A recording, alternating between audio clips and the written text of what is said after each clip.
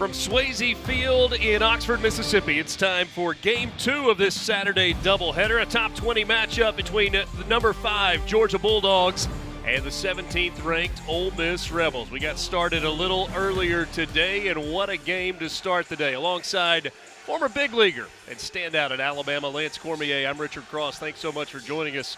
What a game we just saw to start this series. Yeah, you're talking about a game where we thought this was going to be a 10-run rule by Georgia, right? The bats were coming out, 8-0 lead by Georgia, but hey, the Rebels offense, the crowd stayed there. They got some big hits. The balls left the yard. We saw some showers, and we got an Ole Miss win. And we'll take a look at how that one unfolded just a little while ago. It did start out with Georgia. They got 2 runs in the top of the first inning. They put a 6 spot on the board in the top of the fourth and led in this ball game 8-0.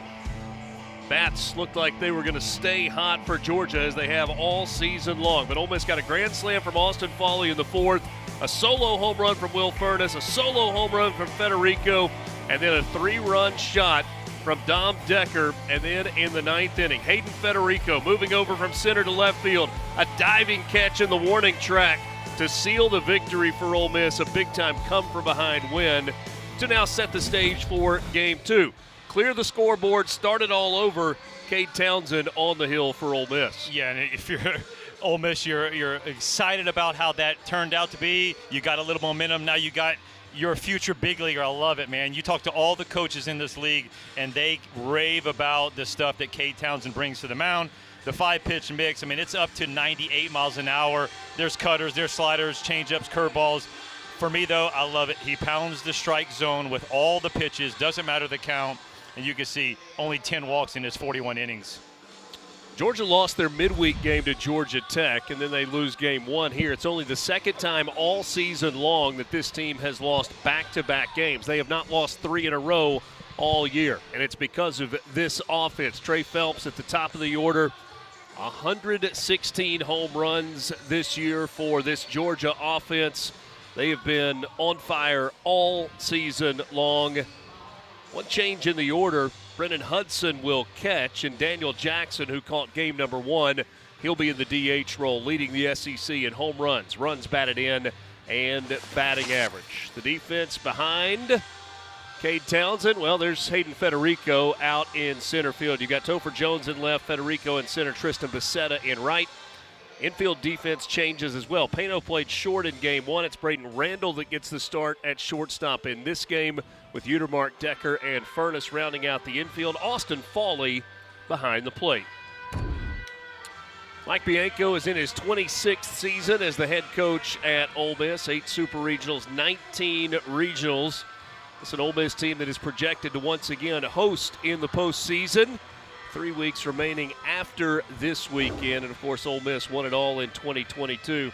The job that Wes Johnson has done since taking over this Georgia team. Back-to-back top 8 seeds in the postseason, on track to have that happen once again. 118 years in his 3rd season as the head coach of the Georgia Bulldogs.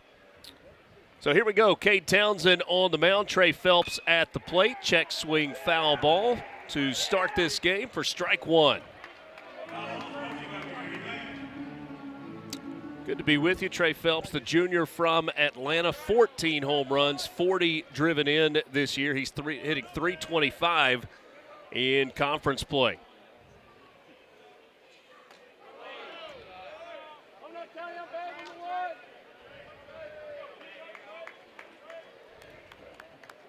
Cade Townsend 4-1 on the year, making his 10th start of the season, a 173 earned run average for the right-hander. And he is now ahead of Phelps, a ball and 2 strikes. Yeah, the tough thing about when you face a pitcher like Cade Townsend, obviously the stuff is really good, but when you have a guy that throws strikes, you tend to want to be aggressive at the plate. Well, you get too aggressive at the plate, you look up, and my man's in the 7th inning with only about 70 pitches, so he can carve through a lineup pretty quickly. 61 strikeouts, just 10 walks this year for Townsend, make it 62 strikeouts on the season. He gets Phelps swinging to start the game. A little 84-mile-an-hour slider up in the zone, not where you want to, but hey, sometimes you get good results once you attack the zone and be ahead of the hitters. That brings Daniel Jackson to the plate. He's in the DH role in this game after catching game 1. Has done everything well this season, hitting .385 on the year. Goes after the first pitch and fouls it off, a 96-mile-an-hour fastball. 20 home runs, 59 runs batted in, tops in the SEC in all 3 of those categories. He's slugging .805. And oh, by the way, 18 of 19 in stolen bases this season. The 0-1 from Townsend. Just off the plate. Chris Griffith is the home plate umpire in this game. Eddie Newsom, the crew chief, is at first base with James Ainsworth at second base and Anthony Perez at third. Like the cutter there. Yeah, and that's one of his favorite pitches, is going to the cutter. You're going to be at about 89 to 92, so it's a little bit slower, but really nice movement. Just a tight spinning pitch that just keeps the hitters honest. Ball and 2 strikes.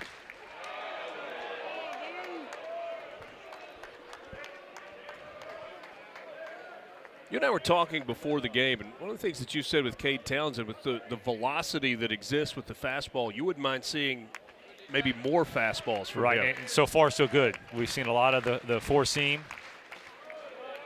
You had a game earlier in the year where he just, to me, fell in love with the cutter. Now, I think he went 6 innings, no runs, so it wasn't like it was bad.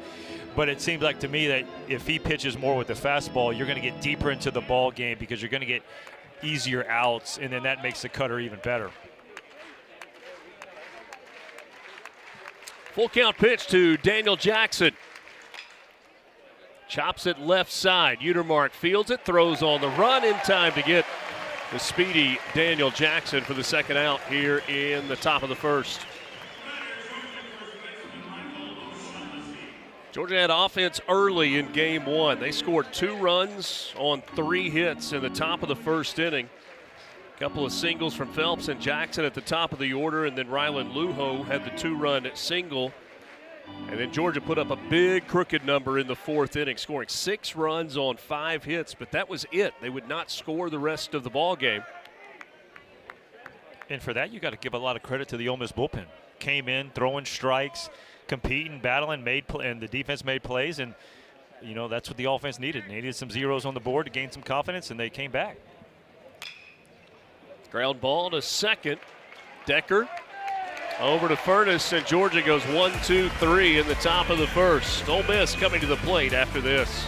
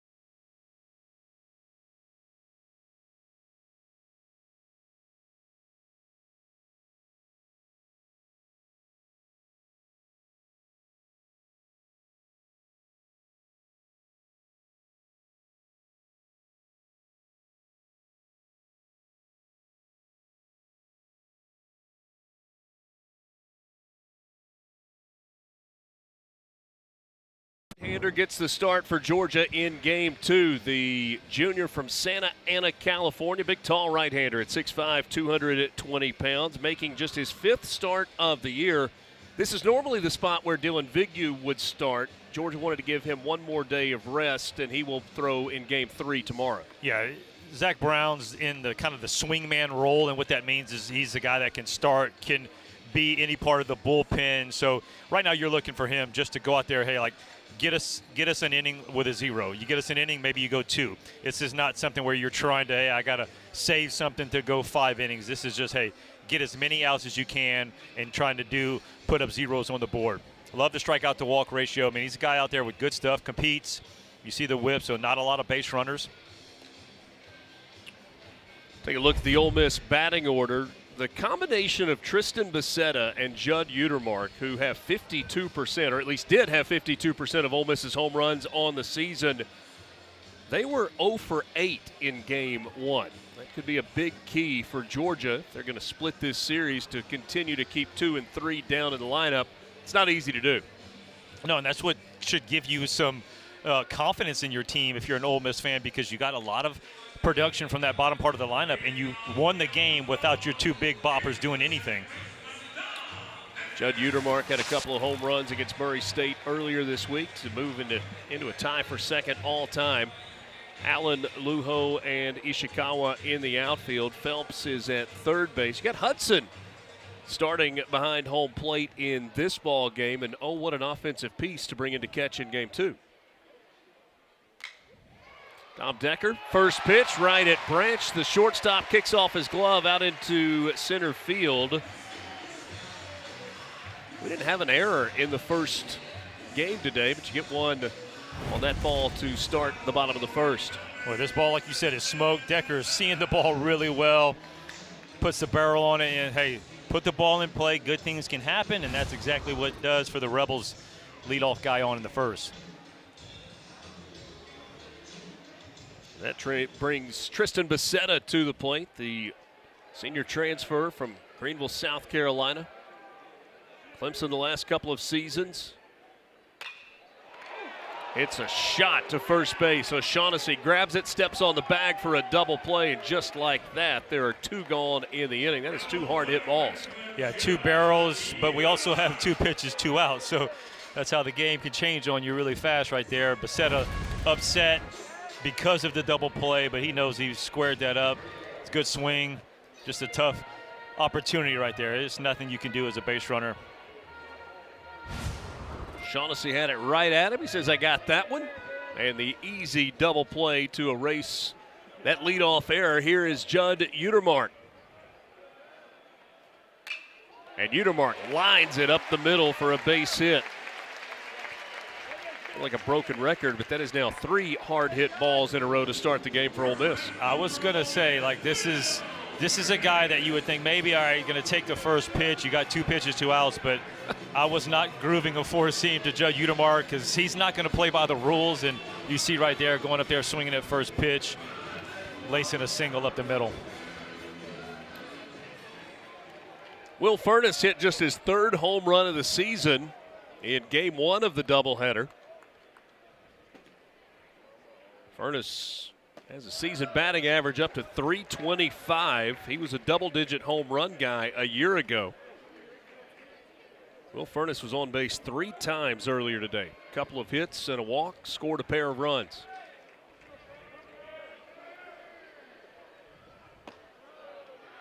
Takes a strike at the bottom of the zone there. Fastball at 91 from Zach Brown. 24 strikeouts, 6 walks on the year. Opponents hitting .208 off of Zach Brown.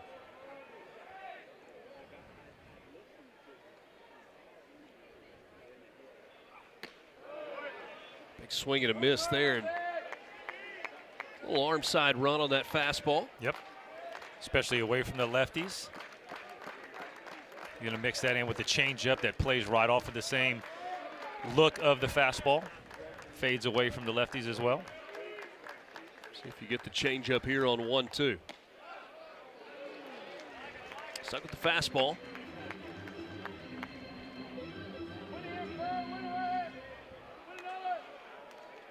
Leadoff error got Dom Decker on. Tristan Becerra lined out to the first baseman for a double play.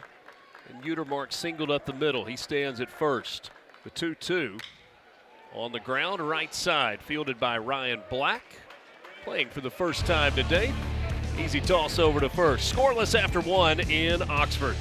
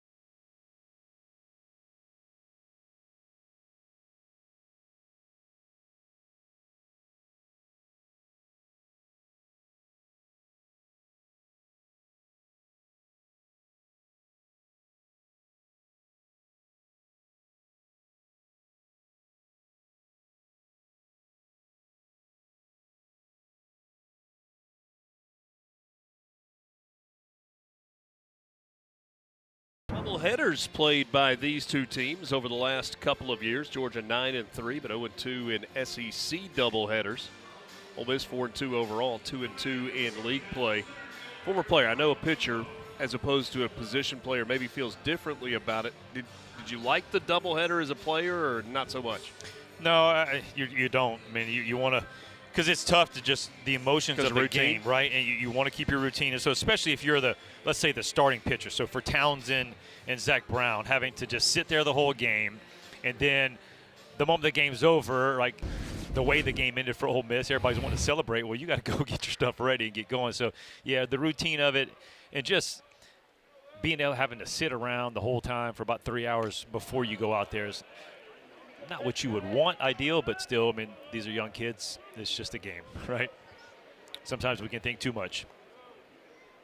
Played a lot of doubleheaders growing up, right? Oh, no doubt. Or three or four games in a day sometimes. Yeah, especially these kids that, grew up in the travel ball area. Fly ball to right field off the bat of Ryland Luho. Becerra makes the catch. Luho is leading Georgia in SEC play. Came into this game hitting .419 in the conference. That's 4 in a row retired by Townsend to start the ball game.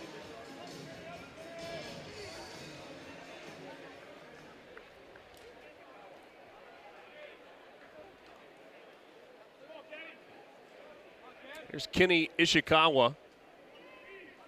Moved up a couple of spots in the batting order. Hit 9th in game 1 of the doubleheader. He takes a fastball strike to begin the at-bat here in the second.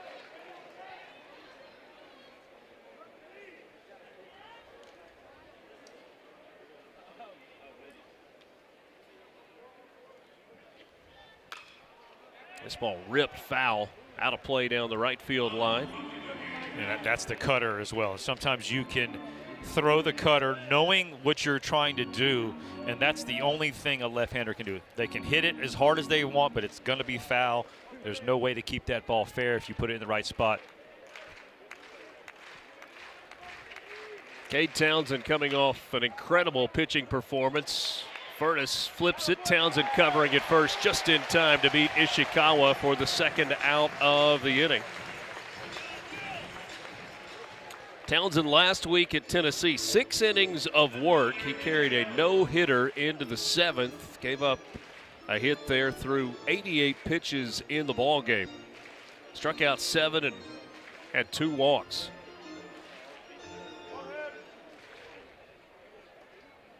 It's pretty good, right? 6 innings, a 1-hit ball. Has not recorded double-digit strikeouts in a game this year. For me, the reason that is because he's around the zone so much. You have guys that are going to be aggressive. They don't want to get into that spot where they might see the curveball, they might see the slider, or, oh, by the way, yeah, it's 98 with the fastball. So they get a chance to get a pitch early in the count. They're going to swing and put it in play. Henry Allen swings and misses there. Ball and a strike to Allen. Had a couple of hits in game 1, including one in the 10th inning. He was stranded at third. Behind in the count here, a ball and 2 strikes. The left fielder for Georgia with a .324 average. 41 runs batted in.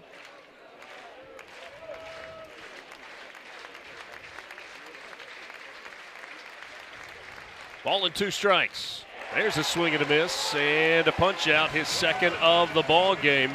That's 6 in a row retired by Cade Townsend to start the game. Boy, 96, little four-seamer. Yes, sir, right down the middle by you.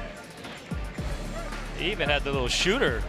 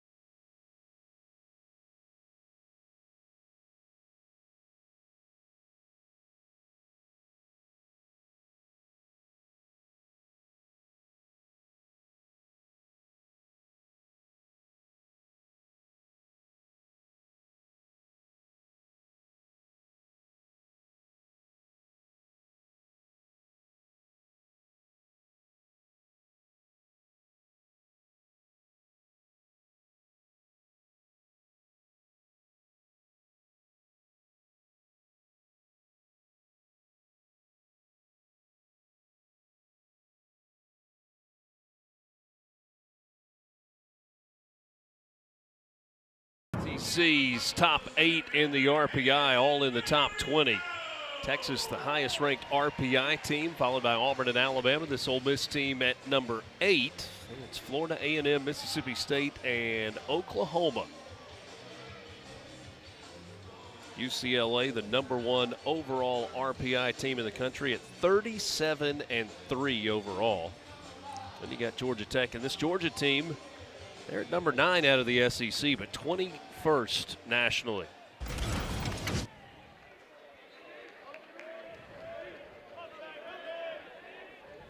Hayden Federico.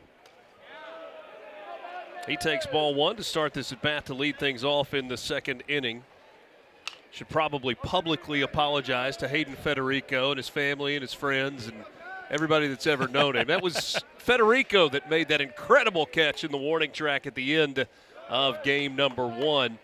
It's a move that Ole Miss has done fairly regularly late in the ball game. They've moved him from center field to left and then brought a new center fielder in. That's what they did with Mosley late in the ball game. Ball and a strike to Federico. There's the changeup we were thinking we might see last inning. Federico had his 3rd home run of the season in that game. All of them have come in the last week. Ball and 2 strikes, and this one hit in the air to center field. Lujo comes in a couple of steps, goes back, and now moves to his right and makes the catch.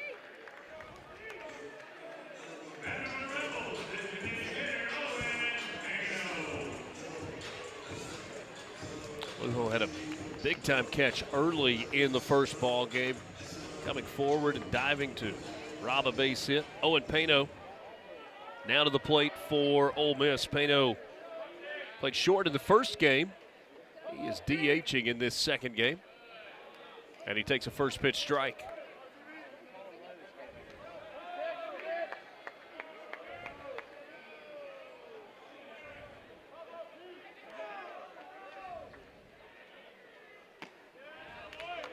Late on the fastball there and quickly behind in the count, 0-2.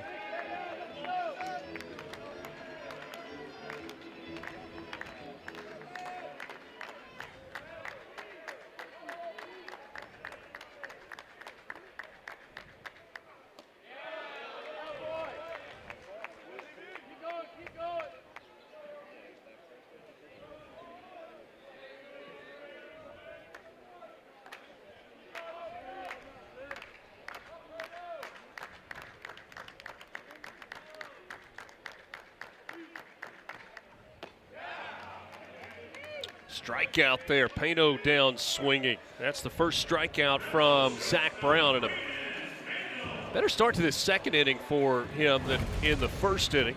Yeah, I mean, this is a changeup. You see he got ahead, he went 1-1 changeup, went back to it with 2 strikes. Pano just out in front, and he picks up a big punch out. 2 quick outs here.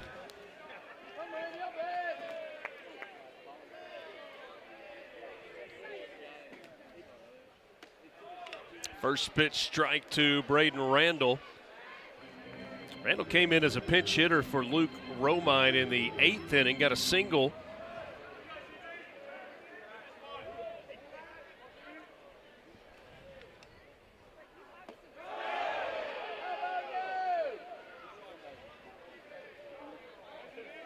Anthony Perez, our third base umpire. Pano able to hold up there. Or excuse me, Randall able to hold up there.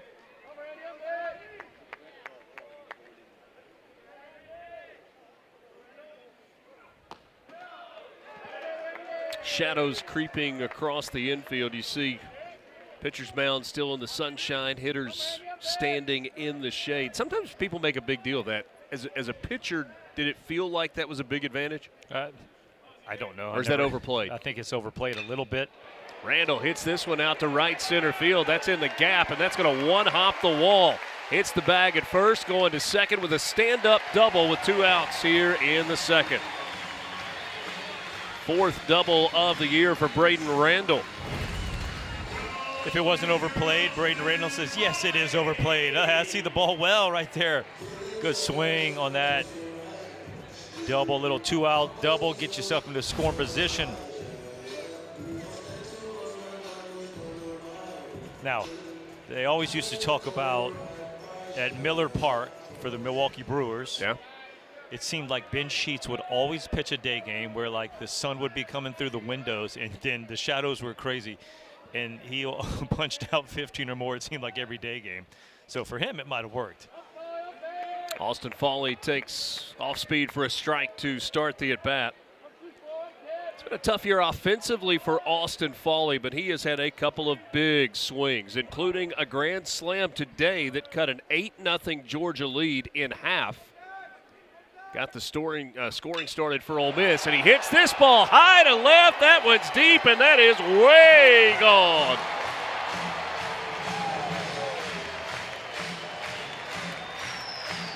Sixth long ball of the year for Austin Foley, his second of the day, and the Rebels take a 2-0 lead.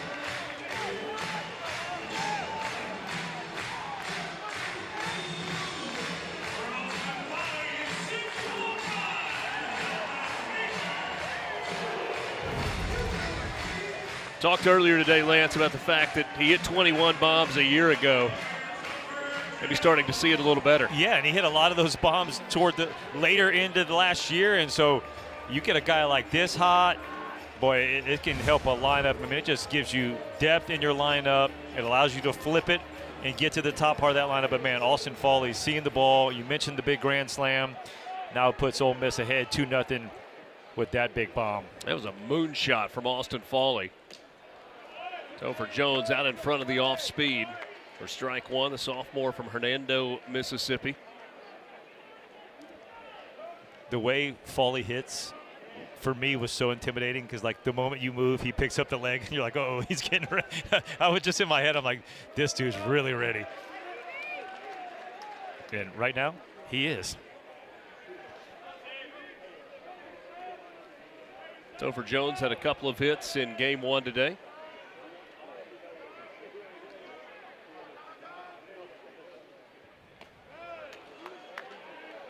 He's behind in the count of ball and 2 strikes here. It was Georgia who jumped out to the early lead in game one with a couple of runs in the first inning and then 6 in the fourth. And then Ole Miss who climbed back. Georgia's dealing with a deficit early in this ball game. This one hit backhanded at short by Branch. Long throw across in time to get Topher Jones. Well played by Colby Branch at short. This is how the party got started for the Rebels in game 2. A lot of what they did in game 1. Another home run, Austin Foley. 2-0 Reds.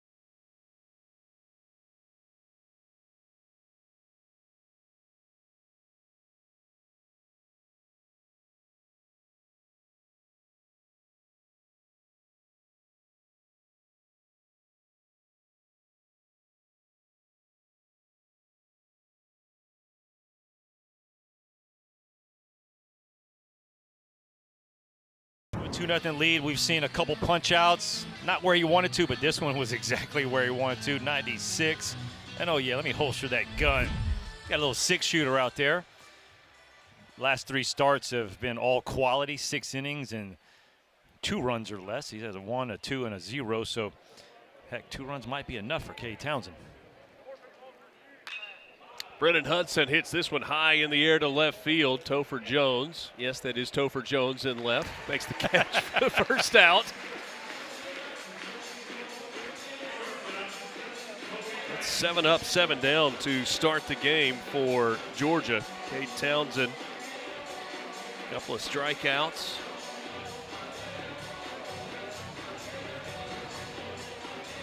Townsend was a little nicked up in the lead up to the start of the season. He was an opening weekend starter, but maybe didn't have the same pitch count that guys did over the first couple of weeks of the season. Got into SEC play. And then in his outing at Texas, had a little bit of shoulder soreness. Came out of that game in the second inning. Missed a start in week 2 of conference play against Kentucky. And came back against Mississippi State. And he was fine physically, but maybe not as sharp. Since then, it's been pretty impressive from Cade Townsend. In his last 3 starts, 6 innings at Florida, 4 hits, 1 earned run. Against LSU, 6 innings, 6 hits, 2 earned runs. And last week against Tennessee, 6 innings, 1 hit, no runs allowed. He's fouled off, a ball and 2 strikes now to Colby Branch. Talking with Wes Johnson before the game, he kind of explained that Colby Branch is kind of tough luck at the plate this year. Look, you look at his batting average and doesn't really line up with the way that he has swung the bat. How hard he's hit the ball all over the park this year. And you may have seen the biggest example yet on that final out of game 1.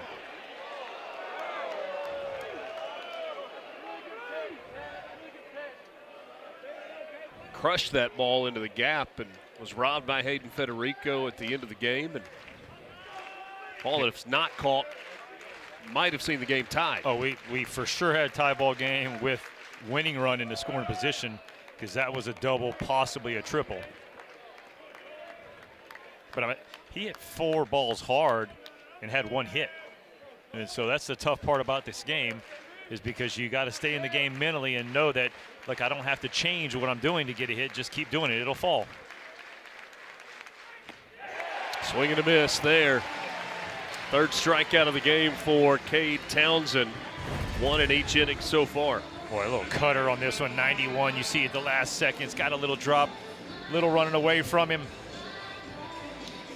He just looks so under control right now. Again, you talk to all the coaches in the league, and when they mention Ole Miss and they say Cade Townsend, the words that come out of their mouth are future big leaguer.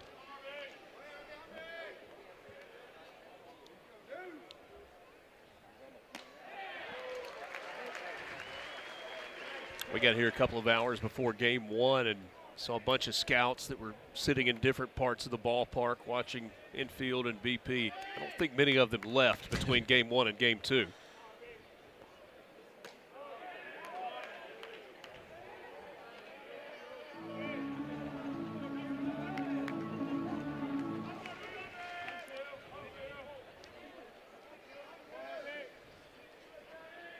Georgia 13-6 in conference play. Came into today on top of the SEC as Townsend drops in a curveball there.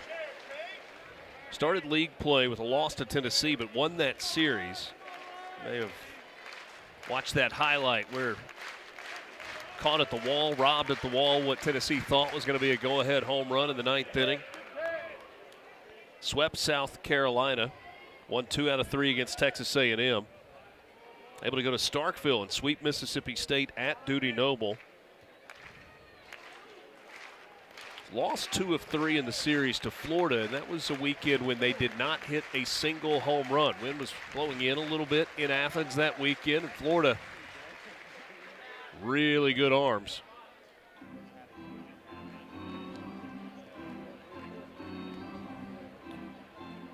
See, the first 18 games of the year, Georgia had 10 run rule victories. Wild weekend last weekend in Fayetteville. Lost game 1, 6-3 to the Razorbacks, but then came back and had a 5-3 win. And then that wild Sunday game, 26-14. Well, that game was 9-9 in the 6th or the 7th. I just know they put up an 11 spot in the top of the 9th. You know, that's how you take the crowd out of a game, a close game, late in the ball game. Boy, and then they still gave up 3 in the bottom of the 9th, so you got to give credit to Arkansas for trying to fight back a little. That ball hits Ryan Black in the leg, and he will get first base. First base runner of the game for Georgia comes out with 2 outs in the 3rd.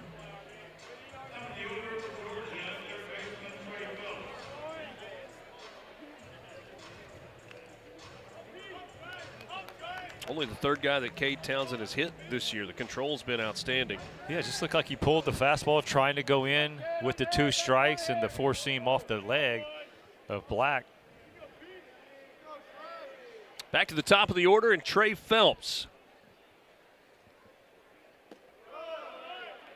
Phelps struck out to start the ball game. On base a couple of times in game 1. Had a single to start the ball game and hit by a pitch, scored 2 runs. I was trying to figure out why all of a sudden Will Furness and Austin Foley went to the mound for a meeting, because it looked like nothing had really happened, but they both went to Townsend to, I don't know if it was to settle him down or something, but really just had one bad pitch, and then all of a sudden they come running to the mound.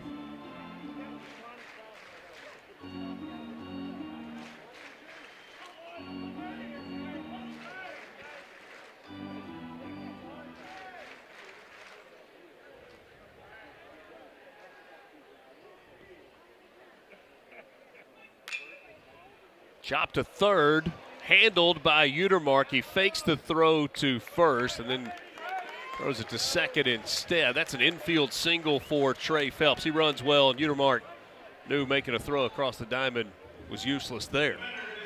First hit of the ball game for Georgia.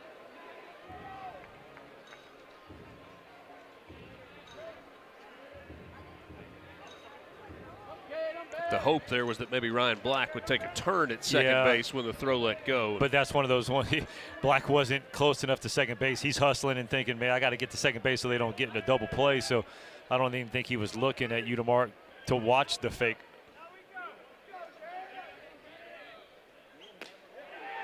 Daniel Jackson takes strike 1. It's a guy who can change the complexion of a game with one swing of the bat. Fly out and a strikeout to start the inning. Black was hit by a pitch, and then Trey Phelps with the infield single. 1st and 2nd, 2 down for Georgia. This one hit foul down the right field line, well out of play. You talk about the scouts that obviously have stuck around to watch Cade Townsend pitch, but I mean these are the at bats that you really kind of sit up in your seat and go, all right, let's go. We got the Triple Crown threat in the SEC versus what we feel might be a future first rounder.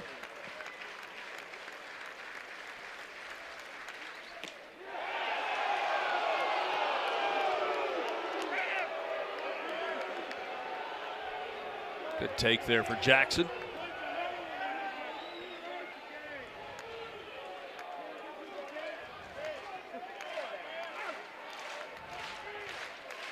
Ball and 2 strikes. Into the air, out into left center field. That one is going to fall.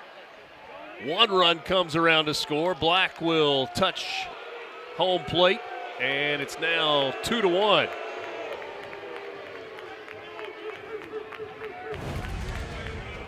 And the Rebel faithful giving some boos, thinking that pitch was a strike right before that. Townsend tries to go cutter again, tries to make it a better pitch. If he throws the same pitch, I think Jackson swings right through it.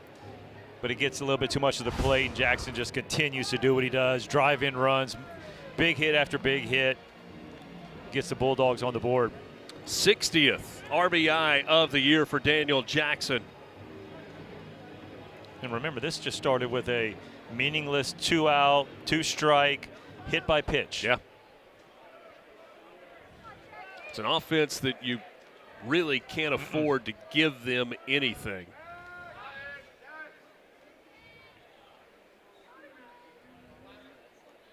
Trey Phelps at 3rd base. Daniel Jackson is at 1st with Michael O'Shaughnessy at the plate. O'Shaughnessy grounded out his first time up.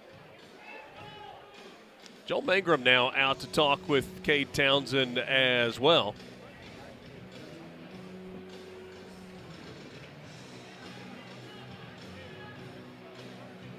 You know, it can get real frustrating, Richard, when a hitter takes a pitch that's super close, and as a pitcher you're going, man, how did they take that? That was like my best pitch I could throw. Sometimes the hitters are just fooled, and they have to take it. So I felt like if he throws the exact same pitch, no way Daniel Jackson lays off of it again. But pitchers, our mindsets go, oh, we have to be a little bit better, and you try to make something better, and that's when you tend to get more in the zone, and Jackson made him pay. I think you made a good point a second ago with kind of how this inning started. 8 in a row retired to start the ball game with 3 strikeouts. You got 2 strikes on Ryan Black in the 9-hole, and the pitcher gets away to hit it. And you go infield single to Phelps, and then Jackson drives in a run. And now you've got the dangerous Michael O'Shaughnessy. 14 home runs and 40 driven in for the Bulldogs' first baseman. And those numbers, 103 at-bats, too. It's not like he's sitting at 150 at-bats like some guys in the league. I mean, he's only at 103 at-bats. 29th start today for O'Shaughnessy, 36th game that he has played in.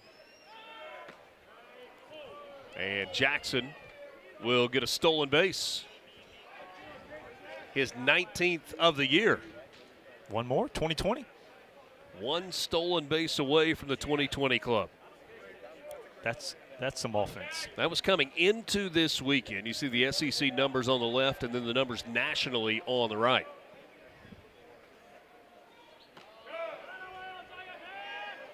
So Daniel Jackson gets the stolen base without a throw, and he is now 19 of 20 on the year.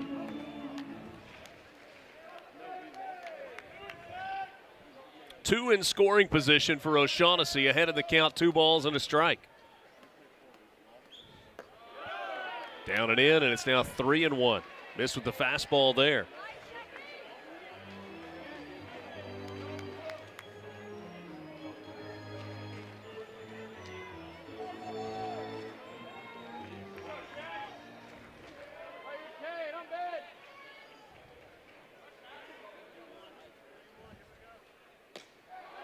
And O'Shaughnessy takes it inside for ball 4, and the bases are loaded now for Georgia with Rylan Lujo coming to the plate.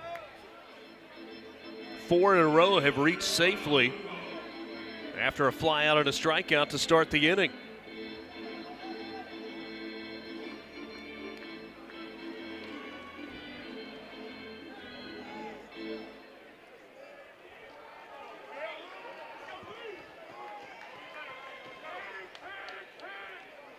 Two down, bases full of Georgia Bulldogs. Ole Miss in front, 2-1. Fastball strike. That's Will Libbert, left-hander, the transfer from Missouri. Getting up and throwing a little bit here. This tells me that there's something not right with Cade Townsend, because I mean, this, you still have the lead. It's still early. There's nothing to look panic about. It's not like he's giving up, lasers all over the park. This ball lifted to left field. Jones on the run. He will dive and make the catch.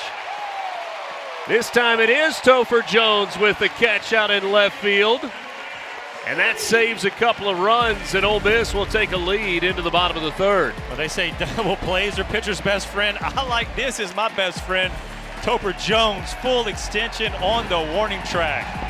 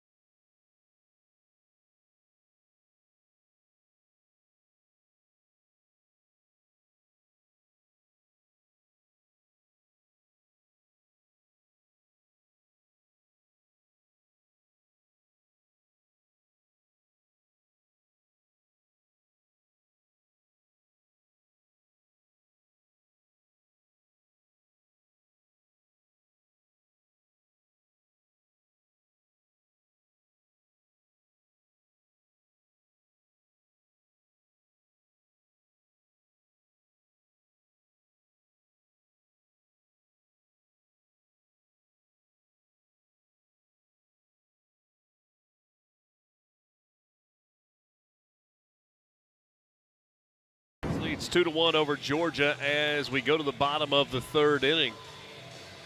Well, Georgia inches away from having a lead in this ballgame. Look at this effort by Topher Jones. That's not a dive in the middle of left field. It's a dive on the warning track. Yeah, none happier than Cade Townsend. Talk about bases loaded. What could have happened right there? I mean, he misses that. It goes into the thing. You're probably looking at 3 runs in. All of a sudden, Georgia with the lead. But, boy, that's a momentum swing. Big play, and then all of a sudden you get to come up. See what the offense can do. Top of the order for Ole Miss, Dom Decker, Tristan Becerra, Judd Utermark here in the bottom of the third inning. Rebels got a pair of runs on a 2-run home run from Austin Fawley in the second.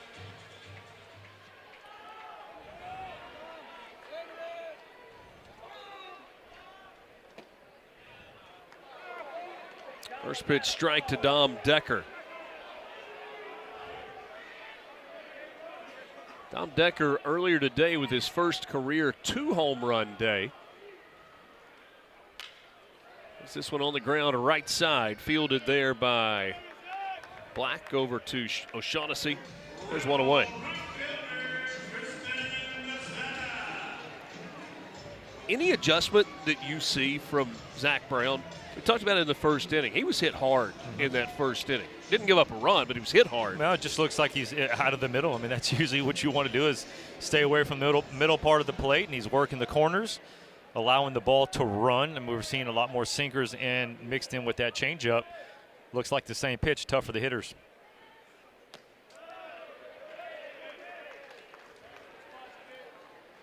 Tristan Becerra lined out to O'Shaughnessy at first base. That was lining into a double play.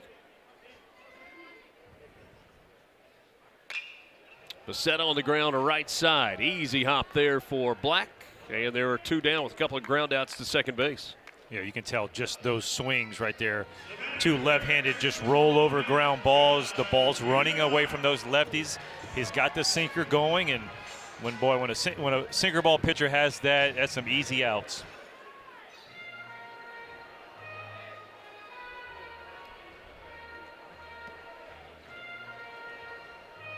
Here is Judd Utermark, hitless in game 1, had a single up the middle. And Georgia will shift against Utermark. So the second baseman, Black, pulled up the middle on the shortstop side of the second base back. That's right where the ball went. Okay, go play where he hit it last. This one hit foul down the third base line, just wide of the bag. But Phelps was basically right on top of the line. Yeah, if you're going to get one fair, the chances it gets into the outfield, if it's a ground ball like that, it'd have to take a bad hop because Trey Phelps is 1 step and a reach from the line. Ball and a strike to Utermark. He hits this one to the shortstop, Branch. And Ole Miss goes 1-2-3 in the bottom of the third with 3 ground outs. 2-1. Rebels in front of the Bulldogs after 3.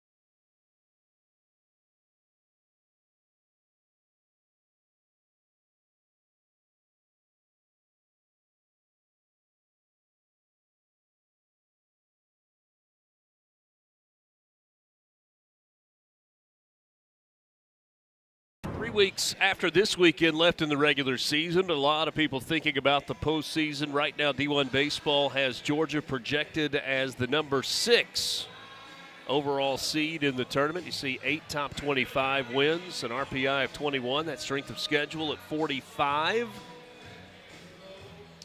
Yeah, if they're top 6, it would be the 3rd year in a row under Wes Johnson. If they just play like they've been playing, it doesn't matter what that strength of schedule, it doesn't matter what the RPI. They're high enough right now, ranked, especially the top of the SEC. They keep winning ball games. They'll get their 3rd straight top 8 seed. Kenny Ishikawa swings and misses. Cade Townsend back out for the top of the 4th inning. That was his 47th pitch of the game. It's about the pace you want to be on, right? About 15 an inning for an average. And he was a little ahead of that until the 2-out. This ball by Ishikawa ripped down the right field line. That's going to go into the corner. He's headed for second. Maybe we'll try for 3. No, he'll stop at second base. Yeah, you don't want to make the first out at third base. Third base coach Brock Bennett had this stop sign up, especially with the ball being behind him. But ball up in the zone. Ishikawa does a great job of just staying on top of it. It's tough to get on top of the ball up there. Beautiful swing. The hands are so fast. And you're right, once it kicks away, I thought maybe there's a shot, but it's a smart play. Let your offense get you over. Leadoff double for Kenny Ishikawa. As Georgia looking to try and tie this game, possibly take the lead here at the top of the 4th inning. Henry Allen coming to the plate. Allen struck out to end the 2nd inning. Had a couple of hits in game 1, including driving in a pair of runs in the 4th inning of that first game.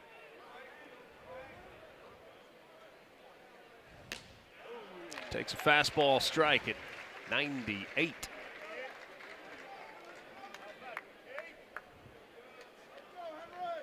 Sorry, 93. Need glasses. Yeah, you did pull out the binoculars. I was looking at the video board, and I said, 8 and a 3 are in the same neighborhood anyway. Not able to hold up there behind in the count. No balls and 2 strikes. Yeah, but you mentioned the pace he was on. 15 an inning is where you want to be. He was on about a 10-pitch an inning pace until he hit Ryan Black with that 2-strike pitch, and the inning expanded on him. It's a swing and a miss there. That's the 4th strikeout of the ball game for Cade Townsend. Bounces back after the leadoff double. Yeah, it's the slider, 85. Looks a lot like the cutter. A little bit more break, though, away from the right-handed hitter, and Allen just up there in a swing-plus mode gives you the chase. I've seen 2 Georgia Bulldog hitters chase that slider up. Phelps was one in the first, and Allen right there. Now Brennan Hudson. Hudson flew out to left to start the 3rd inning. Did not play in game 1. 14 home runs, 29 driven in.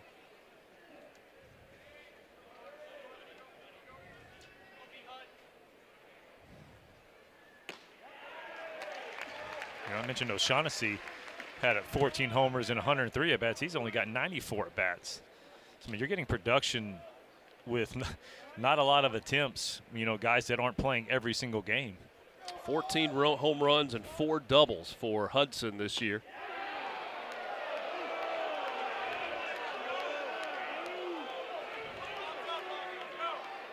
He's off the breaking ball down there.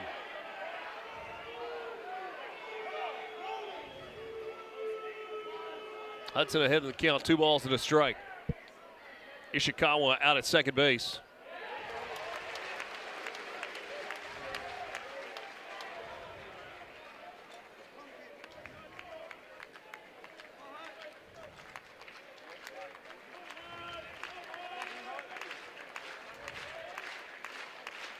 Hudson slugging nearly 800 on the year. He hits this ball high but foul down the right field line.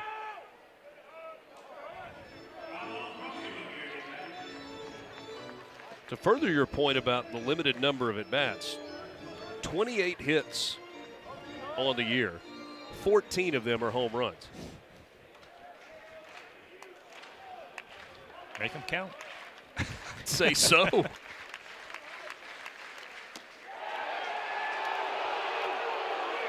Just missed.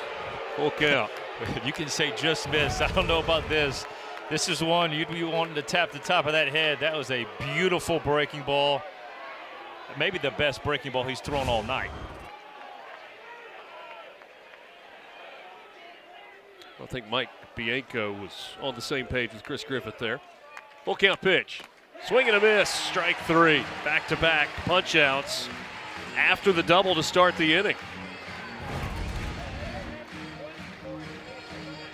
That's a backdoor cutter, looks like at 90 miles an hour.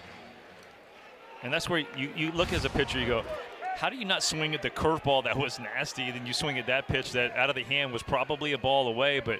And that just shows you hitters go up there sometimes just guessing on a pitch and thinking, I'm going to swing no matter where this ball's at.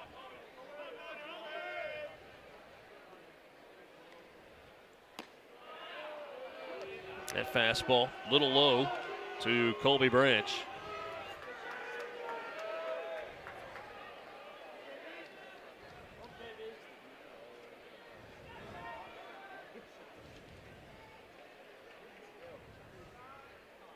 Ishikawa at second, and the 1-0 stays way up. Count goes to 2-0.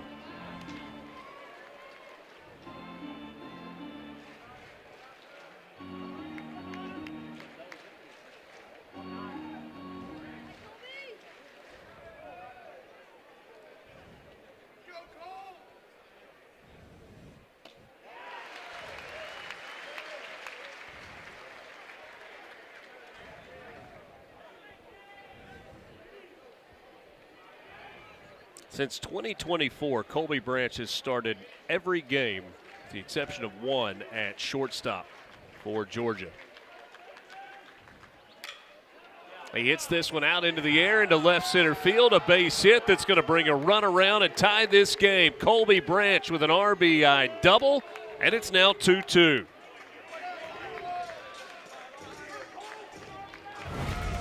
This is your veteran shortstop. You know, he doesn't have a C on his chest as a captain, but I mean, he's treated like a captain, continues to put the barrel to the ball. And a lot of times guys go up there after lining out as many times as he has. You might pout a little bit, but boy, the head's in the game, and again, comes up huge. 11th double of the year for Colby Branch, picks up his 41st RBI, and we've got a new game now, 2-2. Georgia getting a run in the third and a run here in the top of the fourth. 9-hole hitter Ryan Black to the plate, with Branch out at second base.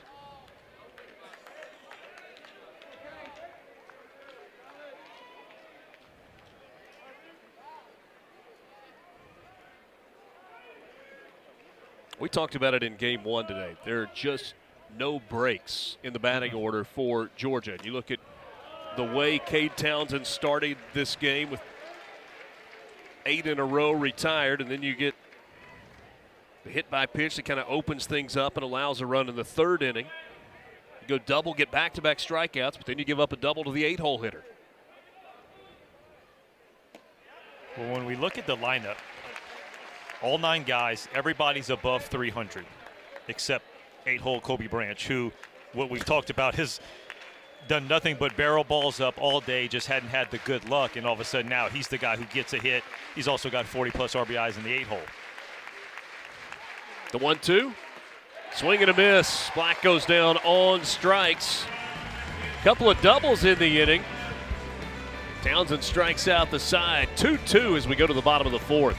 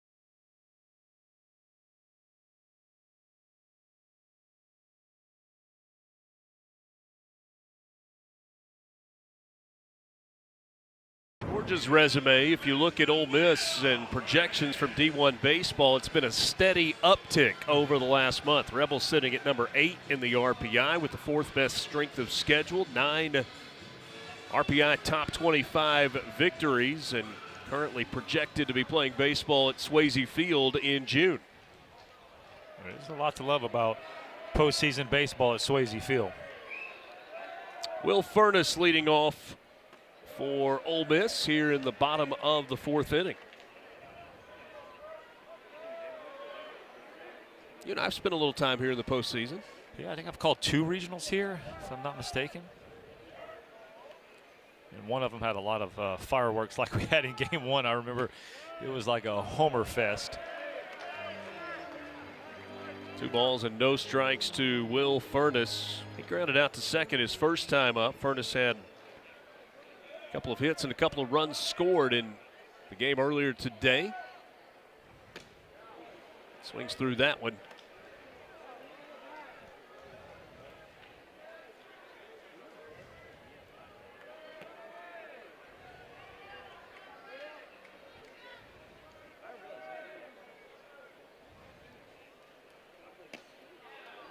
Two and two. A fastball at the bottom part of the zone there.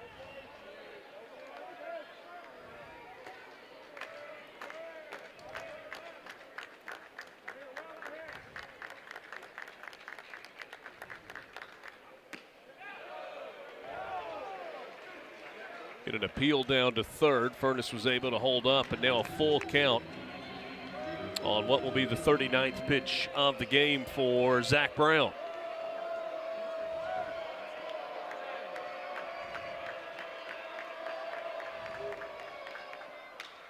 Furness hammers this one foul, right side.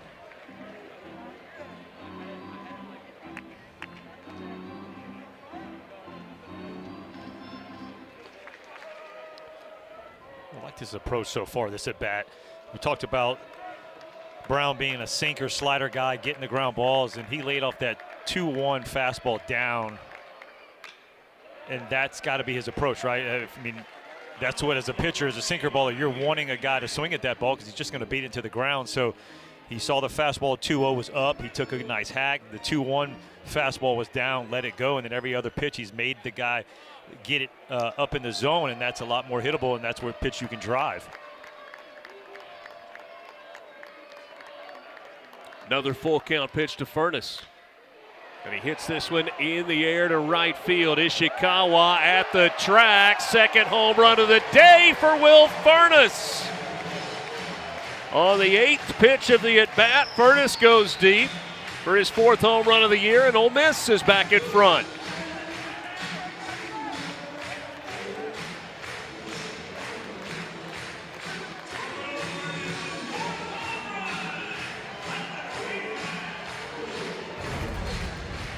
Get the ball up in the zone. That's what he does. A little change up. Stays up, man, right at the belt high. Furness does a nice job. Gets the full extension. Watch out in the bullpen. Gotta have your head on the swivel. 2 home runs in this game, 5 in game 1. So Ole Miss has gone deep 7 times today. And here is Hayden Federico. Takes up and away for ball 1. You had those 7 home runs to the 5 that Ole Miss hit on Tuesday night against Murray State, and it has been quite a week swinging the bat.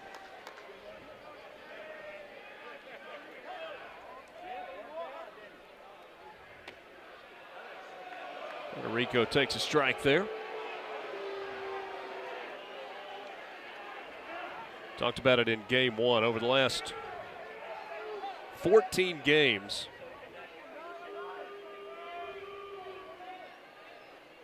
Hayden Federico hitting right at 500. He lifts this one down the left field line. Long run for Allen, but it's going to go into the front row of the seats and then kick back into play. Is that a banana ball catch? Is that an out off the crowd back into the? I don't think they use those rules in conference play. I know that kid was fired up when Allen tossed it back to him.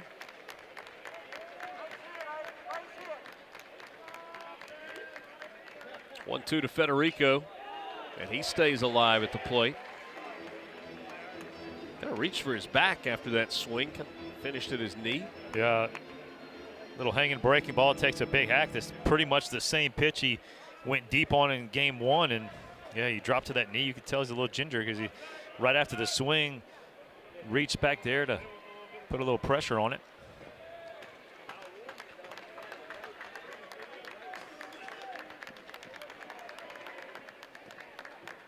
Leadoff home run for Will Furness, and now another 1-2 to Hayden Federico. And time called at the plate, and it looked like Federico just uncomfortable standing there. And you saw after the swing and the foul ball, he went to a knee and immediately grabbed at his lower back, kind of stretched it out, stepped back in, but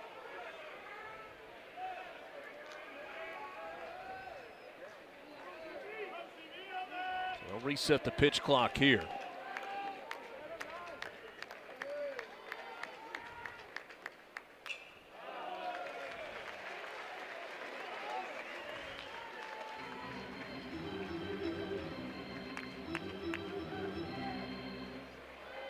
Are you aware as a pitcher? I mean, obviously scouting reports are involved, but when a guy's on a heater, yes, like Federico is, if not, you better. That's your fault for not knowing it.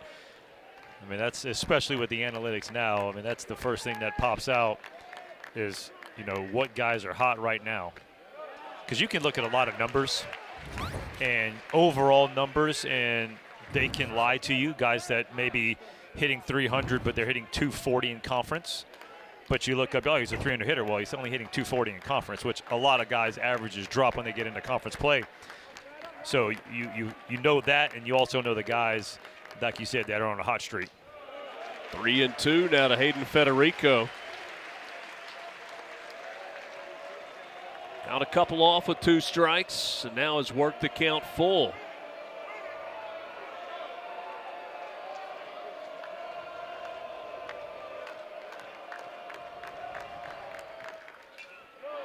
And another pitch spoiled by Hayden Federico. In game one today, he had a pair of walks and a solo home run.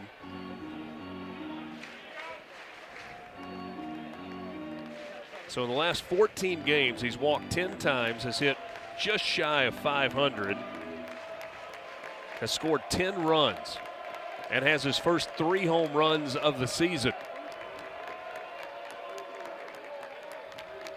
Once again, a full count to Federico. And it misses for ball 4. What an at-bat by the Rebels left fielder, center fielder. Right. Both. He plays both, and he might play both today. But how about outfielder? Yeah, but you're talking about what we've seen so far, right? The at-bats from Furness, Federico, and Foley. Now we got production from the bottom of the order. We already talked about the 1-2 punch in Becerra and Udemark being one of the best in the game. And so now if you can add a couple more guys, give you a little bit more firepower, this will be a scary offense, especially with the pitching staff that Ole Miss has. And Georgia making a call to the bullpen here in the bottom of the 4th inning. 3 innings of work, an SEC season high 50 pitches from Zach Brown. We'll tell you about the new pitcher for the Bulldogs when we come back. Ole Miss in front 3-2.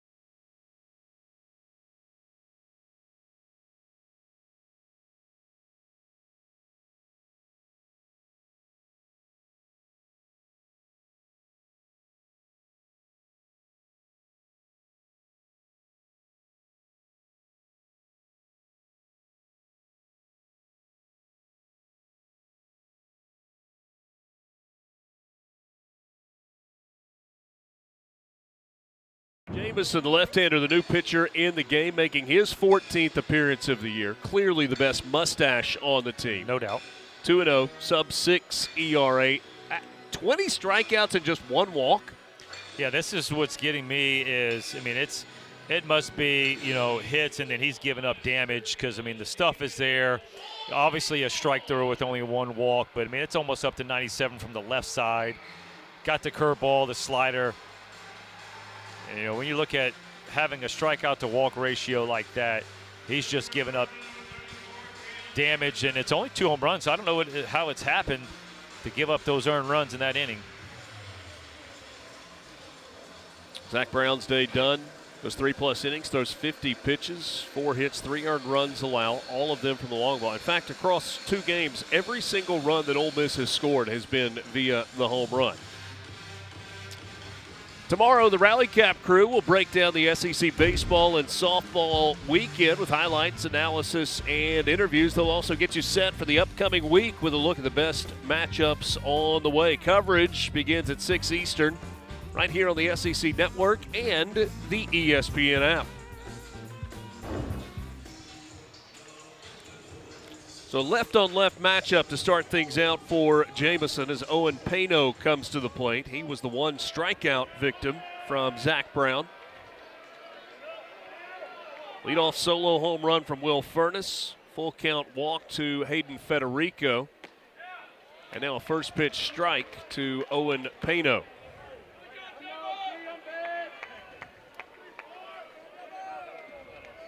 See, against left-handers hitting .250. We expect the average to be higher against right-handers.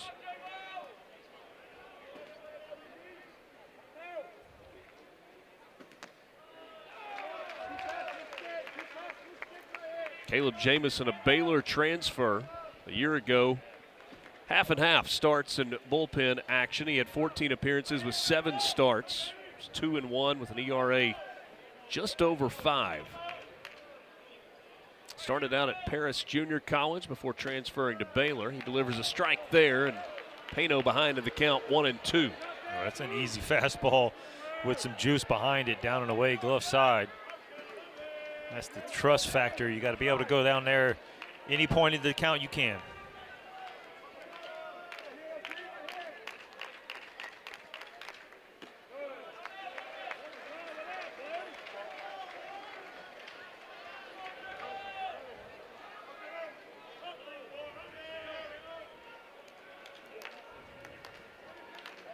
Only the 2 home runs allowed, but Jameson has given up 5 doubles and a pair of triples. Pano stays alive, fouls off the 94-mile-an-hour fastball.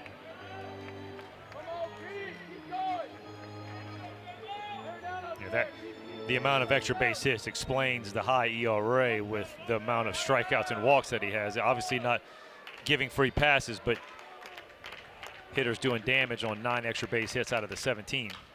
This ball grounded up the middle, behind the bag. Branch steps on the bag at second, throws to first to get the double play. There's the pitcher's best friend. Yeah, and this is where, hey, just stay out of the way. Try to mess it up, Kobe Branch. A little 2-step here. Well done by Colby Branch. A little bit of an awkward turn on a slower roller there, but right on top of the bag.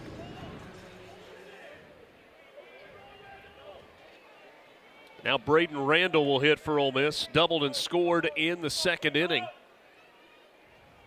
He's got 2 at-bats today and a pair of hits for Ole Miss. Pinch hit in the 8th inning of game 1 and got a single up the middle.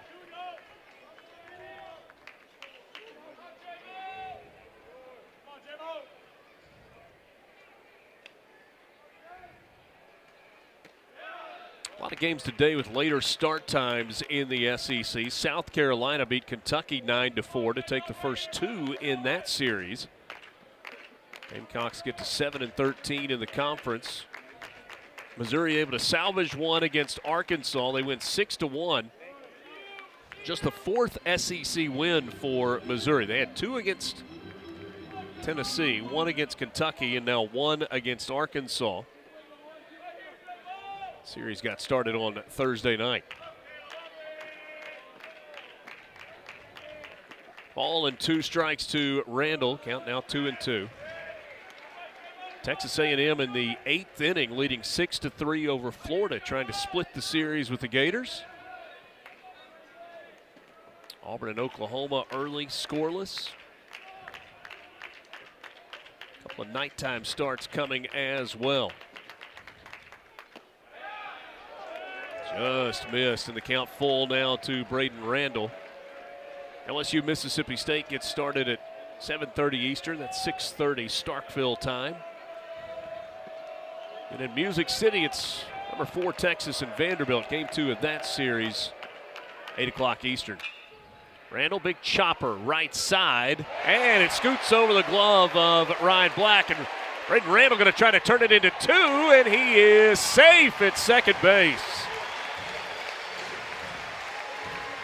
That only happens if you're really running out of the box. Yeah, absolutely. I mean, this is hustle from the swing, and love this type of baseball play. Randall sees it. It's in front of him. You don't need anybody else to tell you what to do. 2 outs. What a hustle play to get into scoring position. Second double of the game, 5th of the year for Braden Randall. I don't know if that's one where Ryan Black could have come forward and gotten a better hop, but he had to wait back on it. It's like it just kind of shot up on him.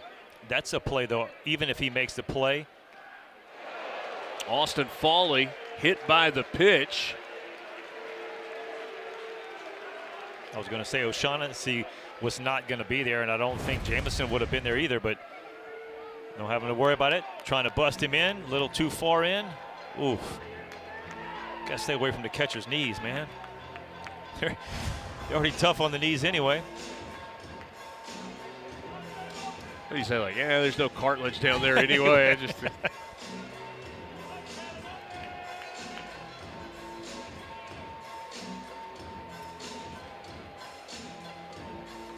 So a 2-out double followed by a hit by pitch, and now Topher Jones coming to the plate for the Rebels. Mike Bianco and Ole Miss trainer Josh Porter making sure that Austin Foley is okay.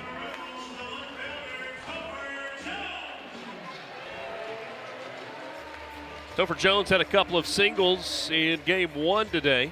0 for 1 in this second game of the doubleheader. Grounded out to short to end the second inning. And a plus-plus play in the outfield. Georgia with the bases loaded in the third. A diving catch in the warning track in front of the Georgia bullpen. A multi-run saving catch by the Rebels left fielder Topher Jones. Yeah, no doubt a game-changing play. I don't know if it's a saving, but they would have given up a lot of runs.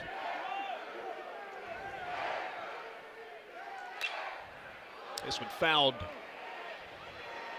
Going to go out of play.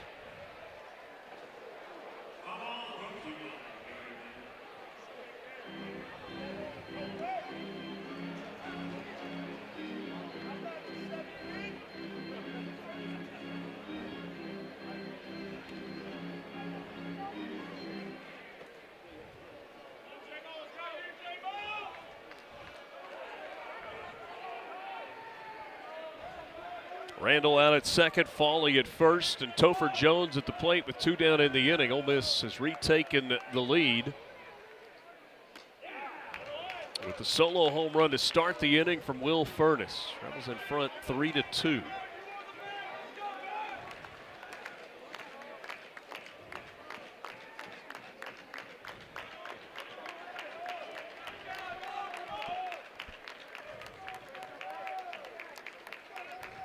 The 1-2 from Jamison. Strike 3 called. Jones goes away looking. Ole Miss strands a couple of runners. The Rebels retake the lead. Yeah, how about home run number 7 on the day? 5 in the first game, 2 this game, and Will Furness puts the Rebels ahead 3-2.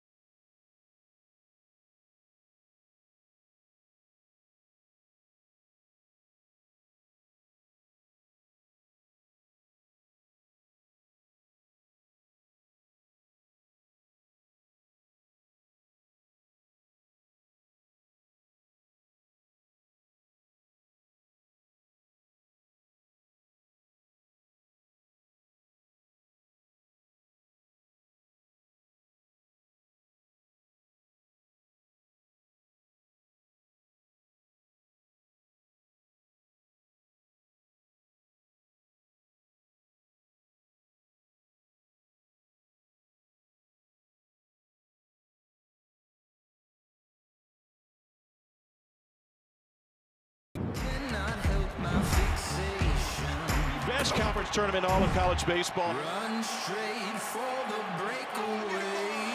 Let's get to Hoover. The Hoover Met, once again, home of the SEC tournament. That gets started May 19th. This one happening in the SEC. Pair of wins yesterday in a doubleheader for Tennessee over Alabama to take that series. South Carolina leading the series 2-0 over Kentucky. Missouri able to salvage one today with that 6-1 win over the Razorbacks. A&M trying to split the series with Florida in Gainesville. They're in the top of the 8th inning at Condren Ballpark. Oklahoma with an early lead, 1-0 over the Auburn Tigers after Auburn got the win last night. LSU and State, Texas and Vanderbilt coming up a little bit later tonight. Top of the order for Georgia as we go to the top of the 5th inning. Georgia single runs in the 3rd and the 4th to tie the ball game, but then Will Furness put Ole Miss back in front 3-2. First pitch strike to Phelps from Cade Townsend.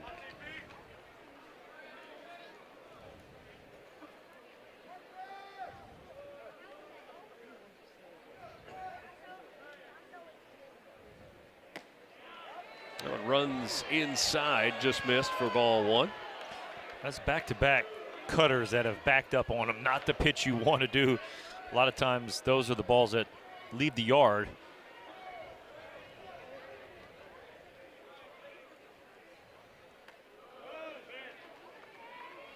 Two and one now to Phelps. A lot of pop in the bat for Trey Phelps. 14 home runs, 40 driven in. He's got 7 doubles and a triple this season, and has played an excellent third base for Georgia. And he's ahead in the count here, 3-1.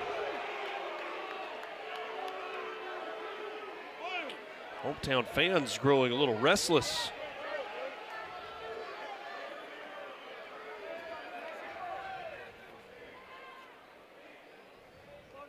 Three 3-1 to Phelps. Fouls it away.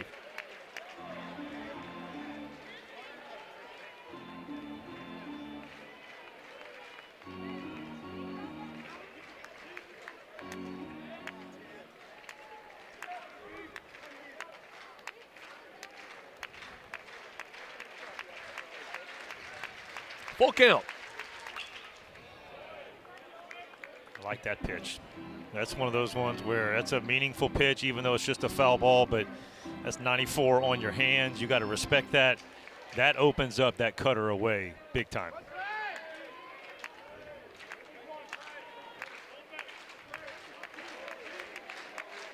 See where Townsend goes with another full count offering. Jammed him in. Was it the cutter? Yeah, he tried to go cutter. It's just he's not getting his hands through it. You know, releasing it a little bit behind his head, or not behind his head, but the hands are not through the ball. The fingers are what I mean. And so early on in the game, he was getting his fingers through that pitch, and now it's just backing up on him.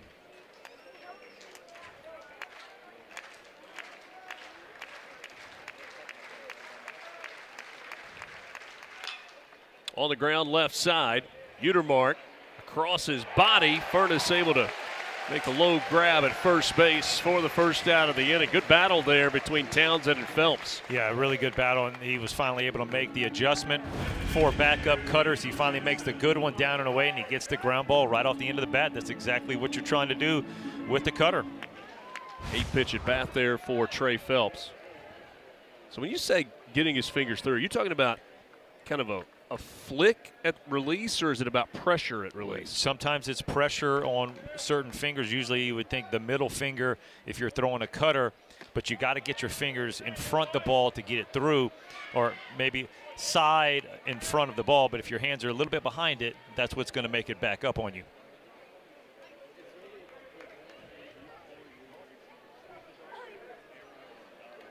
Daniel Jackson, ground out in the first inning. RBI single in the third. He takes a strike, and Jackson didn't like that one.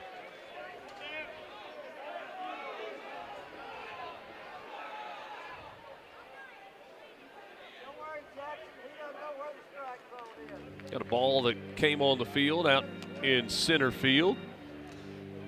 All right, kids, that's twice now. And Federico's going to get a little frustrated.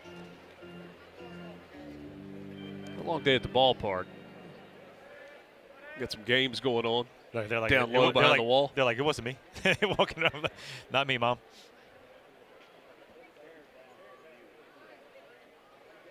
One. Just off.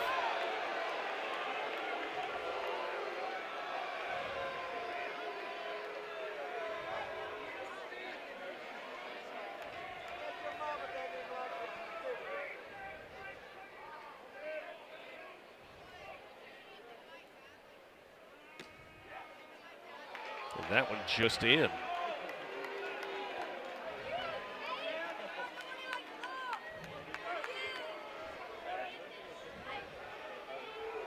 You can see Austin Foley talking to him. Home plate umpire Chris Griffin asking him what part of the zone is that missing. Is that up or is that in? 3-1. That one fouled away. The count full.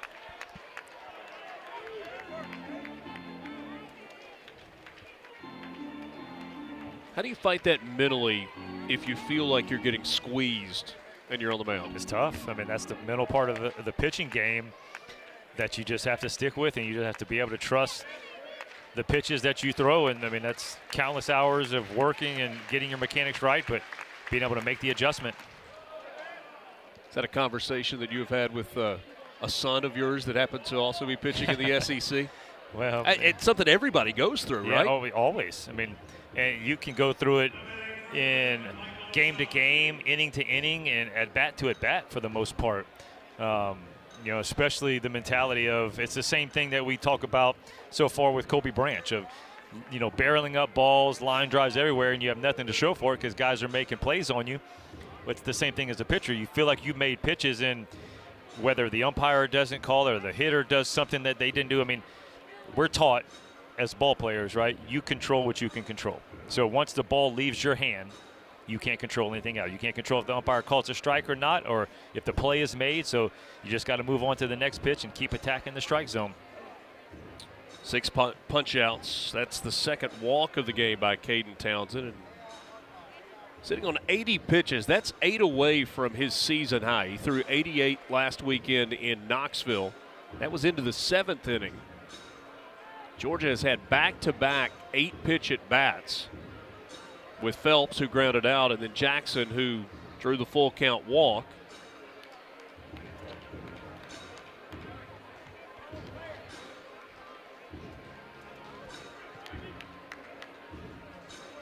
Up throwing in the bullpen for Ole Miss once again is Will Libbert, sophomore from St. Thomas, Missouri, and a transfer from Mizzou. I'm going to guarantee you he's loose. He's been throwing for like the last 3 innings. Michael O'Shaughnessy steps in 0 for 1 with a walk. Runner on first, 1 down in the inning. Ole Miss shifted on O'Shaughnessy, and he takes strike 1. It's Judd Utermark, played even closer to the bag at second than the shortstop normally might. Decker at the back edge of the grass, or the back edge of the dirt, I should say. This one up and away for ball 1. 1 ball, 1 strike.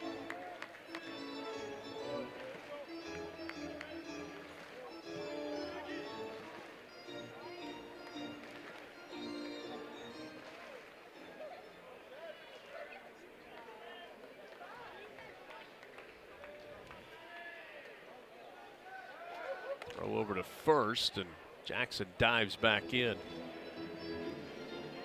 Certainly a guy that runs well, leading Georgia with 19 stolen bases. His next will make him the first 2020 guy in the SEC since 2015.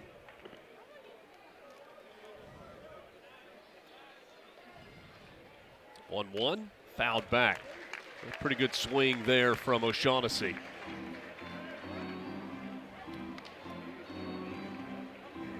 Doubleheader presented a little bit of a challenge for the Ole Miss staff in terms of managing pitching today. In each of the last couple of weekends, they have gotten multiple outings from both Hudson Calhoun and Walker Hooks. In playing a doubleheader, knew they wouldn't be able to use either of those guys twice today.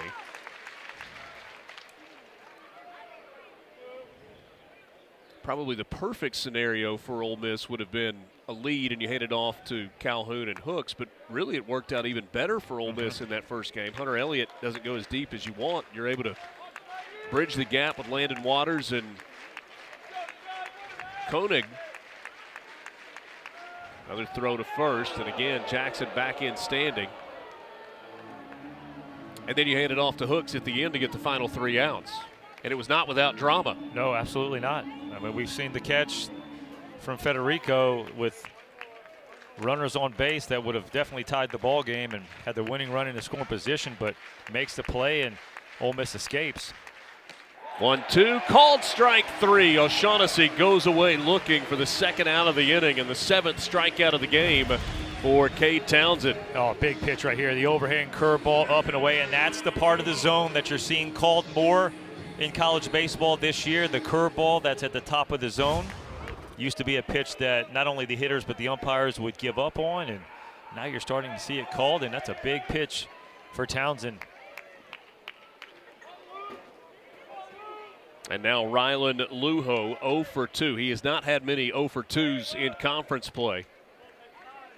Leading Georgia in hitting in the SEC with an over 400 average. Hitting .355 for the year. Fly out to right and a fly out to left. It was Lujo that was robbed by Jones. Throw to second, and Jackson is safe at second base. That is his 20th stolen base of the year. And the SEC has a 2020 guy for the first time since Andrew Benintendi at Arkansas in 2015. I mean, he had that with purpose. I mean, Cade Townsend's doing a great job of holding him on. Multiple pickoffs, but picked the right pitch to go and was able to get there. 20 of 21 on the year. That's the first 2020 player in Georgia baseball history. That's saying something.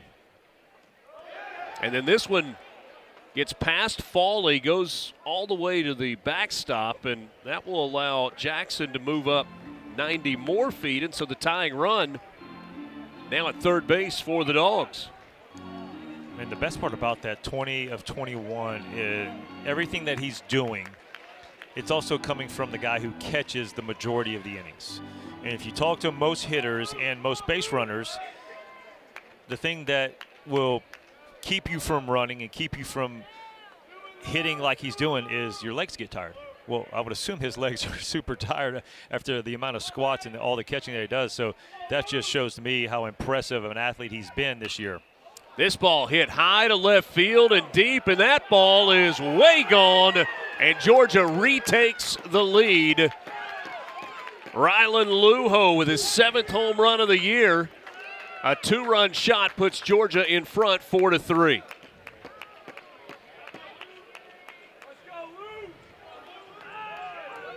That ball crushed off the bat of Lujo. Couple of fly ball outs prior to that. Nobody with a chance to get to that one.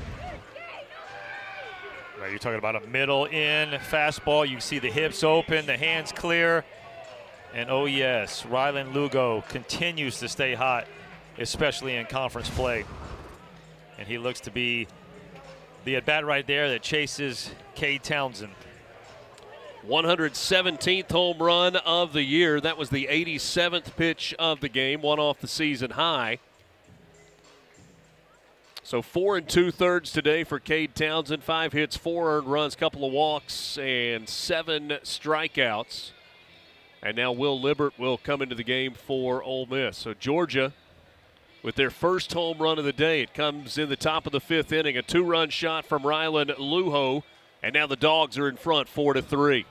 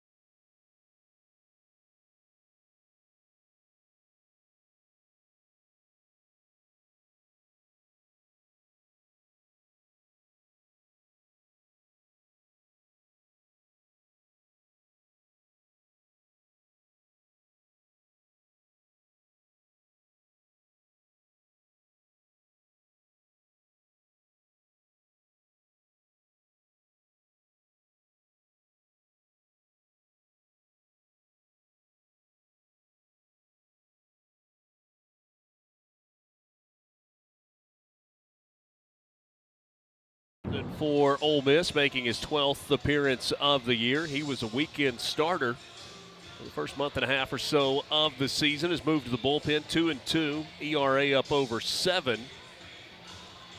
41 strikeouts in 34 innings of work.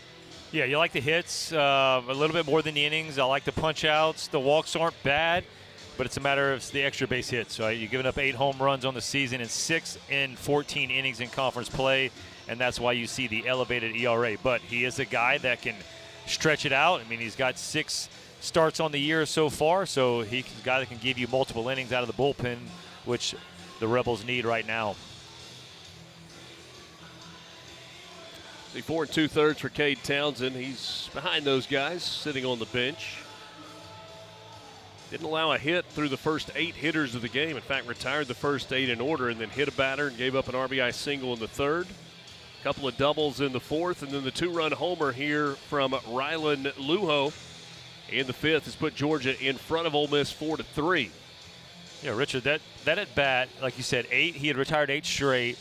I think it was the second pitch to Ryan Black, the 9-hole hitter in the 3rd inning with 2 outs, that all of a sudden Will Furness and Austin Foley went out to the mound. And I'm like, it was just a weird situation to go out there. I mean, look, he was rolling, then all of a sudden he gets 2 strikes and plunks Black, and we saw, the rest is history. He's struggled after that. The pitches haven't been where he's wanted to put him as he was in the first 2 innings.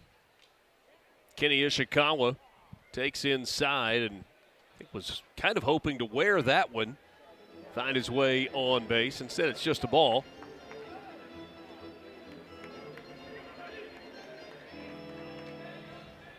Will Libbert, the Missouri transfer.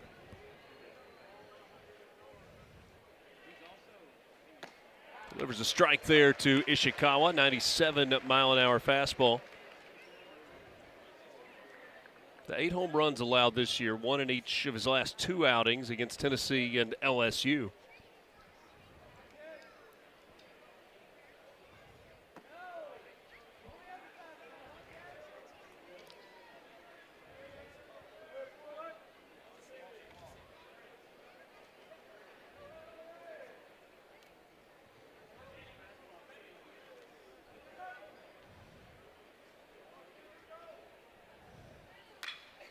Two-one pitch out into right center field. Federico coming on. It'll bounce in front of him. That's a 2-out base hit for Ishikawa, his 2nd hit of the ball game.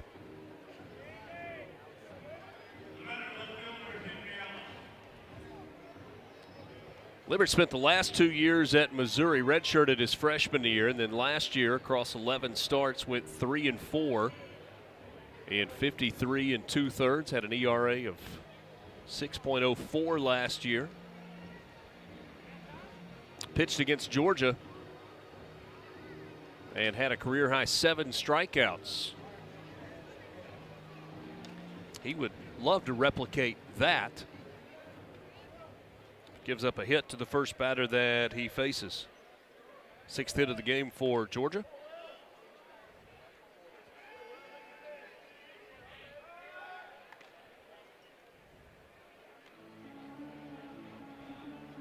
Crowd that was buzzing early in this ball game has gotten pretty quiet here in the middle innings, with Georgia scoring in each of the last 3 frames. 1 in the 3rd, 1 in the 4th, 2 here so far in the 5th. There's a strike to Henry Allen. 0 for 2 with a pair of strikeouts today.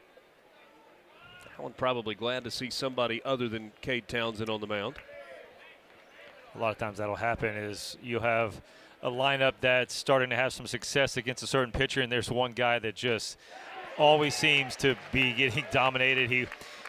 Everybody in the lineup's, 2-0, 3-1 at the plate. You walk up, it's instantly 0-2, and the guy's dotting it up on you. And it's 0-2 right here. Henry Allen behind in the count. He's part of the double-digit home run club for Georgia, 13 on the year. Takes the fastball a little bit up for ball 1.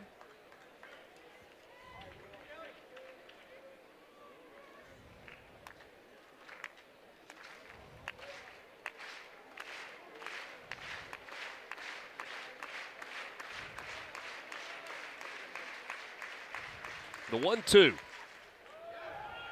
That one bounced in the dirt, blocked out toward the mound by Fawley, but that allows Ishikawa to get into scoring position on the wild pitch.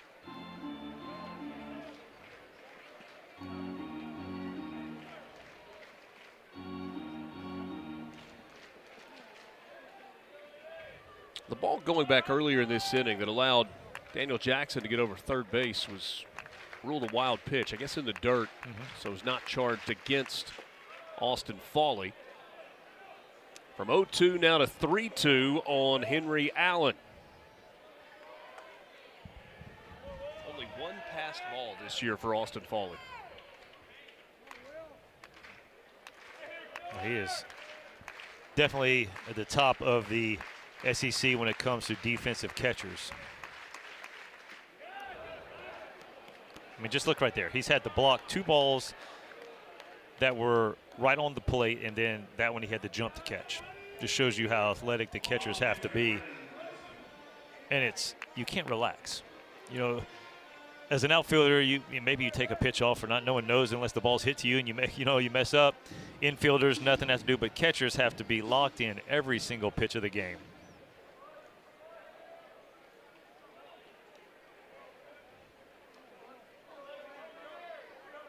I think you've got 3 catchers in the SEC that really stand out, probably above the rest. This ball hit high in the air to left field off the bat of Brennan Hudson at the wall. Topher Jones has it go over his head into the bullpen, and Hudson with a 3-run home run, his 15th of the year.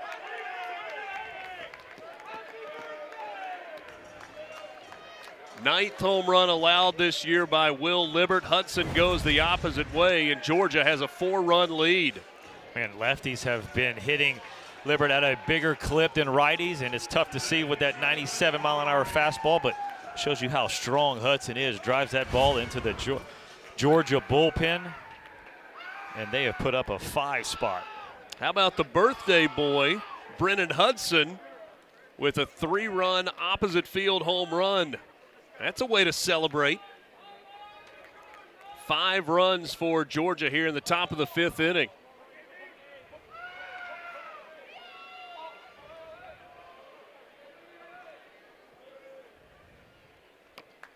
Talking about those catchers as Fawley goes out to try to settle down Will Libbert a little bit. You got Ryder Helfrich at Arkansas. Freilich at Auburn has just been outstanding. And you're just talking about defensive catchers. You got Fawley right there as well.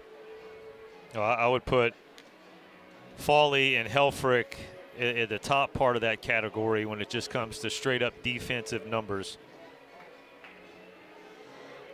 2 home runs in this ball game for Georgia after going home run-less in the first game of the day.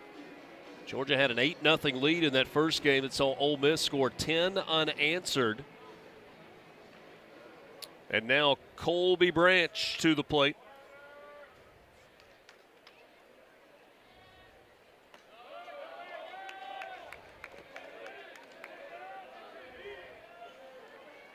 Branch ahead, 2-0 in the count.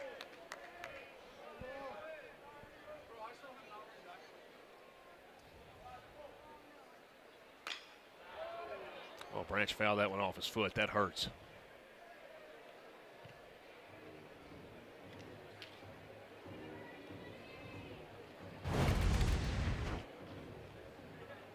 Oh. He's got the shin guard with the foot flap on it, but that looked like it was kind of off the inside of his foot. Eesh. How about the athleticism, though? Didn't even fall. Almost caught himself with the bat, but you're right. The shin guard is there right on top of the foot, but he gets it right off the instep. Georgia a run in the 3rd, a run in the 4th, 5 here in the 5th inning. 2-run home run from Ryland Lujo. That ended the outing for Cade Townsend. And then since coming in, Will Libbert has given up a single, a walk, and a 3-run home run. He's yet to record an out. Still 2 down in the inning. All 7 of Georgia's runs today have come with 2 outs. But just in this game, they're 6 of 10. But That's what is preached by most coaches. Is games are won and lost with 2 outs. It's who's going to get the big hit or who can make the big pitch. And right now, Georgia is getting the big hit. 4 hits with runners in scoring position, 5 with runners on, and 6 with 2 outs. And this ball lifted to left field. Jones on the run. That one's going to fall in front of him. That is 4 hitters faced by Libbert. All 4 have reached base safely, and you still got Colby Branch kind of walking gingerly over at first base.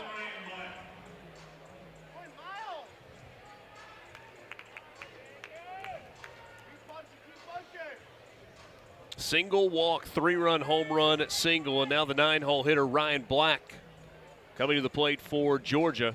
It's a left-on-left matchup. Bulldogs trying to extend the lead. Already with 5 on the board here in the top of the 5th. First pitch strike to Ryan Black. Hit by a pitch back in the 3rd inning. He was the first run that crossed the plate for Georgia. And then struck out swinging in the 4th. Ryan Black getting the start at second base in this game. And he takes strike 2.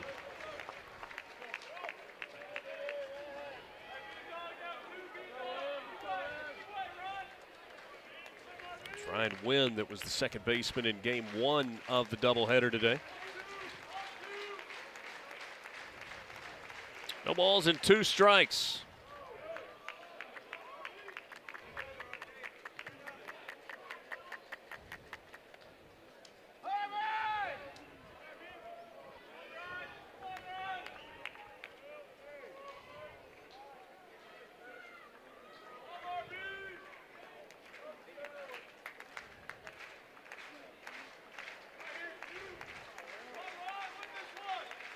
The 1-2. On the ground, left side, past the diving Utermark, out into left field, and that's 5 in a row that have reached off of Will Libbert since coming into the ballgame. First hit of the game for Ryan Black. And now Mike Bianco is headed back to the mound. Boy, tough outing for Will Libbert. I mean, this is a good pitch. You get a little jam shot, a little 3-hopper where the shortstop would be playing, but they had the shift on and just finds a hole.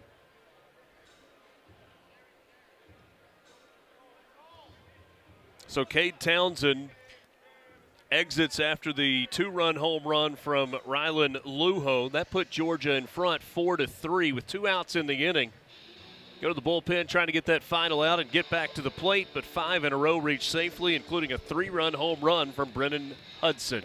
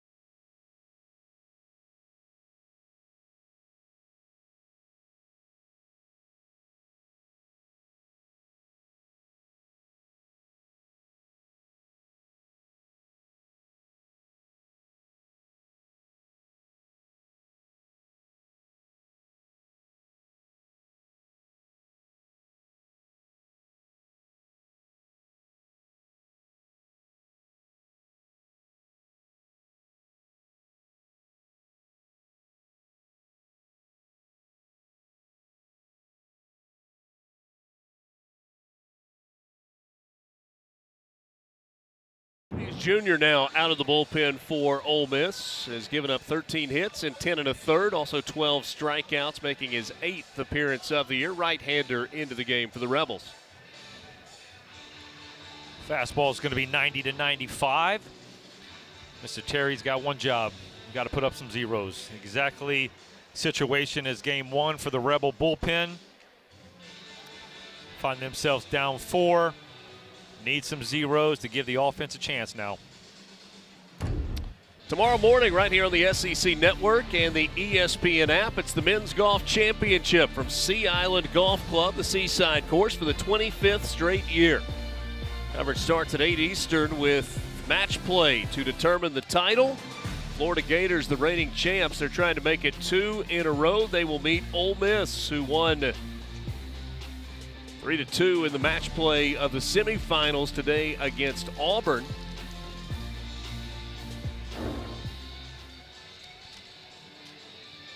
Terry Hayes Jr. making his first SEC appearance this year.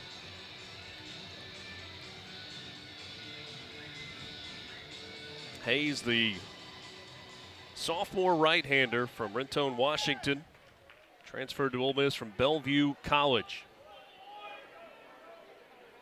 He inherits first and second with 2 down in the inning and trying to find that elusive third out here in the top of the 5th as Georgia has scored 5 to take a 7-3 lead. Trey Phelps began the inning and is the 10th man to come to the plate for the Bulldogs. He swings and misses at the breaking ball and is behind in the count 0-2.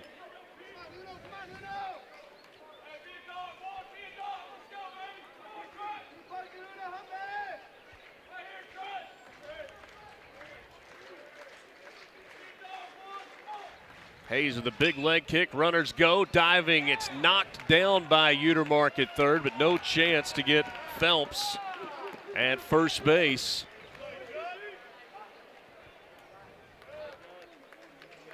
Is that his second infield single in this ball game? 6, 7 in a row now have reached safely for Georgia. Yeah. And the Bulldogs have got the bases loaded and a chance to really open this up with Daniel Jackson coming to the plate with 2 outs in this game. Georgia is 9 for 13 at the plate. That's what I was just about to say, and that pushes their 2-out hitting to 9 for 13, continuing to get it done. 6 in a row, 7 in a row, reaching safely after 2 outs. So you had ground out, walk, strikeout to start the inning. It was the 2-run home run from Lujo. Ishikawa with a single, Allen with a walk, 3-run home run from Brennan Hudson.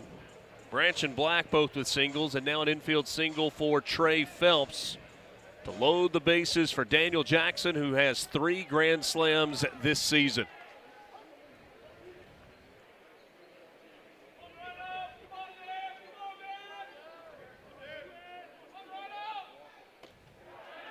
First pitch strike to Jackson.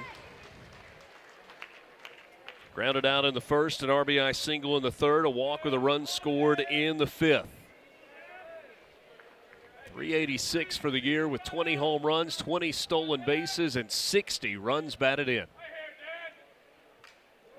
Fouls that one straight back on a 93-mile-an-hour fastball. Jackson behind in the count 0-2. Not a bad year. 43 games in, right? Not a bad season. You take it for if it ended right now, but you know you got about 20 ball games left to continue to add to those numbers. Just shows you how special of a season he's having. The 0-2. Strike 3 call. Jackson goes away looking. A big strikeout there from Terry Hayes Jr. Lujo got it going with a 2-run shot.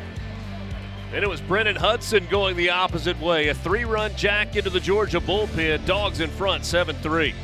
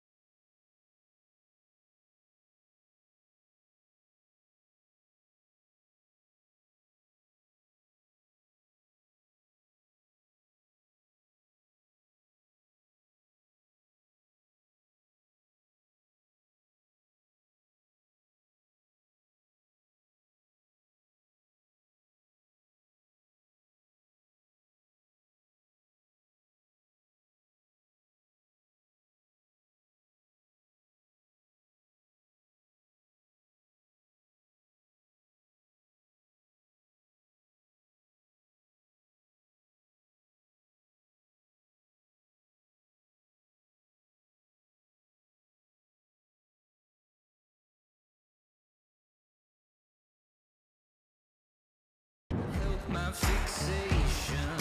the real fun just getting started. Run straight for the breakaway. The celebration is on. College World Series in Omaha begins on June 12th. A lot of baseball to play between now and then. You get a peek at the D1 baseball top 10. UCLA has been the wire-to-wire #1, followed by North Carolina and Georgia Tech. So that's Big Ten, ACC, ACC. Before you get to an SEC team, Texas and Georgia at 4 and 5. You see A&M at 7.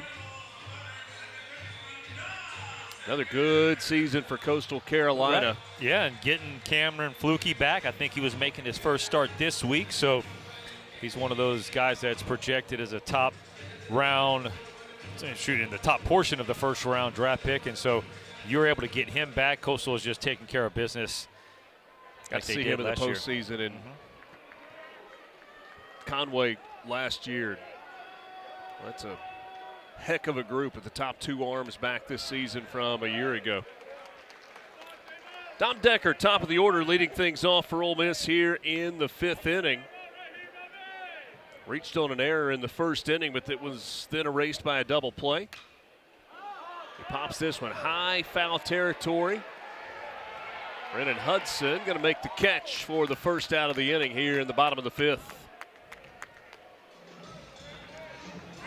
It's a nice job by Hudson letting that ball come back to him, not overrunning. A lot of times you see the catchers go too far, get too close to the net, and the ball always is coming back, and so they have to backpedal, but Hudson does a great job of keeping his chest in front of it.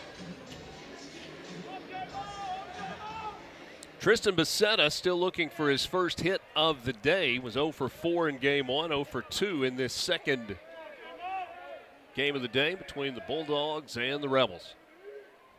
Georgia in front 7-3 and a big swing there. Becerra kind of pulled off of that one a little bit. Yeah, that front foot was what they would call stepping in the bucket. Does anybody still call it that? I mean, I certainly remember that from That's like, what- 9-year-old baseball. You're stepping in the bucket. Becerra behind in the count 0-2. I don't know if you call it that now because not many people at this level would do it, but I bet dads still find that on YouTube to break out to the 7-year-olds. Hey, step straight. Don't step in the bucket. And a 3-quarter swing for a 3-pitch strikeout to Tristan Becerra. He is 0 for 3, and there are quickly 2 outs here in the 5th inning. Yeah, and you can see some frustration. Little slider down the way. 83 right off the 95-mile-an-hour fastball is a beautiful pitch.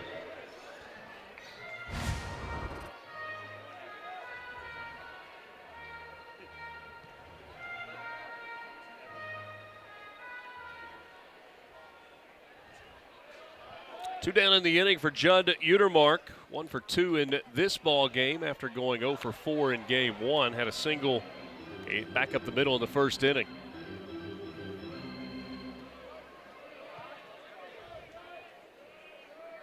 He was robbed of extra bases by Ishikawa in game 1 on a laser out to right field, right up against the wall. Utermark high in the air.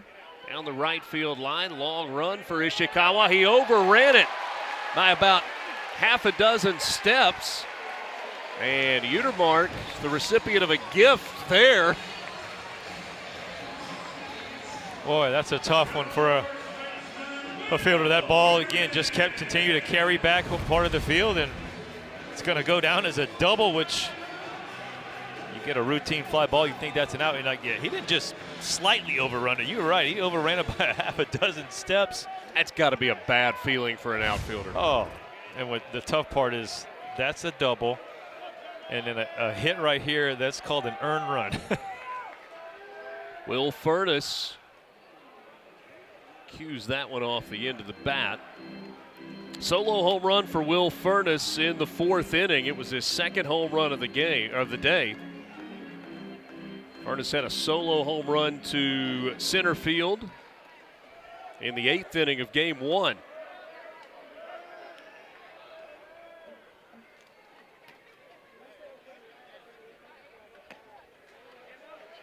Fastball runs outside, and the count evens at a ball and a strike to Furness.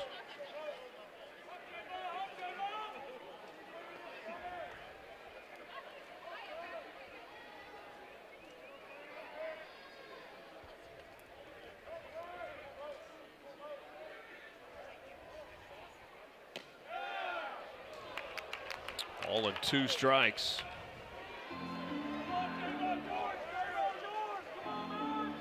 I mean, versus lefties, they're hitting 308 off of him. I'm a little shocked because you can see the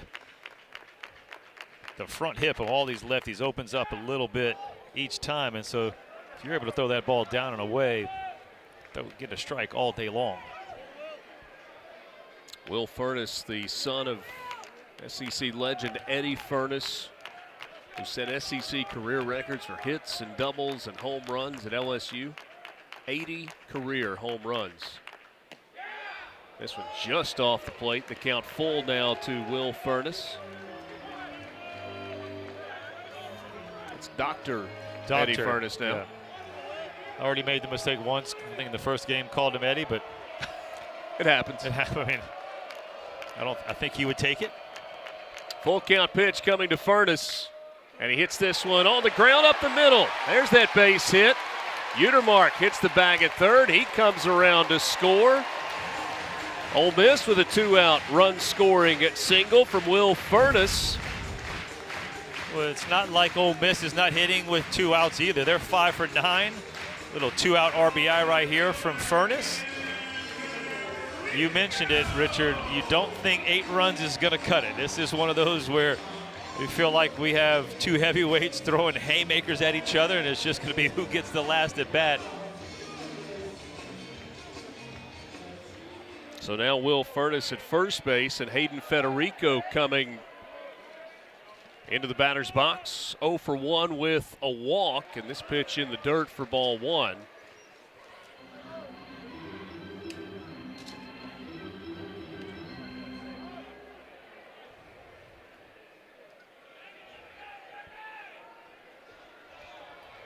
And now Wes Johnson out to have a conversation with Caleb Jamison.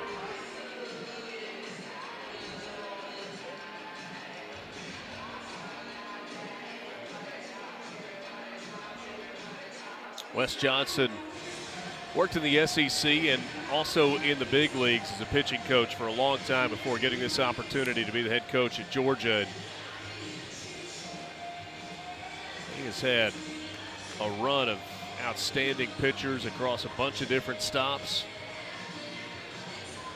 I mean, when you have one of the most coveted pitching coach jobs, right? You're one of 30, and you leave that to come back to the college game. It just shows you that he loves the development part of it. He loves the working with the young kids, developing that, and then he wanted to be a head coach, and it didn't take very long. He takes the LSU pitching coach job, and within 1 year, he's got a head coaching job in the SEC. And you know, the really interesting thing is he's known as a pitching coach, and yet it's they mash the offense the last couple of years for Georgia that has been the headline grabber. Charlie Condon with 37 2 years ago, 2024. Leading the country in home runs this year. That pitch called a strike. Federico thought it was down. His opinion counts for absolutely nothing. That's right. But the way he's been seeing the ball in the last 14 games you've mentioned, he might have the point. Ball and a strike to Federico. This one runs down and in. I know you put that out of your mind. That's probably where the frustration comes in. You're like, okay, I ought to be 3-0 right now. Instead, it's 2-1.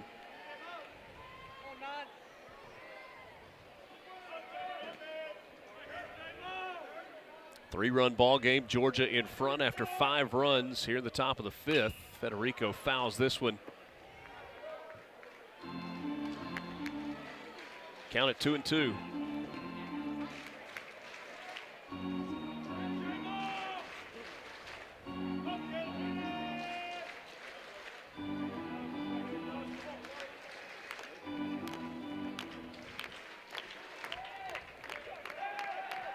Inning and 2/3 so far for Jamison in relief. And the count now full. He has not walked a batter since coming in. He's given up 1 earned run, the RBI single from Will Furness. To your point, it was that double out into right field that Ishikawa overran, and then you get the hit from Furness to score Utermark from second. Full count pitch coming to Hayden Federico. Caleb Jamison on the ground, left side, fielded by Branch. The throw, it's a one-hopper to first, but a good scoop there by O'Shaughnessy. Bail out his shortstop and into the inning. Ole Miss gets one back, 7-4 through 5. Georgia in front.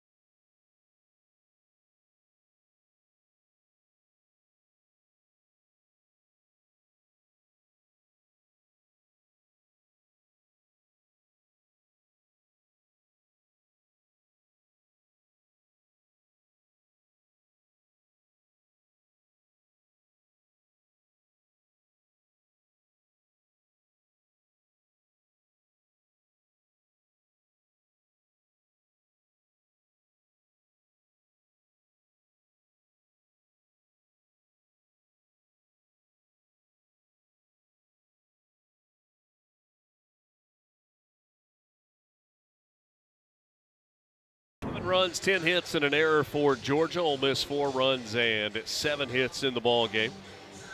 Georgia with a 5 spot in the top of the 15th. How about 9 2-out hits for Georgia in this game? A couple of home runs and 7 driven in that scenario. 3-run ball game. Georgia led 8-0 in the first game. Ole Miss scored 10 unanswered to get a 10-8 win in game 1 of the series earlier today. They'll play game 3 tomorrow for the 1:30 first pitch.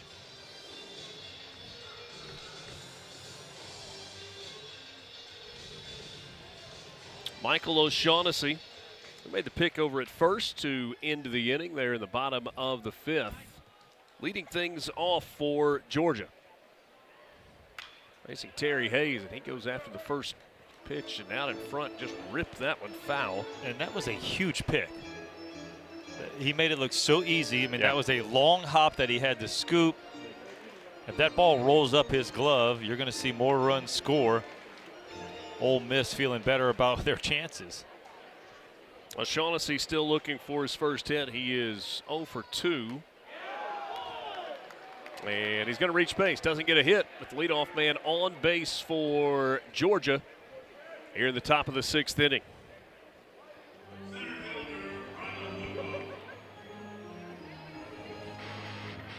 Rylan Lujo got the scoring started for Georgia in the 5th. A 2-run home run that knocked Cade Townsend out of the ball game. 7th home run of the year for Rylan Lujo.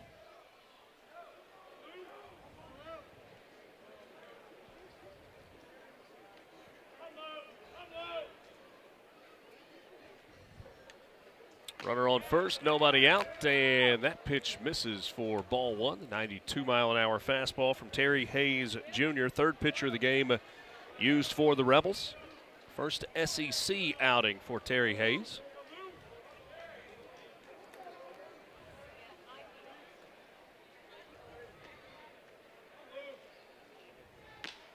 So runs inside and the count 2-0.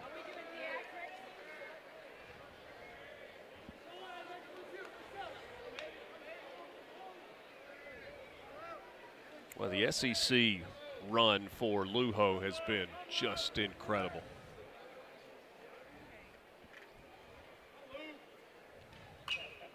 You got to think of when a pitcher and a staff looks at a lineup and you're going to go, okay, we got Phelps, we got Jackson, we got O'Shaughnessy, just the first 3 guys. When you look at 14, 20, 14 homers, okay, now you breathe a little bit. Well, no, I mean that's why you see what he's doing is you get guys that are going to take a little break and they feel like they've been mentally taxed through the first 3 guys, and boy, Lujo's there to clean it up. Well, to your point, I mean, so Phelps, Jackson, O'Shaughnessy, 14, 20, and 14 in terms of home runs. Lujo just hit his 7th, but he's hitting over 400 in conference play. Ishikawa is hitting 340 for the year. Then you get to Henry Allen, who's got 13 bombs. Yeah, don't sleep on 6, 7, 8. 13, 14, and 14 now. Or 13, 15, 14. Yeah, Hudson 13. has hit one in the 7-hole today, and Branch has hit one in the 8-hole. 118 home runs on the season to lead all of Division I baseball by a healthy margin. Lujo getting a good swing off there as the count goes to 2-2.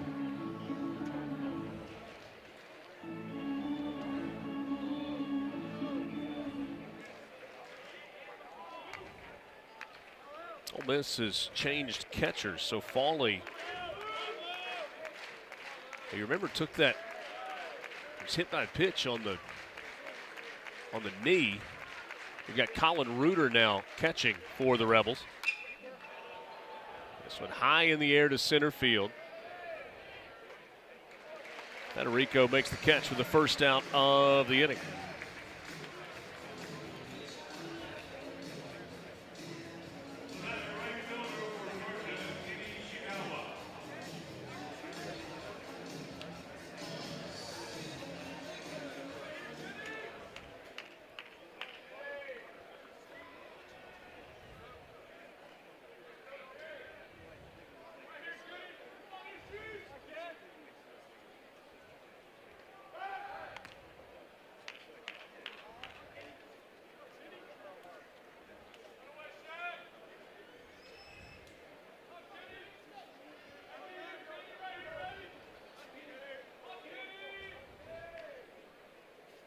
Ishikawa a couple of hits in the ball game, and he would love another to make up for that faux pas out in right field.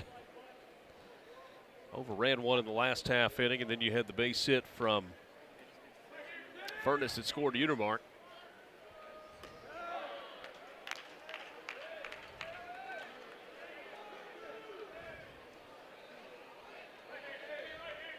Ishikawa with a ground out in the 2nd inning. Double in the 4th, scored. Single and scored in the 5th.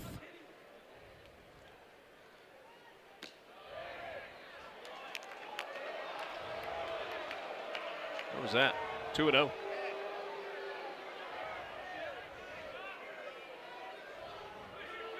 Suppose up? I don't think it was Okay. a ball. Looked pretty close. Here the 2-0. There's a swing and a miss. Good breaking ball there.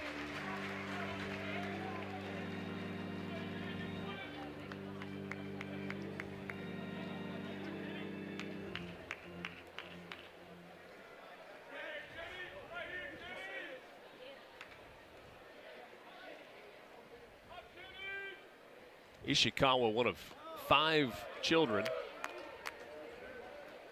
Noah, Shane, Mahina, and Makana, his siblings. Went to high school in Hitachi, Japan, and had 35 career home runs. And a pitcher that pitched in the low 90s. He's out in front of this one.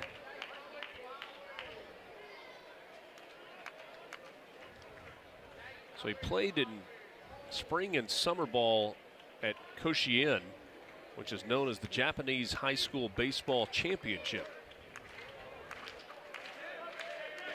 Yeah, he's had 13 plus innings so far this year, and the fastball's been up to 96, so he's got a little juice in there.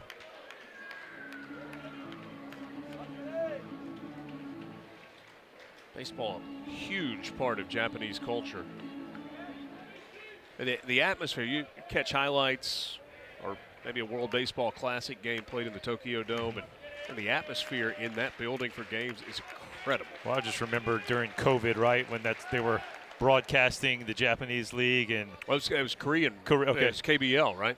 but and you know, they have the thunder sticks, and you know, it's just so loud. And we were all so desperate for any kind of sports.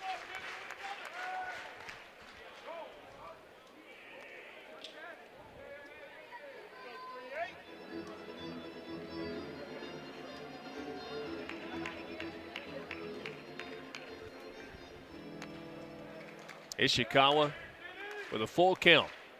Couple of hits, looking for a third. One down in the inning. There goes the runner, and it's popped up.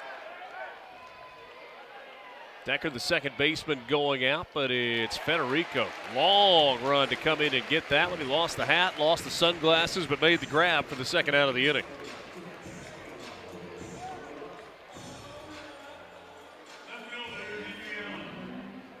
O'Shaughnessy got a big jump there, and with Hayes on the mound, he's got a pretty big leg kick.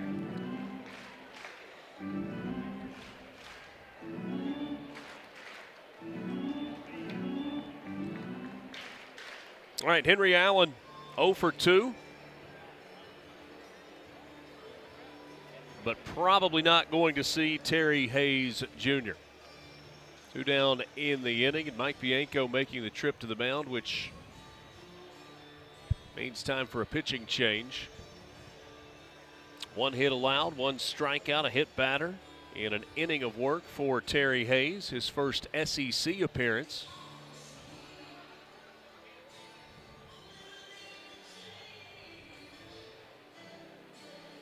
Mike Bianco taking his time before making that signal to the bullpen. He's already had a guy that's walked to the gate and just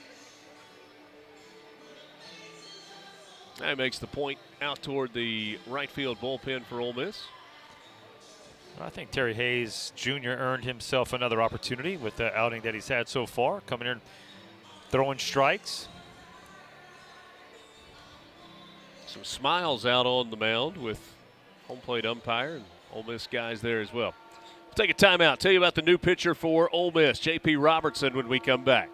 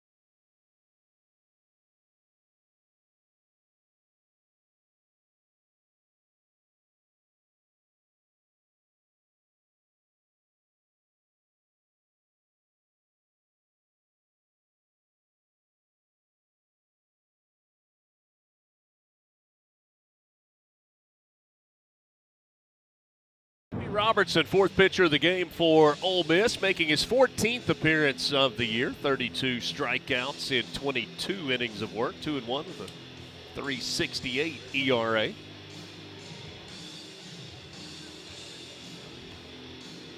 Hard throwing right-hander into the game for Ole Miss in a 7-4 ball game. Michael O'Shaughnessy will be at first base for Georgia. He was hit by a pitch to start the inning. Couple of flyouts from Lujo and Ishikawa. Yeah, you say hard throwing, Richard. It's up to 99. The slider's up to 91. So it's one of those, you put your foot in the box, you get your eyes up, better be ready to swing because it's coming in hot. Looking ahead at next week's featured softball matchup right here on the SEC Network and the ESPN app. It's a series finale, a top 10 matchup between number 2 Alabama and number 9 Tennessee Monday at 7 Eastern. SEC Network and the ESPN app.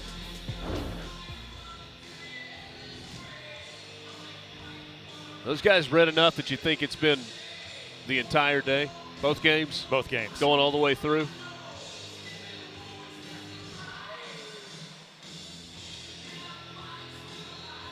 Folks that probably have made their way to the Oxford Square where you've got the double-decker arts festival going on, big music night. I think Wilco is supposed to take the stage at 8:30 tonight.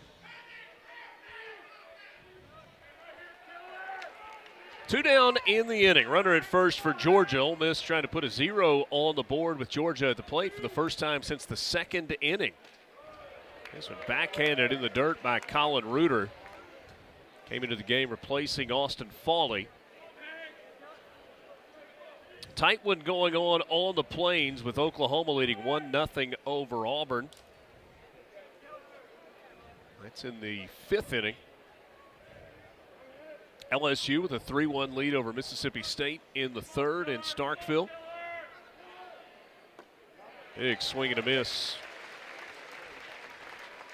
1-1 now to Henry Allen. Vanderbilt with an early lead, 3-0 over Texas. They're in the 2nd inning in Music City on West End. South Carolina beat Kentucky earlier today. Missouri salvaged one against Arkansas, and A&M split the series with Florida. And just off the plate, 2-1.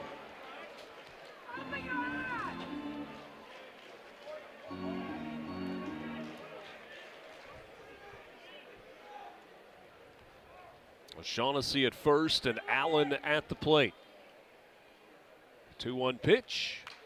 This one fouled into the net. Count evens at 2 balls and 2 strikes. That was 98 miles an hour, and he was in front. he's better get geared up, right? He is geared up for the heater. There's no doubt about that. That's what I mean. That's hitting. You got to be. You have to be on time for the fastball and adjust for the rest. 2-2 with 2 down in the inning. And a full count now.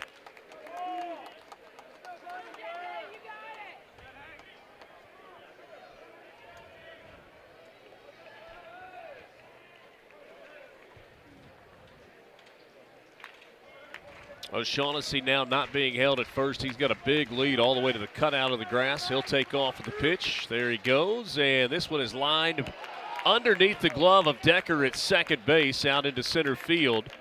O'Shaughnessy goes first to third. A base hit for Henry Allen, his first of the ball game. Keeps the inning alive for Georgia, and another 2-out hit for the Bulldogs, their 10th of the game. Or a little slider in the zone after the last slider tried to make the adjustment. Just too much on the plate and laced up the middle, just out of the reach of Mr. Decker at second base. And you're right, the Bulldogs just keep hitting with 2 outs. That's 10 2-out hits.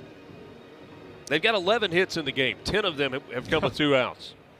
Those are backbreakers, too. 7 runs, 11 hits for Georgia. They've also stranded 7 in the game. Here's Brennan Hudson, who, while celebrating his birthday today, hit a 3-run home run in his last at bat. He takes a breaking ball for strike 1. This was Hudson going the opposite way, sending it into the bullpen. That was the second home run of the 5th inning for Georgia. At the time, it gave them a 4-run lead. Ole Miss has gotten 1 back. It's a 3-run game right now, but Hudson trying to extend it once again. And takes ball 1. 98-mile-an-hour fastball.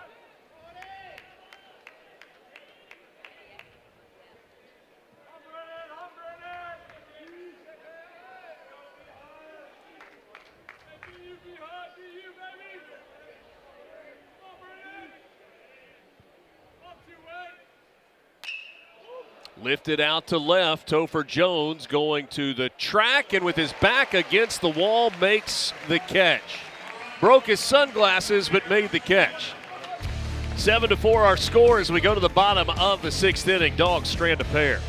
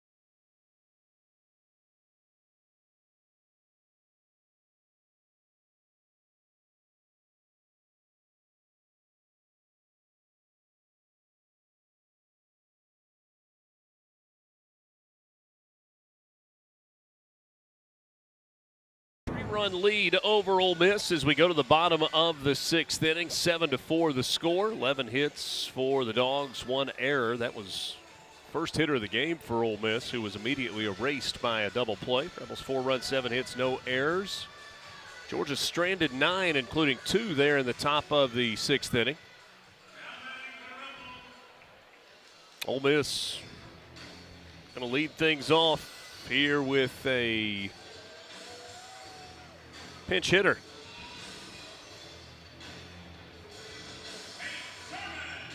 Tate Sermon's going to get a chance to swing the bat for the Rebels in place of Owen Pano. Pano, the DH, was 0 for 2 in this ball game.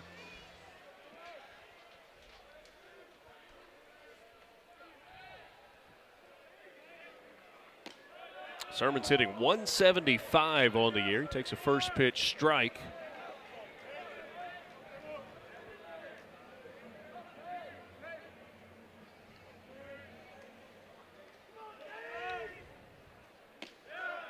And it's 0-2. Talk about a tough thing to do. Pinch hitting off the bench, cold, and pitcher goes up there, dots a fastball bottom of the zone, backs it up with a breaking ball bottom of the zone. You're 0-2. So far for Jamison, 2 innings of work. 3 hits allowed, but just 1 earned run. That was on the RBI single from Will Furness. I'm going to take away the Ishikawa play that was ruled a double. That would have gotten him out of the inning, so then that would have been no runs.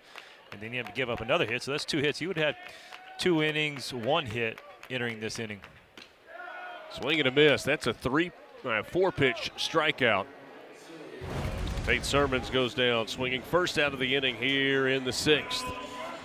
Boy, set him up nicely, expanded the zone once he got ahead of the hitter. Big first out for Jamison. Now Braden Randall to the plate for Ole Miss. That's the 3rd strikeout for Jamison since coming in. Starter Zach Brown had 1 strikeout. Pair of doubles in this ball game for Braden Randall. He takes off the plate for ball 1.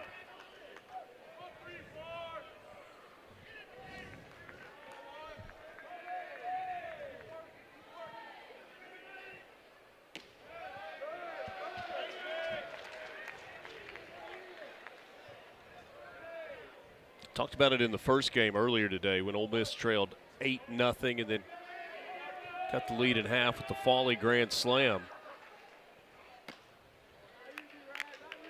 You got to come back from a deficit like that. Not only have you got to score runs, but you got to come up with some zeros. Ole Miss put a 0 on the board for the first time since the 2nd inning here in the top of the 6th. Braden Randall hits this ball high to right. That ball is deep, and that ball is gone. Way gone for Braden Randall, his 3rd home run of the year. Have a ball game, number 1, a pair of doubles, and now a solo home run to make it a 2-run ball game.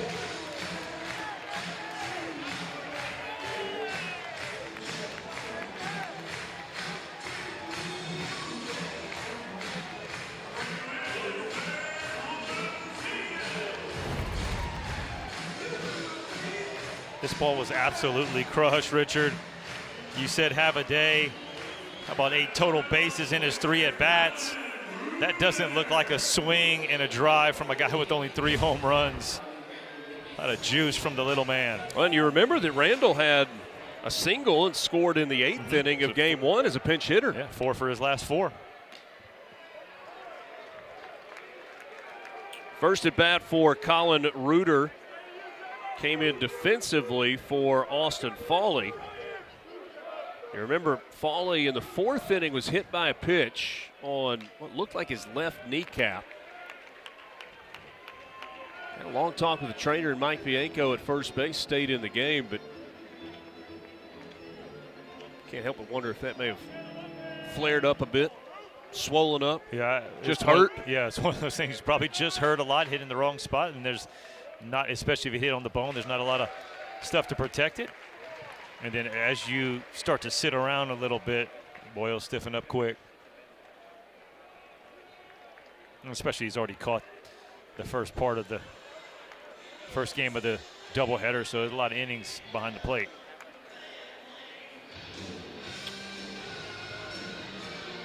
Colin Reuter really jumped out to a red-hot start to this season.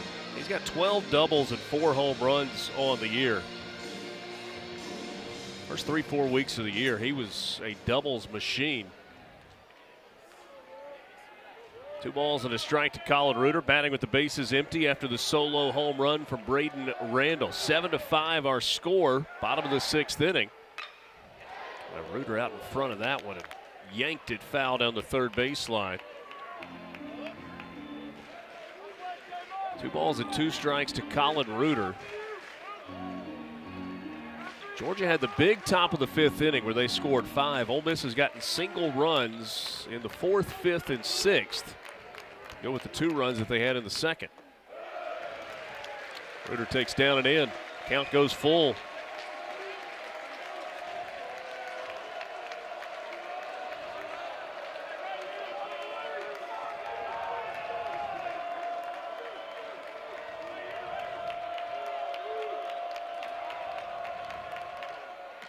Swing and a miss. Big strikeout there for Jamison. That is his 4th. And Reuter is retired for the 2nd out of the inning. He does a good job of hiding that fastball, and you see a lot of hitters chase balls up in the zone. They're not seeing it out of the hand. I like the outing by Jamison. Nice job. Good work.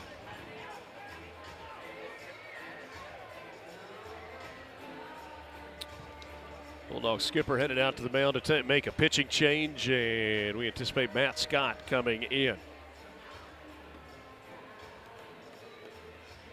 That'll be the 12th appearance of the year for Matt Scott. 2 2/3 for Caleb Jamison. 4 strikeouts, just the 2 runs allowed. The solo home run from Randall and the RBI single from Will Furness that scored at Judd Utermark. We'll tell you more about Matt Scott when we come back. Georgia in front, 7-5.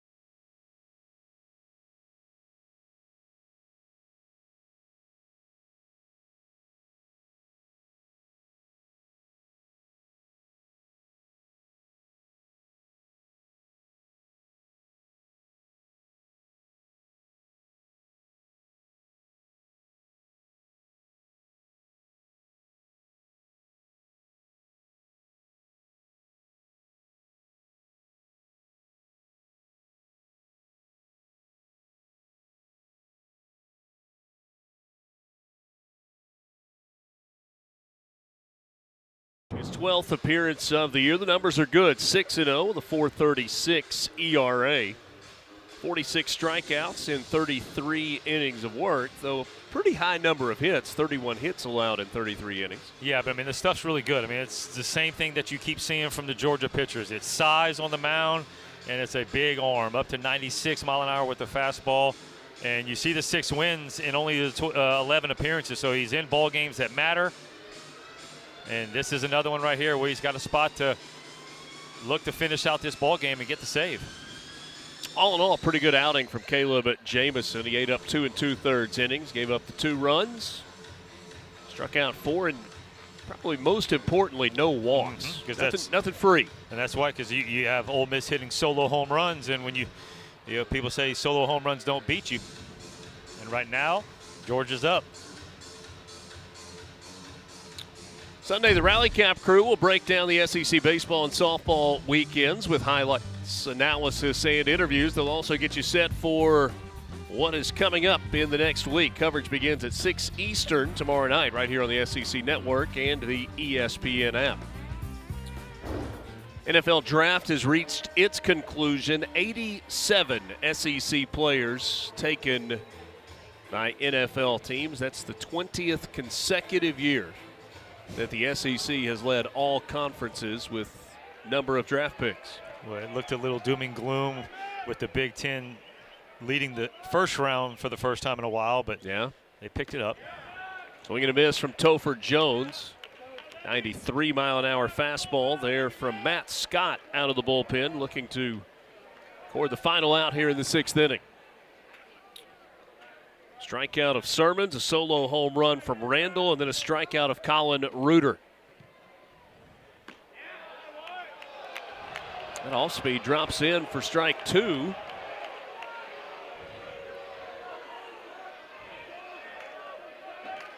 Zone from Chris Griffith has been pretty tight for most of this ball game. I agree with you. The 0-2, 1-2, down and away.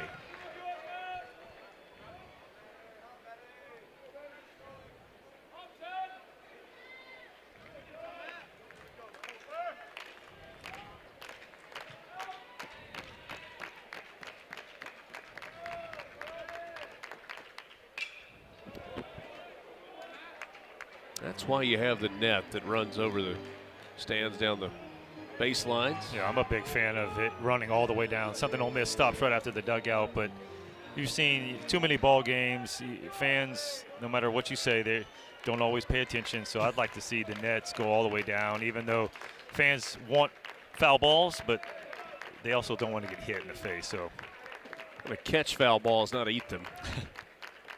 Ball and 2 strikes. Jones stays alive with another foul ball. Well, kick stop. Well done.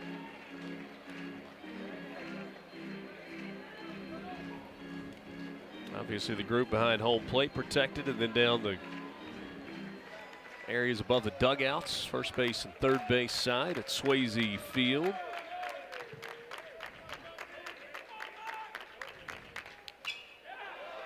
Another one spoiled by Topher Jones. Had a couple of hits in game 1. 0 for 2 in this ball game. Trying to reach base safely for the first time tonight.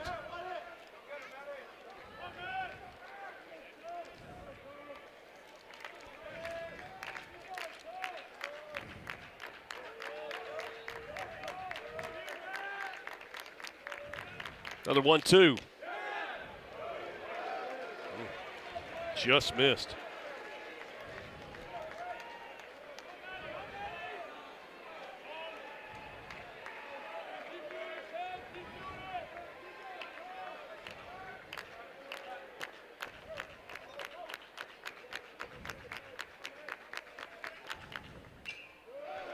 Well, what an at-bat by Topher Jones.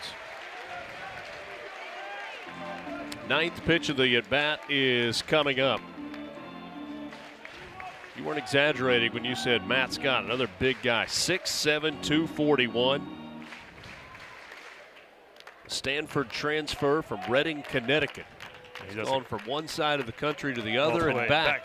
But he does a great job of getting that downward plane off the fastball. Misses away for ball 3.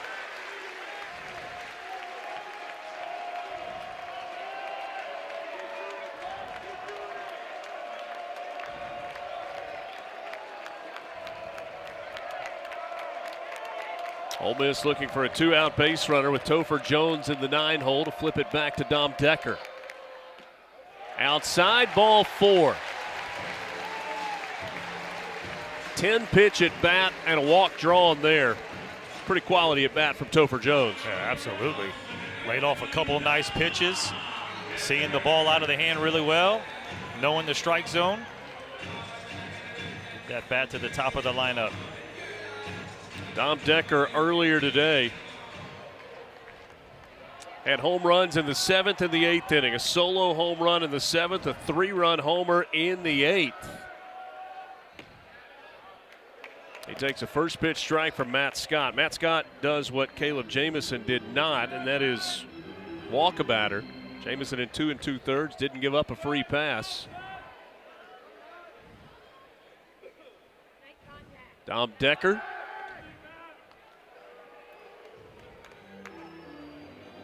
Eight home runs on the year. Transferred in from Murray State. He was part of that Murray State team that won a regional in Oxford a year ago. Went on to win their super regional in Durham after Duke won the Athens regional last year. Knocked Georgia out of the tournament. Tom Decker, an all-conference second baseman at Murray State last year. He's behind in the count here. No balls and 2 strikes. Did not have a home run a season ago for the Racers. He's got 8 and 2 today. His 0-2 sails outside the zone.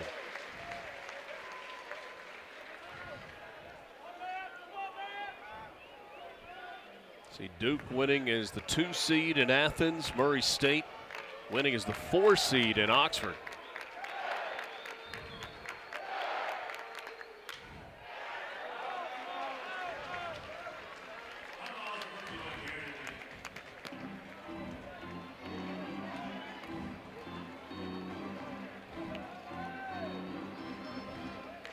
What a day of baseball. Wild first game that saw Ole Miss win 10-8.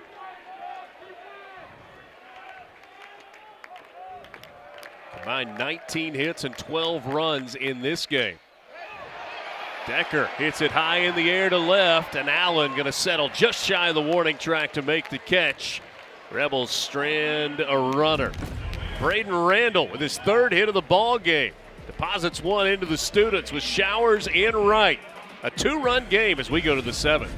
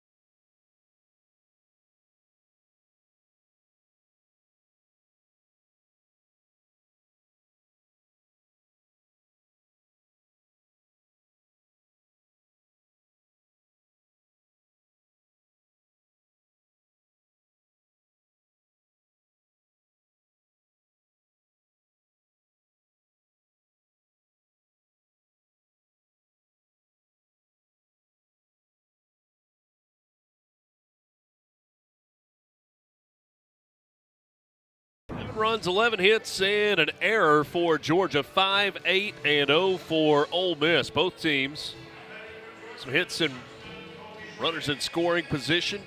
5 of them for Georgia, a pair for Ole Miss. Home stretch of this ball game.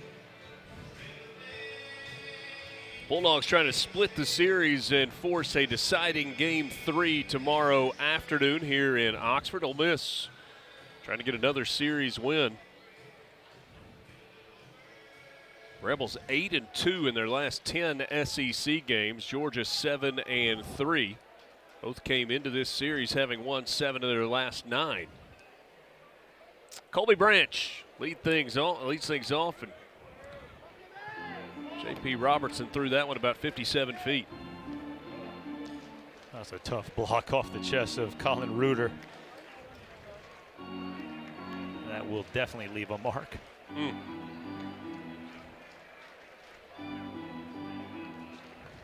Branch, Black, and then top of the order Phelps to start things off for Georgia here in the top of the 7th inning.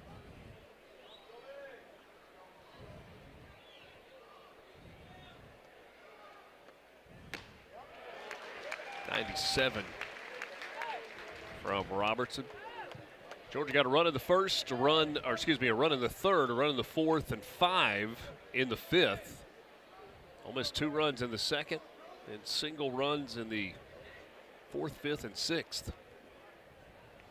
J.P. Robertson trying to put another 0 on the board for the Bulldogs. Misses there, and the count goes to 2-1. Well, he's sitting 97-98 with that fastball.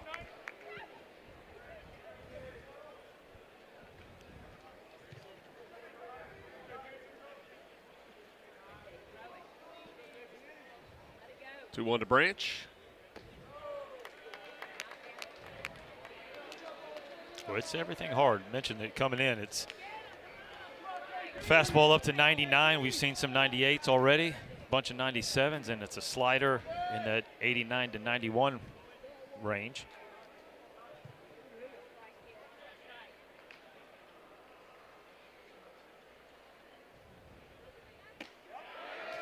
That right there is unhittable. You put the bottom part of that zone in the outside little box, and he dotted it up there at 97. There's no reason to even think about swinging.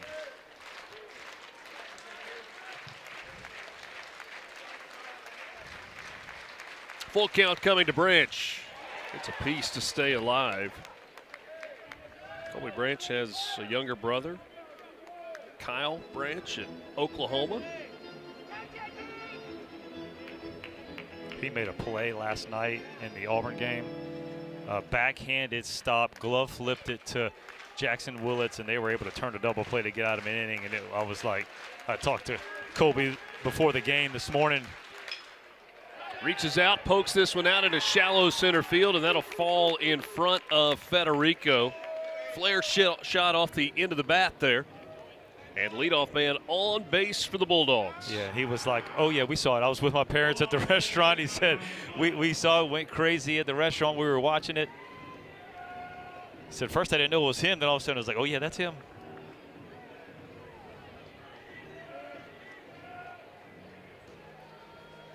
How about a 3-hit game for Colby Branch? And right there, those are the ones that if you stay mentally locked in, you get that to fall after the line out off the end of the bat, drops right in front of the outfielder for a knock. Swing and a miss, strike one.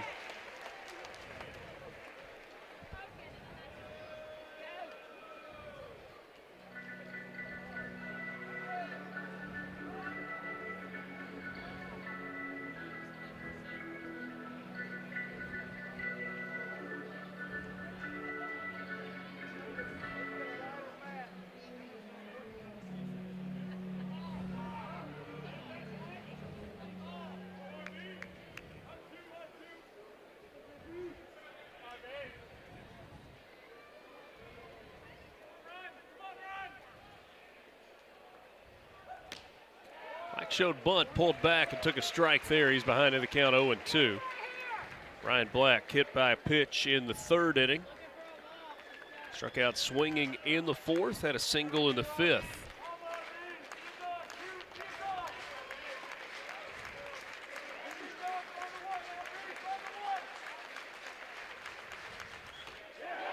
And there's a swing and a miss and a strikeout. First strikeout recorded by J.P. Robertson since coming in. Boy, just trust it. Oh, number one, rare back. I mean, that's when you put yourself in a driver's seat, 0-2 count. That's why I didn't like the way he fake bunted on 0-1 already. It wasn't like one of those where, hey, it's the first pitch. Maybe want to see him swing away at that one.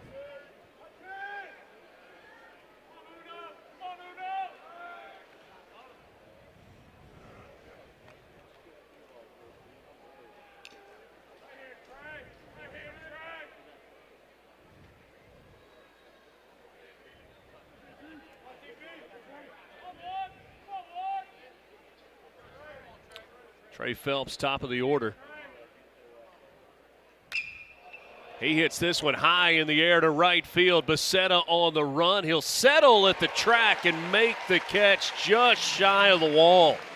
Trey Phelps gave it a ride and flirted with home run number 15. It's a good swing right there by Phelps. And it just seems like he's just a tad bit off. He's been out in front of a couple balls, even though he's gotten some knocks. Right there, just a tad bit late on it. Thought he had enough juice. Boy, anytime you see that outfielder turn his back and run to the wall as a pitcher, makes you hold your breath.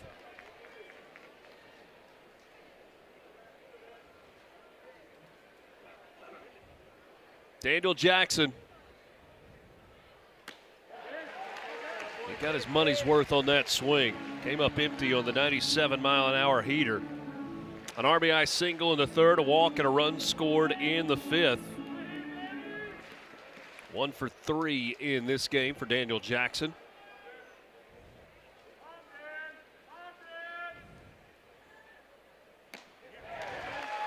Oh, it's too hard slider there. Yeah, I mean, that's a 90-mile-an-hour slider that it literally looks like that 97 fastball on the black to the outside part of the plate glove side, and he just goes and it tunnels the same and then just disappears at the end.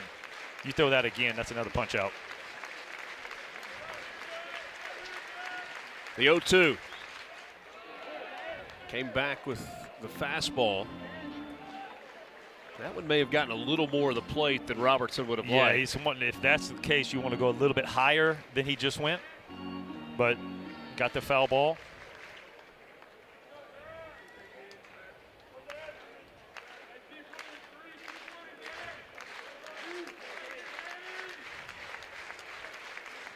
The 0-2.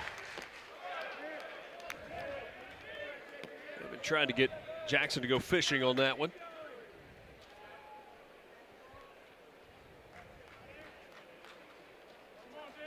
It's a good battle right here. You got a power hitter. I'd look to go back to it. The slider. If he can throw that same exact one he threw with to get the second strike. The 1-2 jammed him off the leg of Robertson. Picks it up, throws to first in time to get Jackson, and in the inning. So the leadoff single, all for naught. Time to stretch at Swayze in a 7-5 game.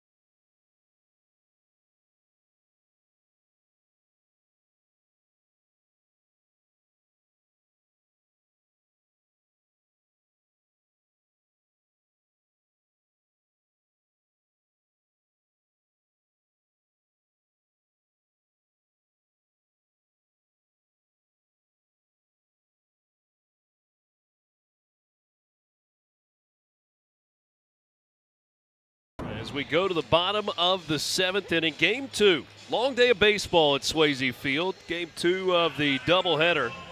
Ole Miss won game one 10-8. Georgia with 5 runs in the top of the fifth inning to take a 4-run lead at the time, 7-3. Ole Miss has chipped away, though,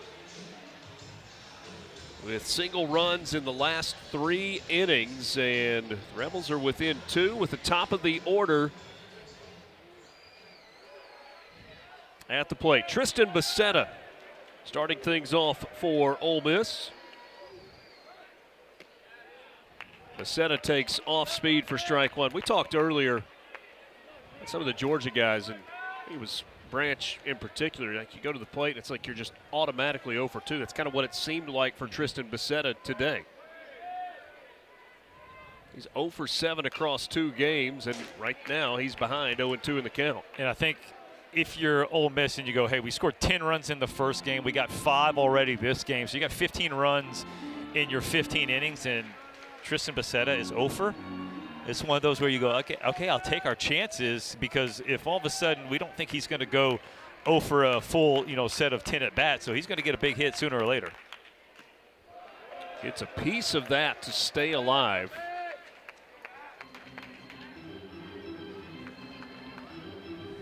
Becerra got off to a hot start. He was in double-digit home runs, and then he had a 5-home-run week 3-4 weeks ago. It was the weekend that Ole Miss played Kentucky, and then he went about 3 weeks without a home run. He hits this one hard on the ground. O'Shaughnessy smothers it at first and will step on the bag. And Becerra is retired, now 0 for 4. So you're saying a little streaky. That's what you were saying. If he gets hot, watch out. Well, I mean, you look at last weekend where he homered in all 3 games against Tennessee. Had a home run in the midweek prior to that series against Southern Miss. Yeah, very much. Judd Utermark had a couple of home runs against Murray State on Tuesday night. He's 2 for 3 in this ball game. Goes after the first pitch and fouls it out of play on the right field side. Utermark sitting on 17 home runs.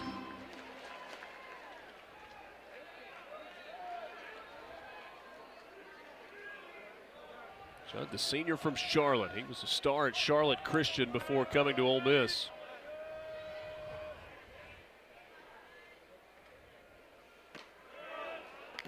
Swings through the high fastball. If I'm Scott, I go right back to that same pitch. I'm not worried about anything, all speed, because if I'm going to miss, I'm going to miss a little bit higher. He's shown he wants to expand the zone with that swing and that chase of the fastball up. And he plunked him instead. Got him right in the back, and so Ole Miss gets a base runner. And you're to the point of the game looking at the score where you start saying, well, that brings the tying run to the plate, and it is Will Furness. And it's the guy you want coming up as the tying run, because this is what he has done so far in this game. A big jack. He went dead central in the first game. He got another one this one. Talking about another guy who's starting to heat up, especially with the long ball. They average up to 331 now. 37 runs driven in for Will Furness. Left-handed hitter against the right-handed pitcher. He goes after the first one and fouls it back. Furness with the solo home run in the 4th and an RBI single in the 5th.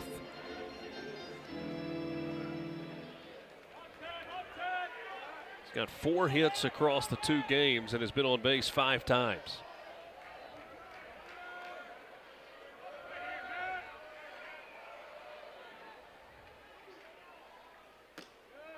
Outside for ball 1.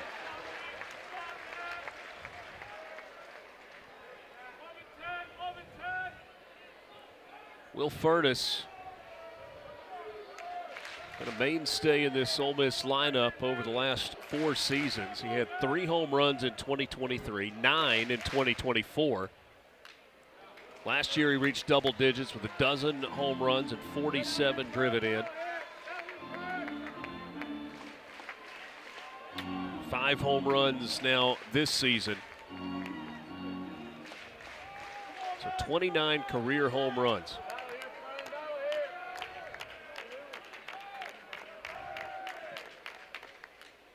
It's a piece to stay alive there.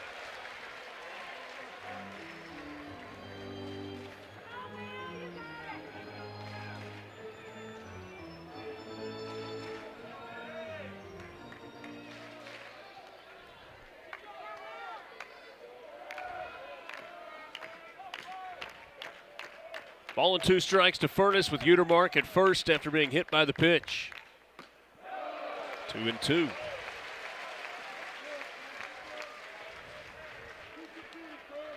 Yeah, you try to teach hitters, swing at strikes, take balls, a lot easier said than done. But right now, just the way Furness, I mean, he's getting the foot down, he's seeing the ball, he's tracking it, he's not expanding his zone, and he's hitting the pitches he needs to. And remember that one, the home run, what was it? How many pitches in that at bat? It was like 10. It was an 8-pitch at bat. It was on the 8th pitch of the at bat. And he had a couple foul balls in a row where he spoiled a couple good pitches, and so he made the pitcher come to him. This the 7th pitch of this at bat. 2 balls and 2 strikes. Matt Scott Dealing with Will Furness. And it's now 3-2.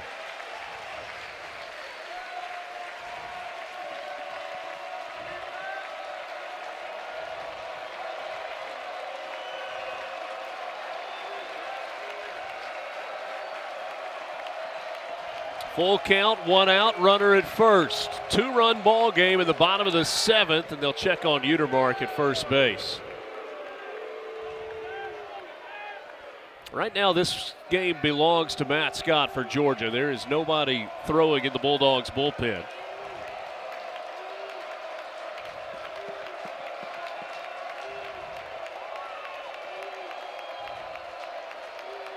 There goes Utermark, swing and a miss, throw to second, not in time. That's a stolen base for Judd Utermark, but a strikeout.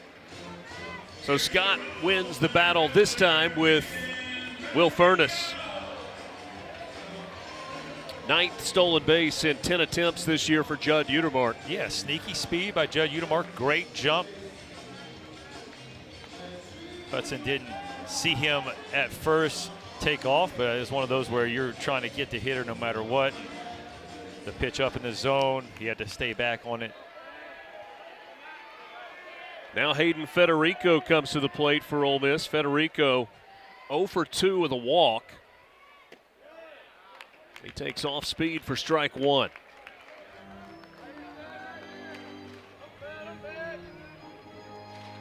Federico 2 walks and a solo home run in game 1 today, so he has walked 3 times across the 2 games.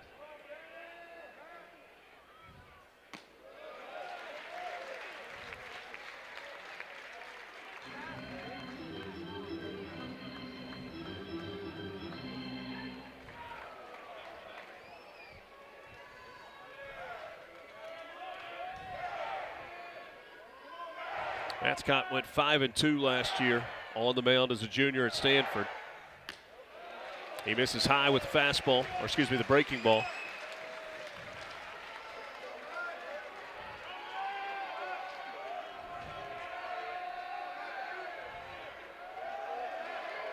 Hayden Federico, sophomore from West Monroe, Louisiana. Son of Mike Federico. The first changeup he's broken out. That was disgusting. See how far out front Federico was. I mean, that's a guy just jumping out thinking he saw a fastball out of the hand. With a swing like that, I would expect him to back up with another changeup. The 2-2.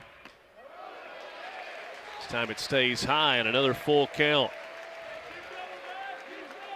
Hayden Federico, SEC All-Freshman a year ago. Little bit of a slow start offensively in 2026, but he has been red hot in the month of April, looking for another big hit with Utermark out at second in scoring position and 2 down. And Federico takes ball 4. Second time that he has walked in this ball game. That right there, Richard, is a hitter that knows the strike zone. From my shot, looks like it was a strike. Wes Johnson is preaching his case to home plate umpire Chris Griffin. He felt like it was there. Matt Scott thought it was there. Everybody thought it was there except Hayden Federico. He's like, no, that's a walk. That's what you get. Ole Miss going to pinch hit here with Brett Mosley. Left-handed hitter against the right-handed pitcher. 3rd different hitter in this spot in the lineup. You had Tate Sermons that pinch hit for Owen Pano. And now it's Brett Mosley.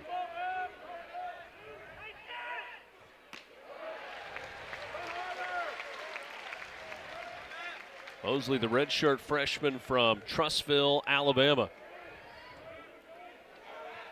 It's been a regular defensive replacement late in ball games for Ole Miss. 33rd game that he's played in, but just 2 starts this year. Mosley fouls it off and is behind in the count. 1 ball and 2 strikes.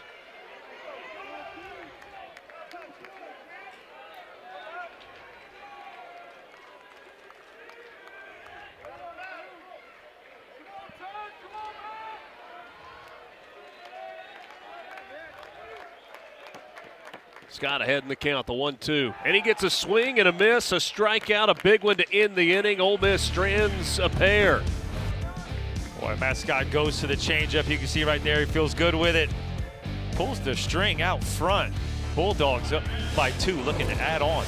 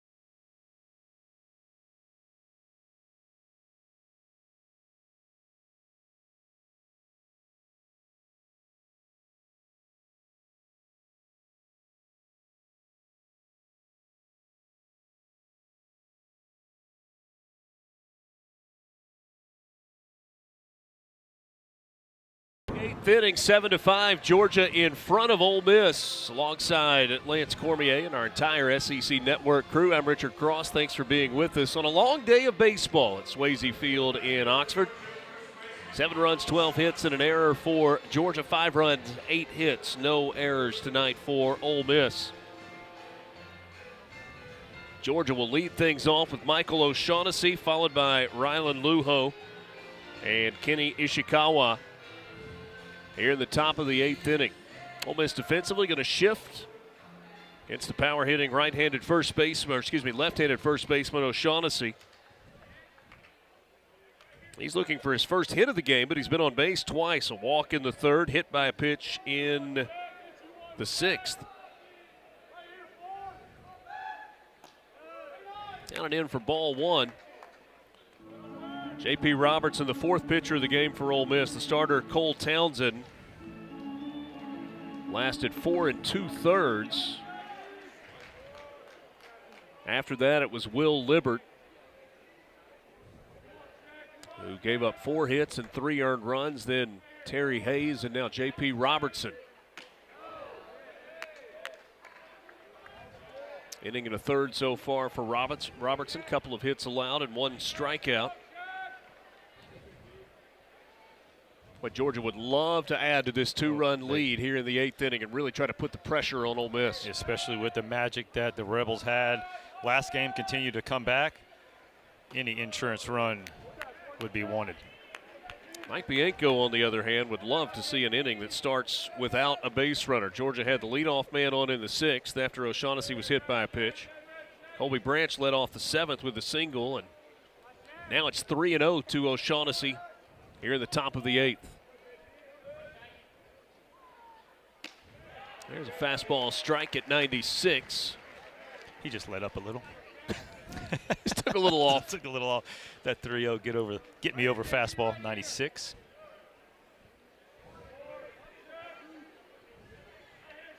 You would think a good pitch hit here for Michael O'Shaughnessy, although he can be selective.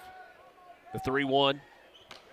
That's up and out of the zone, and the leadoff man is on board for Georgia here in the 8th.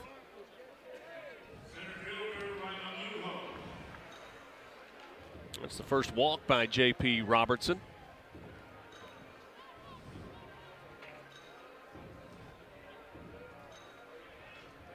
Ole Miss is a staff combined tonight. 9 strikeouts and 4 walks. Right-hander Leo Odom throwing in the bullpen for Ole Miss.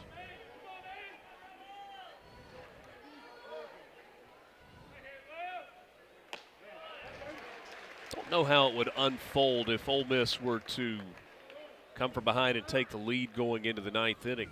That's been the spot for Walker Hooks. It does feel like they've kind of made the decision that it's going to be Taylor. We know that Taylor Rabe is going to start tomorrow, but kind of feels like they're holding Hudson Calhoun to follow him. Ground ball left side. To second for one. Not in time for the double play, so O'Shaughnessy erased as the lead runner. Lujo reaches on the fielder's choice. A little bit of a bobble there by Judd Unimar. Couldn't get it out of the glove, but does a great job. He makes a strong throw, but just a tad bit as he reached into the glove, just couldn't get it out. Double pump. And this is the way Lujo runs. You have to be perfect. I mean, it's going to have to be catch, good turn, and a strong throw.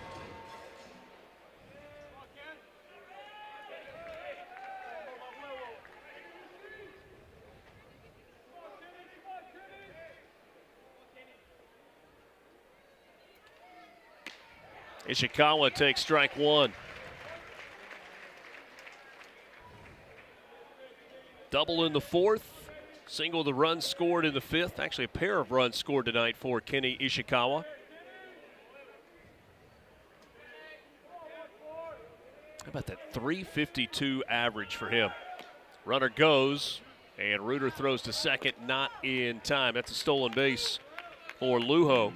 And that was stolen off of Robertson. He didn't pay attention at all. Lujo picks a great spot to run, gets into scoring position. I mean, there was no way you were throwing him out.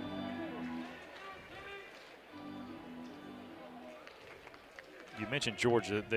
When they do run, pretty successful, right? 6th stolen base of the year for Lujo. This ball popped out to shallow left, and coming in and making the catch, Topher Jones. And Lujo had gotten pretty decent distance off of second base. Jones fired it to second, not in time to double him off. Touching back on what I was saying, they've only been thrown out 5 times this year. That's pretty good. I mean, that's especially for a team that they just pick and choose their spot. Outside of Jackson, who has the 20 bags, the rest of the team has like 21, I think, combined, but still only being thrown out 5 times.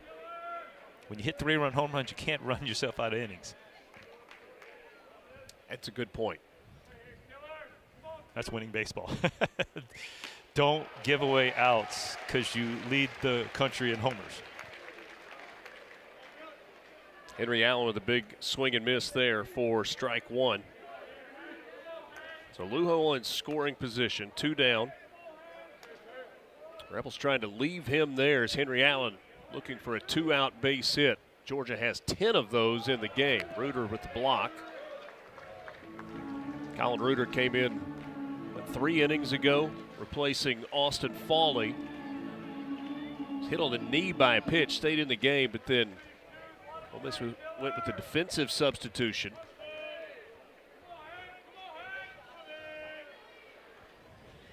Reuter, the BYU transfer that's originally from Olive Branch.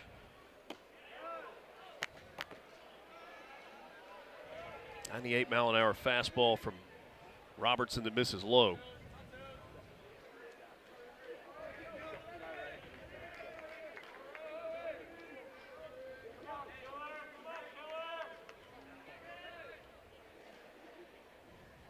Two one. 3-1.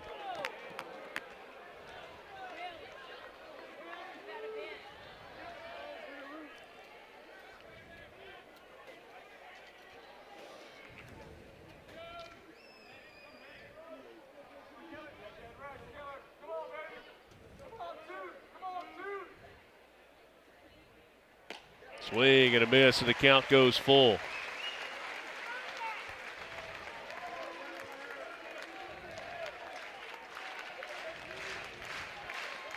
About 3 hours and 20 minutes into the second game of this doubleheader.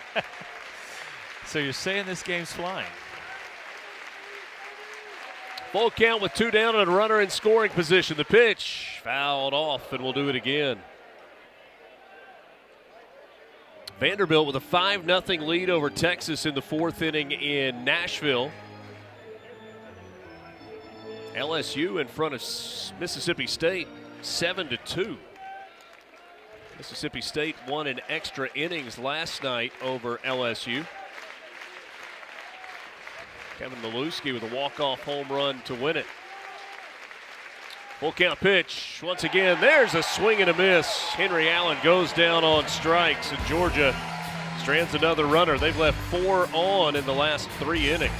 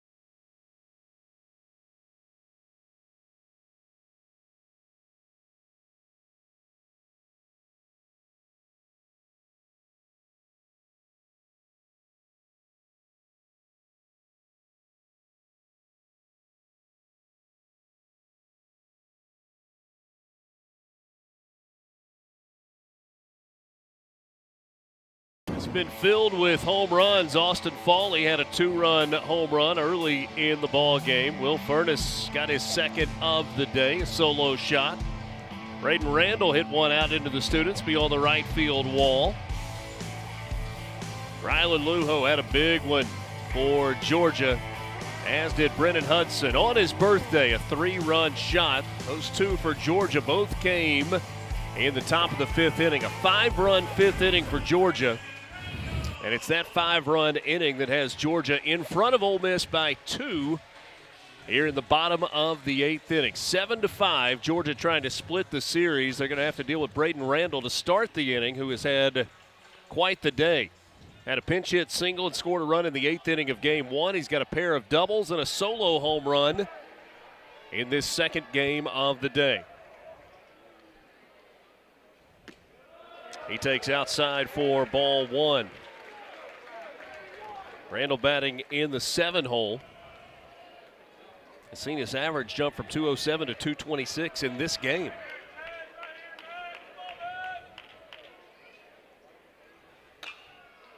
He chops this one first base line just wide of the bag.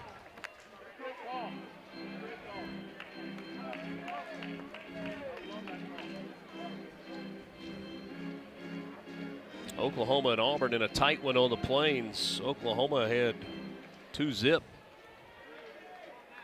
over Auburn.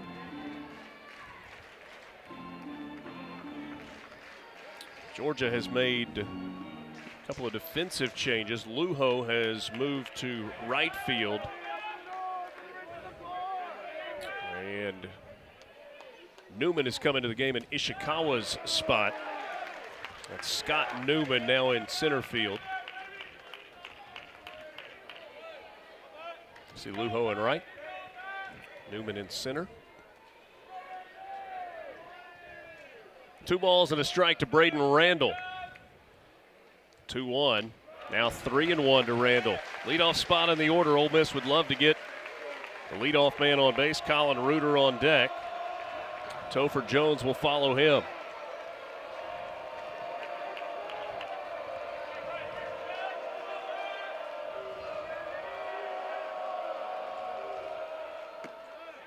There's a strike and the count full now to Braden Randall.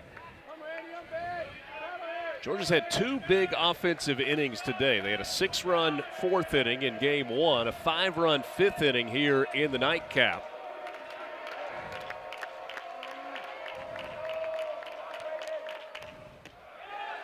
That one just misses outside, and Braden Randall draws a leadoff walk. Still 3 for 3 and on base 4 times. Yeah. Have a day.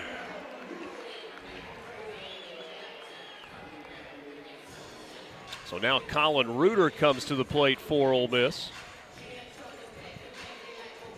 Rebels were able to overcome an 8-0 deficit in game one. They scored 10 unanswered after falling behind through 4 innings, 8-0. Trying to come from behind once again with 6 outs to work with here, down 7-5. Reuter takes a big swing and comes up empty on the breaking ball for strike one. I've seen a lot of swings where it's like hitters are going up there going, I'm swinging like it's a fastball because if it's slider, that's what it's going to look like, but I'm going to be on time with the fastball. I'm just trusting the fact that they can't throw me 3 sliders that look just like that.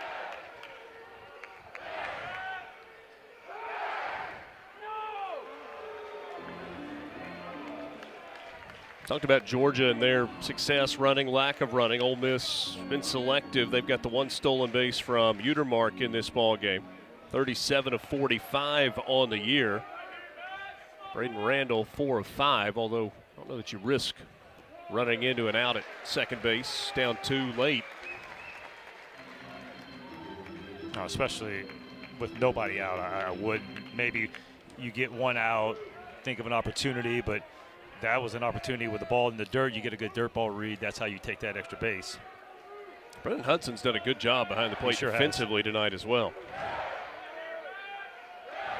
The 1-1 to Reuter. It's now 2-1. 95-mile-an-hour fastball, but it's down and in for Matt Scott. Back in the 7th inning, there was no action in the Georgia bullpen. They got a bunch of guys moving around and tossing right now. I don't know about the pool float. Not sure how that helps, but this ball hits sharply. Phelps backing up, handles it, goes to second for 1. What a play by Trey Phelps on a rocket at his ankles.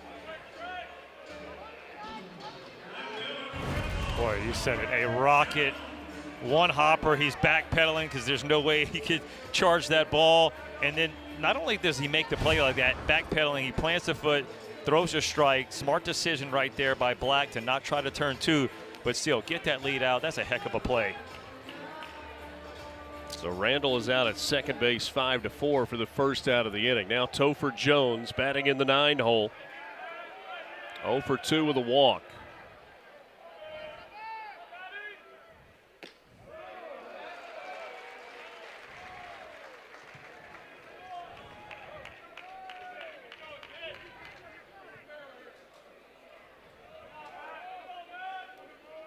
Told you Topher Jones, first team All-State Junior College a year ago at Pearl River Community College. Big power numbers. 16 doubles, 11 home runs, and a couple of triples a year ago. He was the everyday third baseman for Pearl River.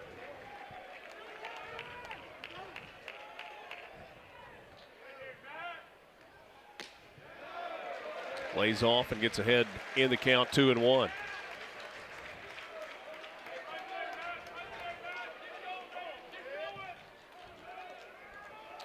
Ole Miss just 2 for 11 with runners on base in this ball game. They do have 6 2-out hits tonight.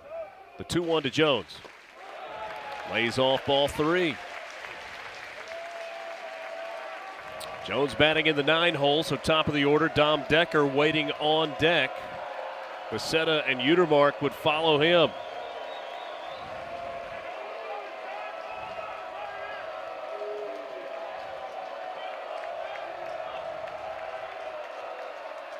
The 3-1. Jones fouls it off. Heater down in the zone there. Yeah. I mean, this is, if you're going to get beat, you got to get beat down in a way where there's not opportunity to drive the ball out of the ballpark. We've seen how it's flown out of the ballpark with the, 10 home runs by both teams today. So you miss up, there's a chance you can be hurt with damage. So keeping that ball down is key. Full count to Topher Jones. He lays off ball 4, and Ole Miss has the tying run now at first base. Tying runs on base with Dom Decker coming to the plate at the top of the order. Reuter goes to second. That's the second walk of the inning.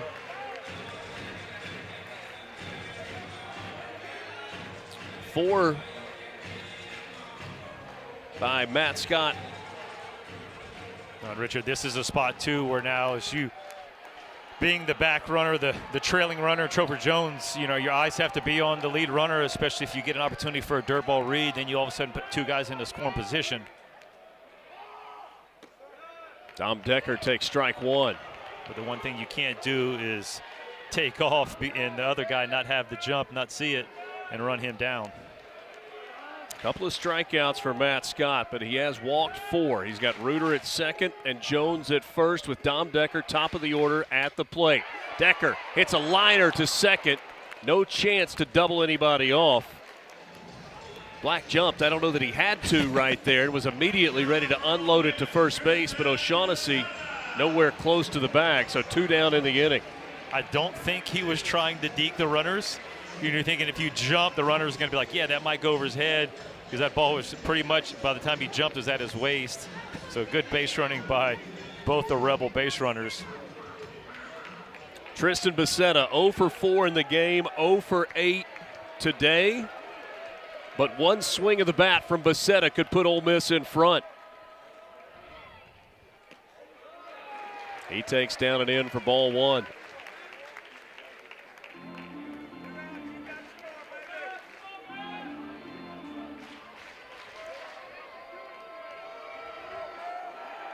Georgia trying to take a 2-run lead to the 9th, in front 7-5.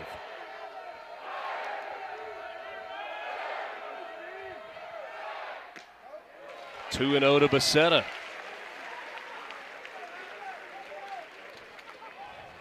And you know, with the day that he's had at the plate, he would love to run one out. But he's also got Judd Utermark hitting right behind him. That's true. Got to be selective. 2-0 right here. Get your pitch. You want to talk about how you win in this league? You don't swing at that pitch? Well, no, you throw a 2-0. You're able to throw a 2-0 slider for a strike like that in a situation like this. I mean, that's how you pitch Matt Scott. Ole Miss bringing Cannon Golden into the game to pinch run for Topher Jones. Would imagine that Golden would just go to left field and you would keep Federico in center, but we'll see in the top of the 9th. A little more speed there at first base. Becerra, big swing and a miss. But it was on that slider down. Yeah, I mean, if a pitcher's going to show you 2-0, he's going to go slider. Most likely that 2-1 pitch is going to be the same exact one, and he makes a good pitch. You do it again on 2-2. Yeah, I think he does. This time you better get a little bit lower in the zone, though. And he did, and he got a swing and a miss to end the inning and end the threat. What a big pitch by Matt Scott. How about that? 2-0, and he goes 3 straight sliders, gets it done. Heck of a job by Scott. 7-5.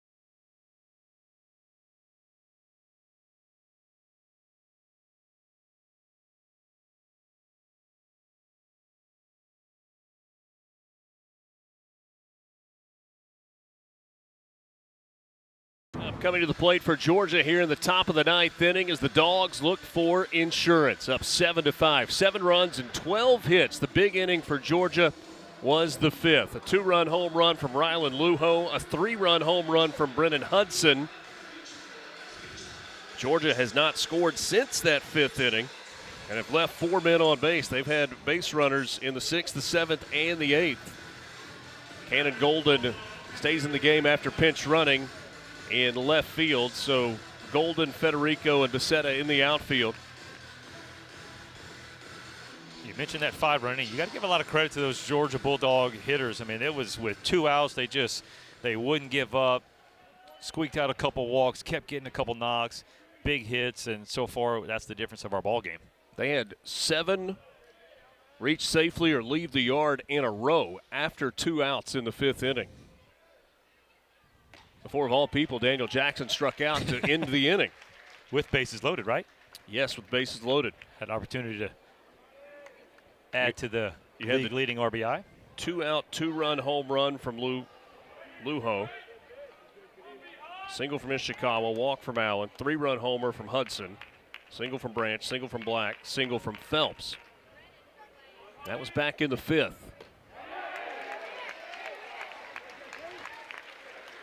Hudson unable to hold up there, so he is behind in the count, no balls and 2 strikes. He called it on the swing. I thought it should have been called on the pitch. Either way. J.P. Robertson has worked 2 1/3 scoreless. Trying to get Ole Miss through the top of the 9th with a chance. And he bounces one in there for ball 1 to Brennan Hudson. Colby Branch and Ryan Black, the next 2 scheduled hitters for Georgia. Kate Townsend went 4 2/3. Libbert faced 5 batters and couldn't retire any of them. Terry Hayes Jr. came into the game and worked an inning of scoreless relief. There's a swing and a miss. Hudson down on strikes for the first out in the top of the 9th. That's a great way to start the inning right here by Robertson. Just a 96-mile-an-hour. Hey, that's a 4-seam up in the zone. You get it above the belt. So tough to catch up to it. It's also so tough to lay off of it. It's the 3rd strikeout by J.P. Robertson. And now he will face Colby Branch, who singled off of Robertson in the 7th inning, has 3 hits in this ball game.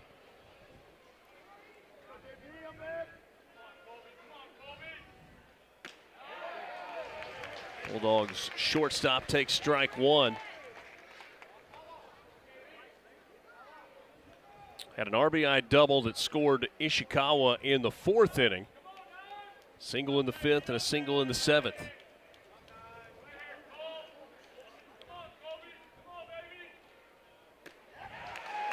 Swings through the slider and is behind in the count. No balls and 2 strikes. I'd look for him to go back to that slider. That wasn't one of his better ones. He backs one of the better ones up with the slider, or he could go fastball up. So he's in the driver's seat right here.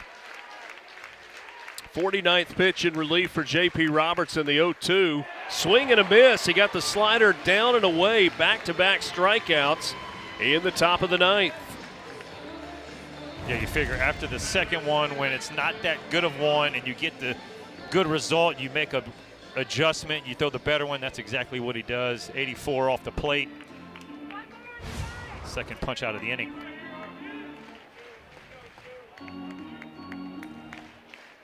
"12 strikeouts combined by Ole Miss pitchers. Townsend had 7, 1 for Hayes, and 4 now for J.P. Robertson as Ryan Black stands in. Ryan Black 1 for 3 in the game. Hit by a pitch and scored in the 3rd. Had a single in the 5th. Couple of swinging strikeouts as well.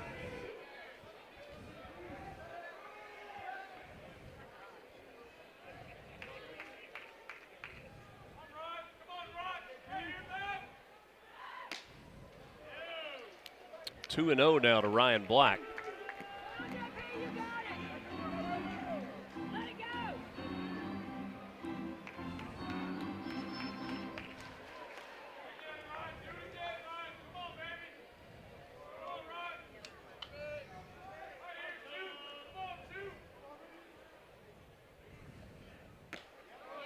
3-0 out of the 9-hole hitter Black. Trey Phelps waits on deck for Georgia.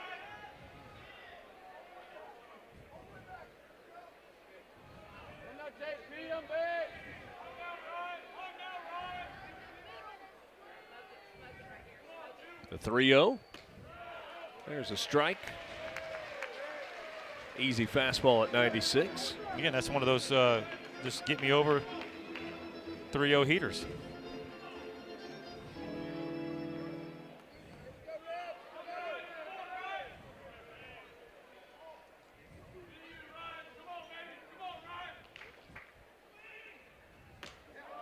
And that's ball 4.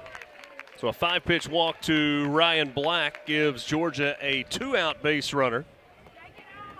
And flips the lineup and brings Trey Phelps to the plate. Phelps with his 6th at bat of the game. He is 2 for 5 with a pair of singles.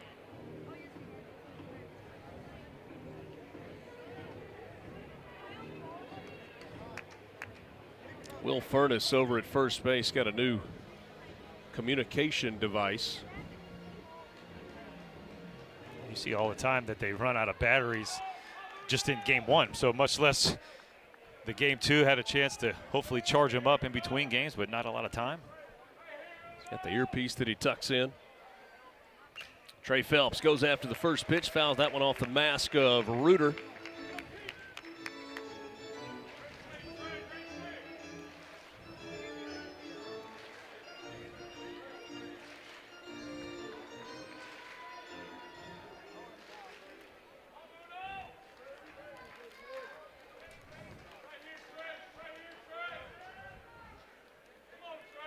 The 0-1. Runs just inside. The count evens at a ball and a strike.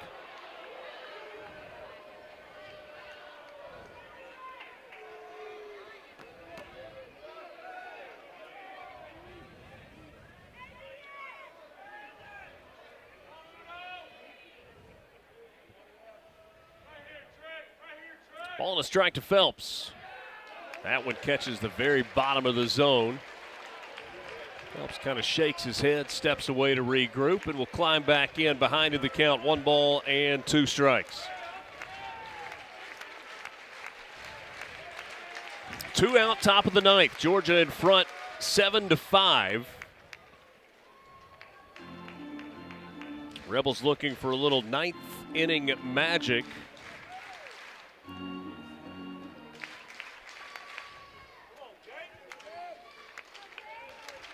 Phelps hitting .368 on the year. An on-base percentage just below 500, but he goes down swinging. The hard slider. 3 strikeouts in the inning for J.P. Robertson. Utermark will lead things off for Ole Miss.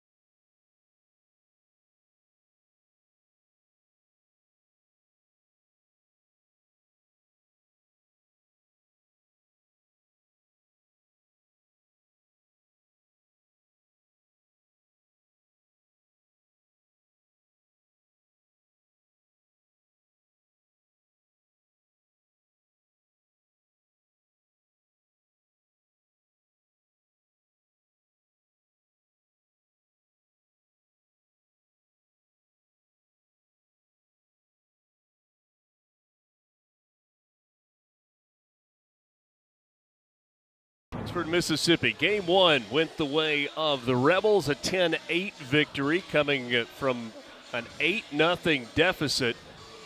Georgia trying to split the series, leading it 7-5 as we go to the bottom of the ninth innings. Bulldogs 3 outs away. Ole Miss with Utermark, Furness, and Federico, the scheduled hitters in the bottom of the ninth inning. Got to have 2 to keep it alive. 3 would win it. So that last ninth inning rally was at Florida. Had that game. Ole Miss was absolutely dead the whole game. Kate Townsend pitched great.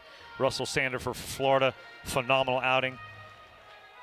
Josh Reitner in the game, mowed in the 8th, and all of a sudden comes up, man on, and he tries to blow 99 by Joe Utermark for the 3rd time in a row, and he put it over the bullpen, and they scored 5. It was a epic comeback.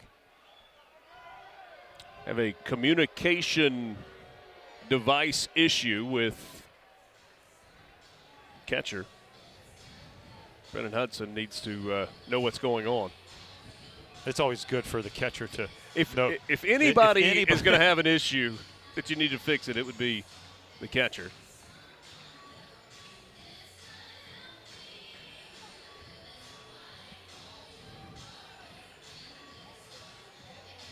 Three hours and 45 minutes in. Let's make sure we get that right.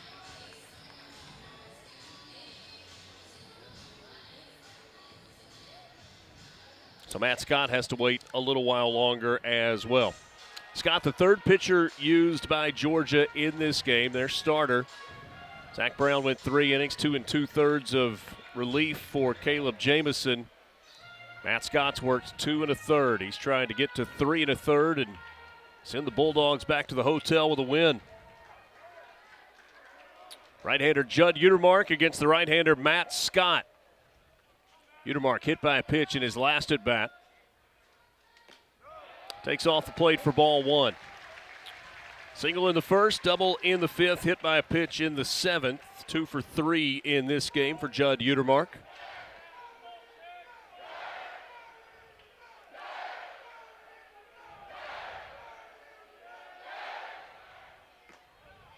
Outside 2-0.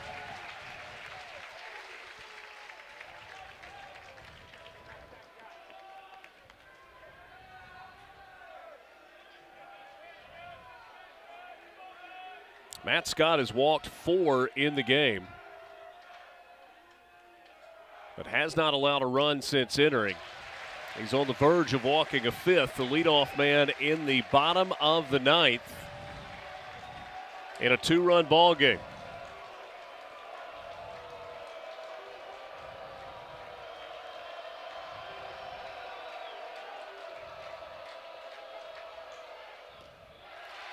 And it's a 4-pitch walk to Utermark to start the inning. And certainly you understand being careful with Utermark, but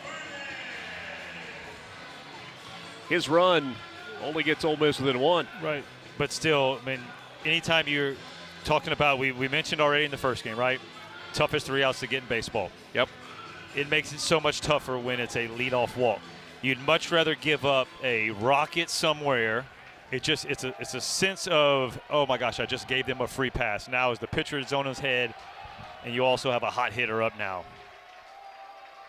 Will Furness at the plate, goes after the first pitch. That was a breaking ball that stayed up, but Furness fouled it back. Right-hander Grant Edwards and left-hander Jackson Peavy both up and I think ready if needed in the Georgia bullpen.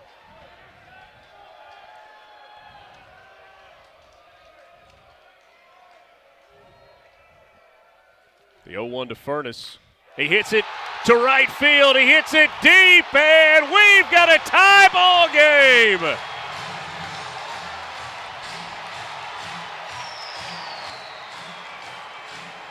Second home run of the game for Will Furness, his 3rd of the day, and it's 7-7 in the bottom of the 9th.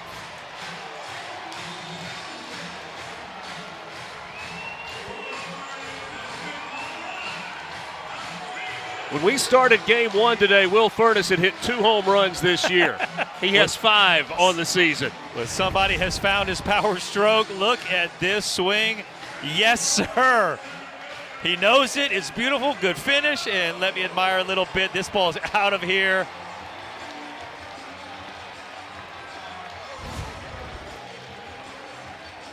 A 2-run home run to tie the ball game in the bottom of the 9th inning for Will Furness.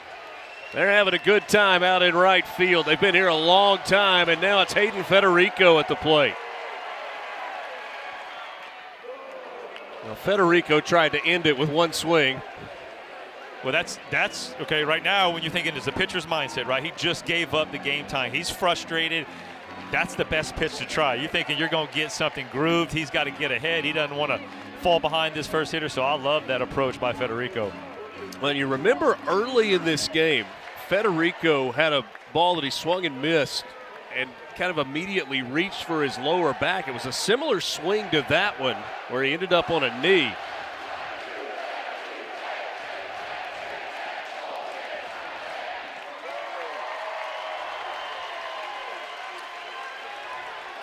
Ole Miss fans that have endured a long day of baseball fired up in the bottom of the 9th.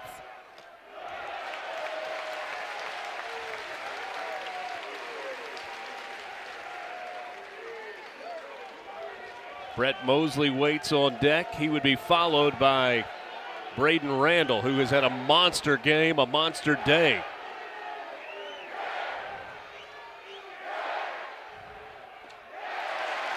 Two balls and a strike now to Hayden Federico.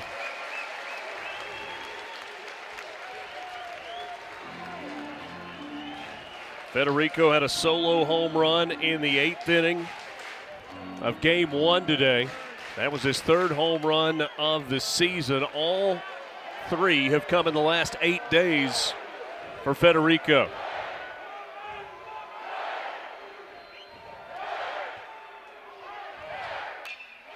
This ball hit high in the air to right, but it's not going to have the legs to get anywhere close to the wall. Lujo camped under it, makes the catch for the first out of the inning. This crowd has seen so many long balls, but anything off the bat in the air, you were going to get that reaction. Absolutely. A lot of hands went up. You thought just because it sounded good and the ball goes in the air doesn't mean it's going out of here. Now Brett Mosley will come to the plate for Ole Miss. Owen Pano began the game in this spot in the order. He was 0 for 2. Sermon struck out 0 for 1, and Mosley struck out his only at bat. Shows bunt and pulls back, and Mosley may be the fastest guy on this Ole Miss team.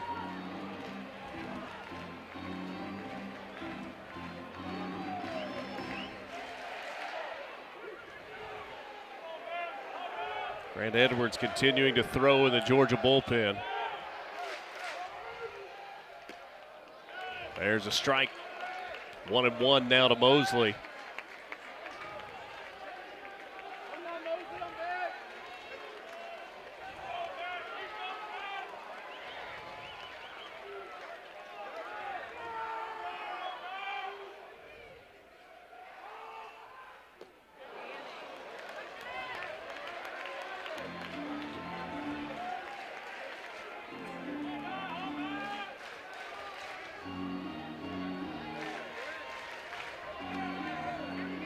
Mosley behind at the count, a ball and 2 strikes.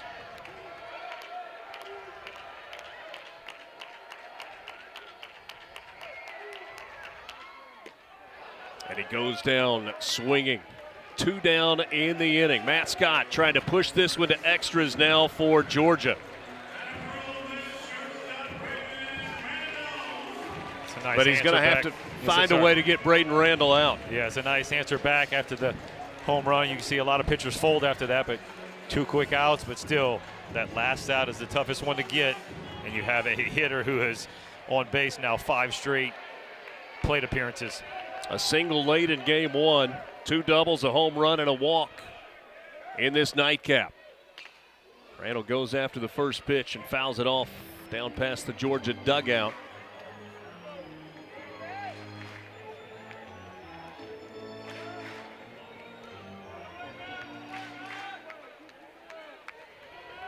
Braden Randall, despite the fact that he's only hitting about .230, has had a flair for the dramatic. And he hits this ball out toward right center field. Newman over toward the gap. He'll make the catch, and we will play on. This game extended courtesy of the bat of Will Furnace, a 2-run shot. 7-7 after 9.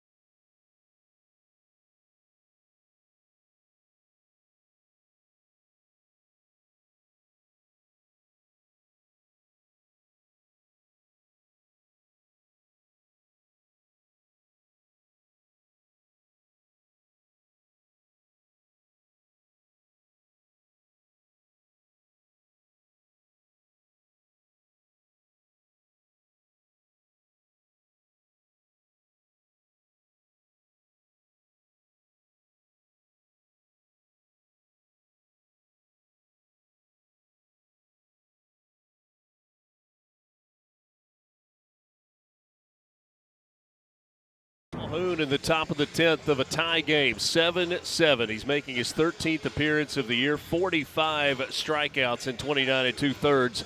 Just 15 walks on the year, ERA just south of 4. And the 45 punch outs is because the stuff is elite. Fastball with good spin rate, good induced vertical break. You're talking about analytics, it's there. But also, guess what? He's got the old number one, 98 miles an hour. Cutter as well, slider, changeup. And this is one of his games, right? You thought he might be being saved for tomorrow, but you have an opportunity to win a ball game in the SEC. You pitch your guys, and so. Well, it's all situational, right? I mean, the thinking completely changes when you get that swing from Will Furnace. Absolutely. How about the outing right here? 3 1/3. J.P. Robertson going to sleep good tonight. 5 punch outs. He ends up punching out the side in that last inning. Kept his team where he needed to. Basically, what, mirror images of the first game? The Ole Miss bullpen after the 5th inning put up some zeros and allowed the offense to come back. Zeros in the 6th, 7th, 8th, and 9th on the line score for Georgia. But they have got their guy at the plate to lead things off here in the top of the 10th inning. 2, 3, and 4 in the order. Daniel Jackson, Michael O'Shaughnessy, and Rylan Lujo.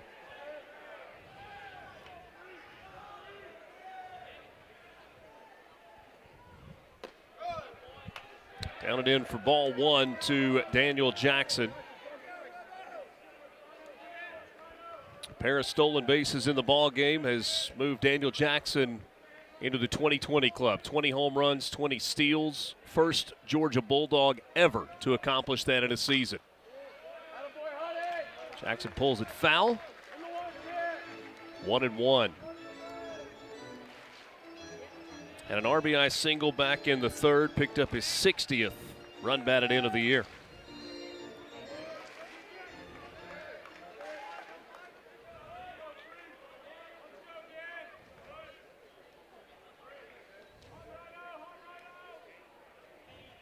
The 1-1.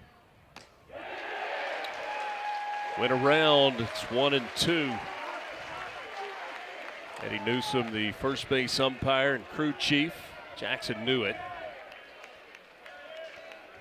Trying to sell that, but you don't really have much to sell there. No. A for effort. The 1-2 from Hudson Calhoun to Daniel Jackson. Oh.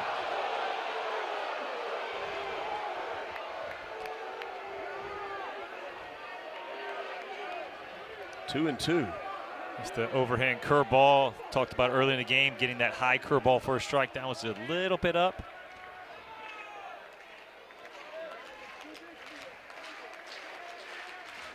2-2.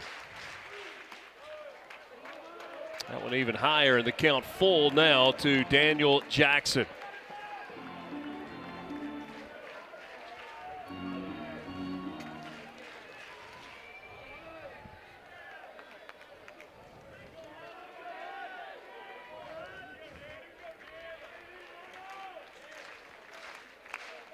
Full count. On the ground, left side, a base hit into left for Daniel Jackson.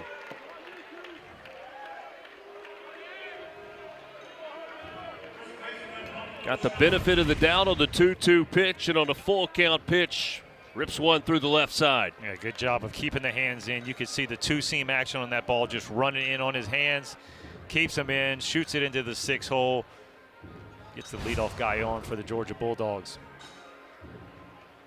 All right, so in game one today, Georgia recorded its first sacrifice hit of the season. Could you possibly do that with O'Shaughnessy to get Jackson into scoring position? Well, if you look at how much the field, right, you're talking about a sack, like you could just literally just push it that way, and it's the easiest sack you've ever seen, and it'll be a hit. Instead, check swing with O'Shaughnessy unable to hold up for strike one. You're hoping, if you're O'Shaughnessy, that the check swing just puts it that way. 14 home runs on the year for O'Shaughnessy, 40 driven in. Looking for his first hit of the game. Hudson Calhoun going to keep an eye on Daniel Jackson, who does have 2 stolen bases in the game tonight.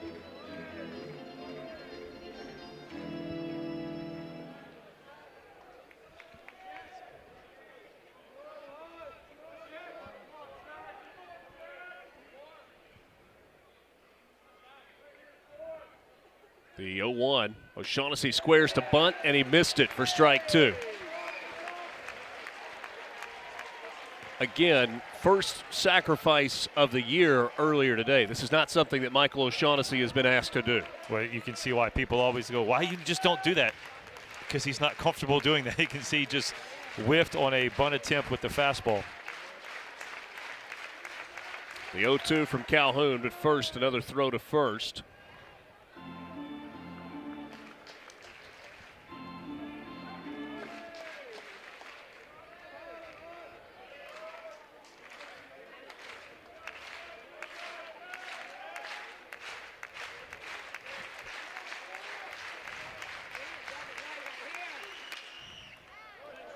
Two fouled off. We'll do it again.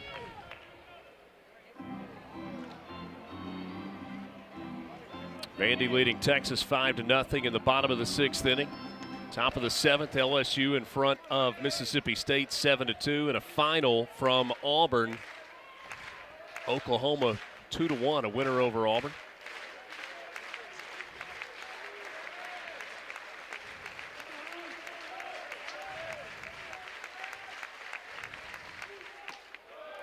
Ball and 2 strikes. That was despite an outstanding relief appearance from a young man named L.J. Cormier.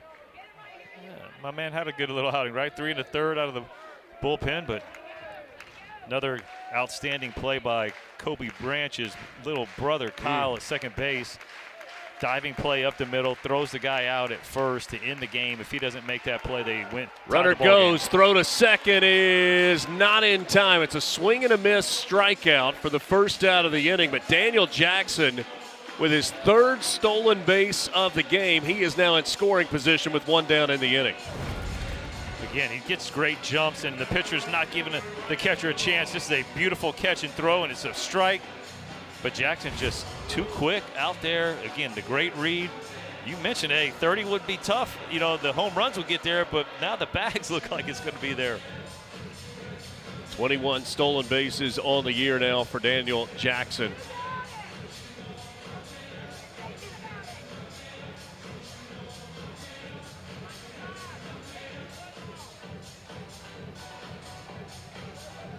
Not sure what the delay is.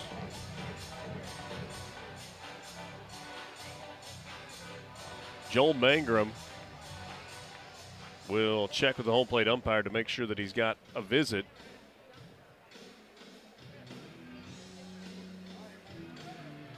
But I think he's going to have a conversation with Eddie Newsom to make sure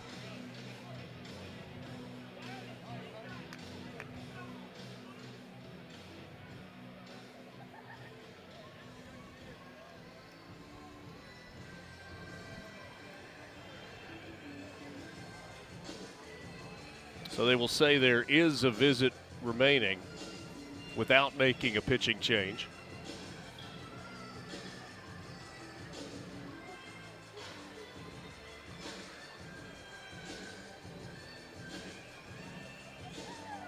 All the umpires pull out their little notepads so that they can double check each other's work if necessary. Checks and balances.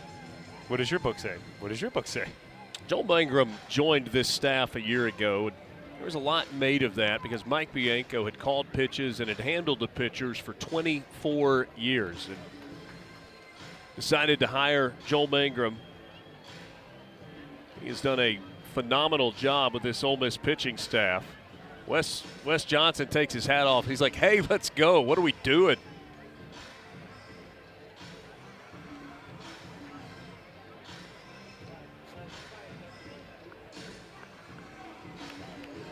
So the conversation over on the mound, Mike Bianco talked, especially a year ago, about how hiring a pitching coach and turning that role over to him had kind of freed him up to be more of a CEO and be involved with the entire program.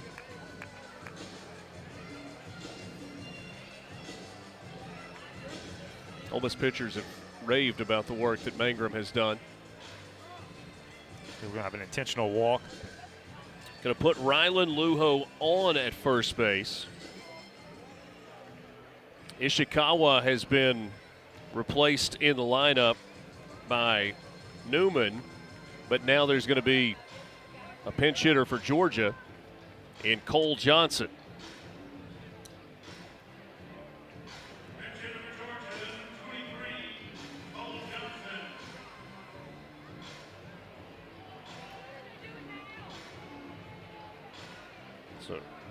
So Lujo intentionally walked.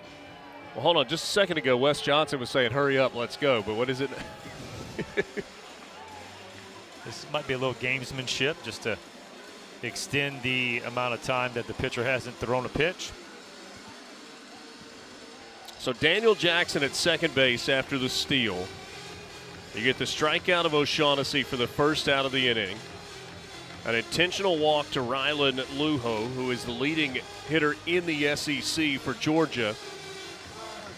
Kenny Ishikawa was originally in this spot in the order. They replaced him, though, with Newman, and now Cole Johnson will hit in this spot of the order. You got all that?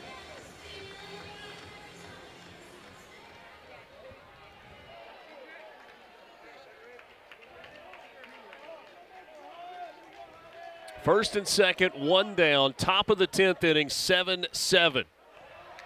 Cole Johnson takes ball one. Has not come into the game all day today in either of the games today. Hitting .306 on the year.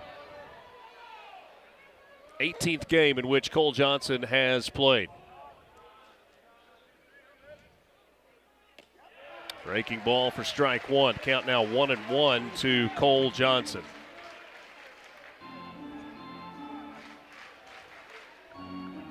Johnson, the freshman from Watkinsville, Georgia. Oconee County High School. The 1-1. Swings through the fastball there and is behind to the count of ball and 2 strikes. That one above the belt. It's a good pitch to back up from that curveball, nasty 12-6 curveball, and then all of a sudden he goes the fastball up. Looks like the curveball. That's why you get the swing and miss, top of the zone. The 1-2 from Calhoun. This one runs outside. Now, I know you don't want to run. Well, you already have a guy in a scoring position, but Daniel Jackson, there is nobody near him at second base. can get a big lead. Oh, you could get a huge lead and just take off, get to third base. Put it in play, right side, fielded by Furness. He'll step on the bag at first himself for the second out of the inning. Both runners move up 90 feet. Jackson to third base, Lujo to second, and Henry Allen will now come to the plate looking for a base hit to give Georgia the lead in the 10th. Georgia has 10 two-out hits in the ballgame. 10 of their 13 hits have come with 2 outs.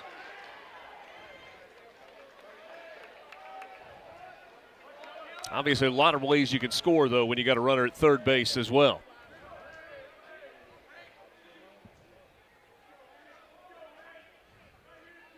Hudson Calhoun, the right-hander from the stretch. First pitch. Slider nips the corner for strike 1 to Allen. He struck out 3 times tonight, walked and scored in the 5th inning, and had a single in the 6th.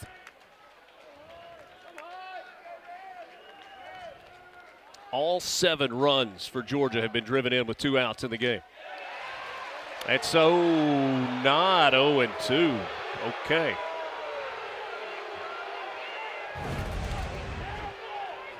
Well, this is one of those where I don't know where that misses.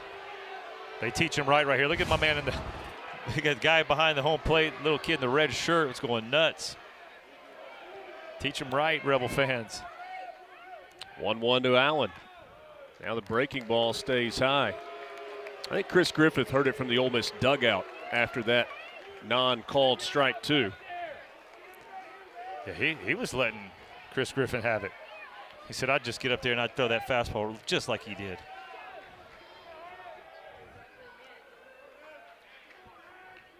The 2-1 from Calhoun. Now 3-1. That kind of handcuffed Reuter.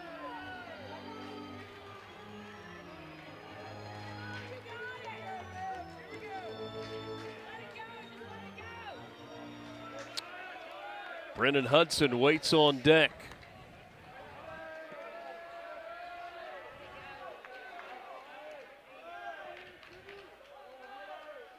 The 3-1. Full count. Painted the outside corner with 95 at the knees. That's stepping up. That was a beautiful fastball down and away. You do have the base open. Don't have to give in right here.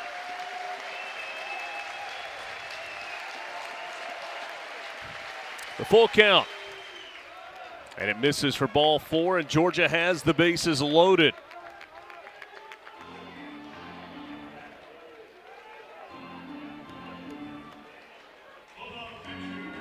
We had any drama today? No, none whatsoever. Birthday boy, bases loaded, top of the 10th, 2 outs. Already has the 3-run home run. Could he do some more damage? Hudson Calhoun gave off the leadoff single to Jackson, struck out O'Shaughnessy. Intentional walk to Lujo, got the ground out from Cole Johnson. Bases now loaded, and this pitch down in it and smothered by Reuter. Brendan Hudson with a 3-run home run in the 5th inning. He's 1 for 5.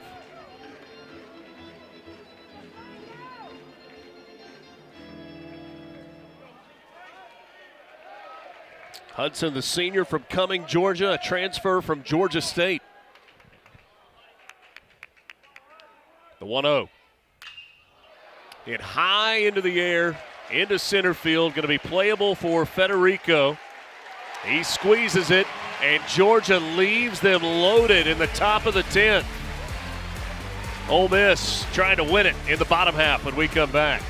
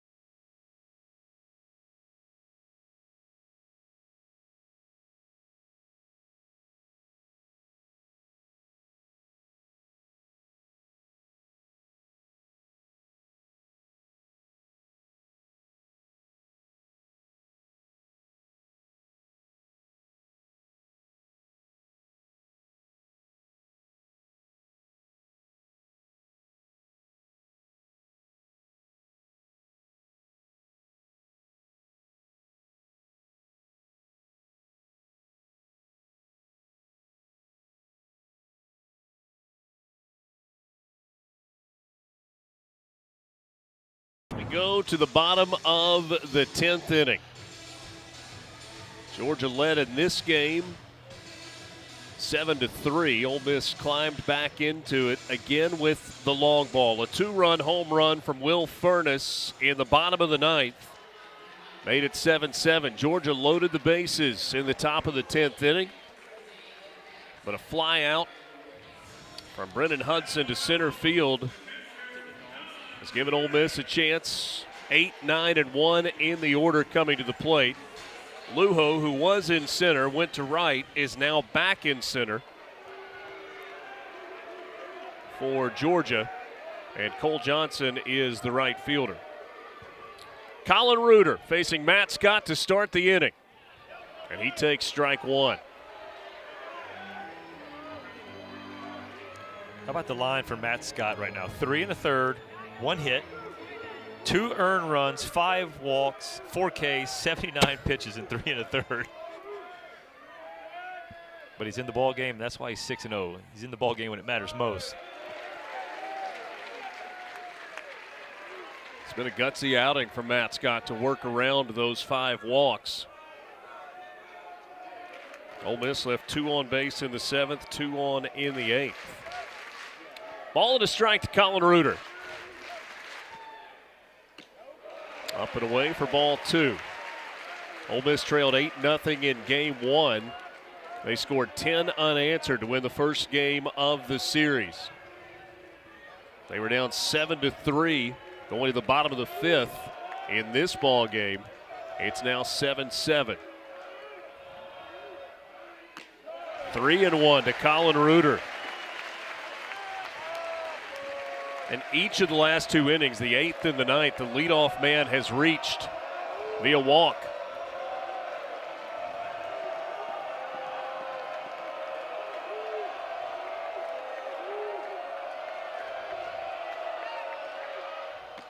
And that's ball 4. The leadoff man is on for Ole Miss in the bottom of the 10th inning.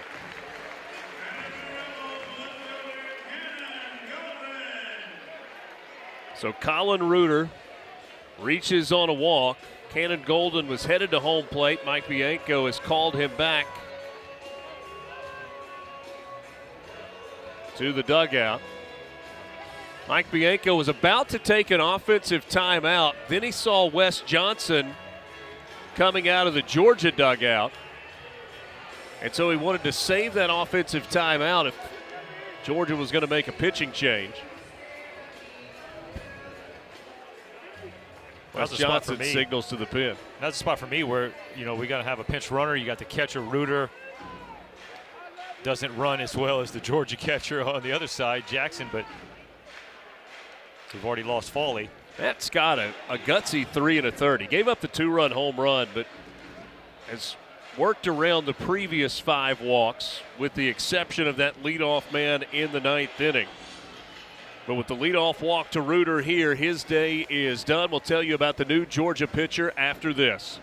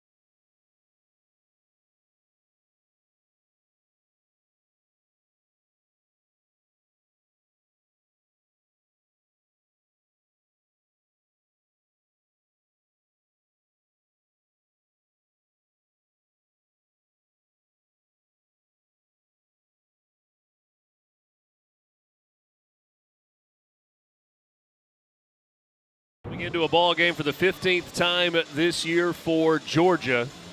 It looks a little bit different coming out of the hand for him. 10 2/3. 12 hits allowed, 9 strikeouts, 5 walks on the year.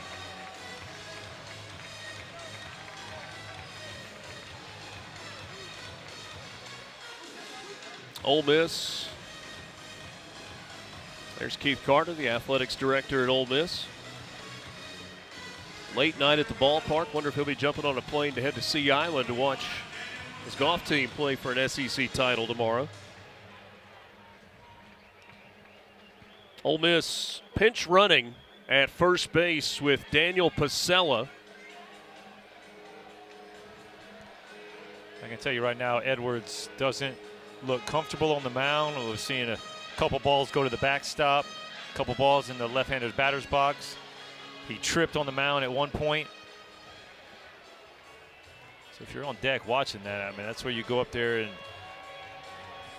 don't give him an out by going up there just being aggressive early and chasing a pitch. Cannon Golden.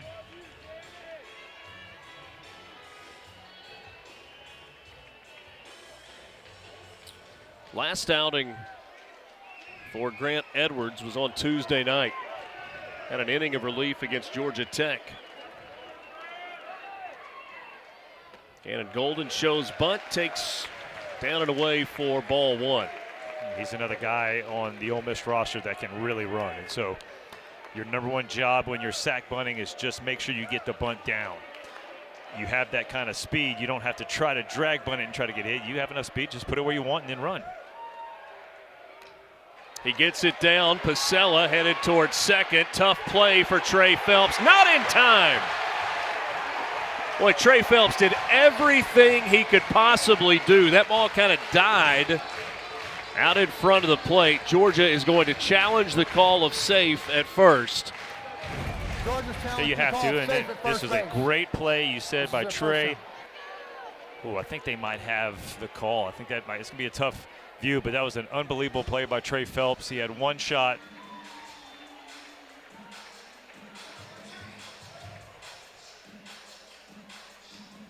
Well, you're taught to hit the front of the bag, and Cannon Golden hit the front. I'm with you. I think that gets overturned, but we'll see. Regardless, you're going to have a runner in scoring position for Ole Miss. The question is, will it be with one out and a runner at second, or will you have first and second? Foot still in the air there. Is that ball and glove? Here we go. After review, the runner at first base is out. Georgia has one challenge remaining. So a sacrifice bunt for Cannon Golden. What a play by Trey Phelps. And you talk about athleticism. I mean, we've already seen a very nice play on a rocket deep in the hole at third base, and he just comes in charging. It's one shot. I mean, he goes glove to hand, out within one step in a strong throw.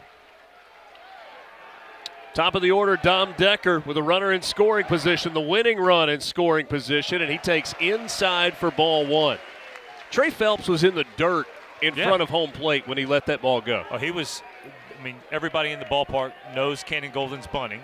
So Trey Phelps is charging. He's already playing in and charging and makes an outstanding play. Outside ball two. So Golden does his job getting Daniel Pasella into scoring position at second base.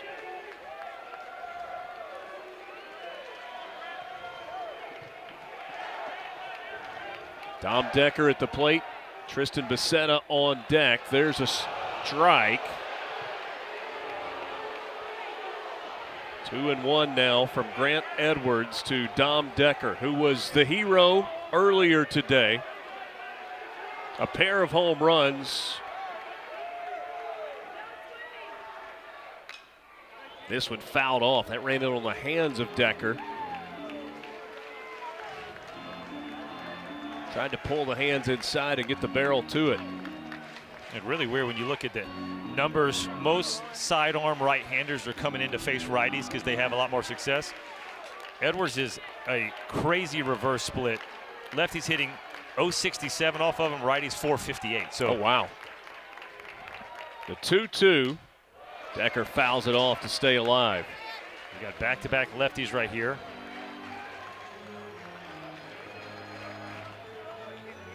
A 3-run home run for Dom Decker in the 8th inning earlier today. Put Ole Miss in front, 10-8. Completed the comeback from down 8-0.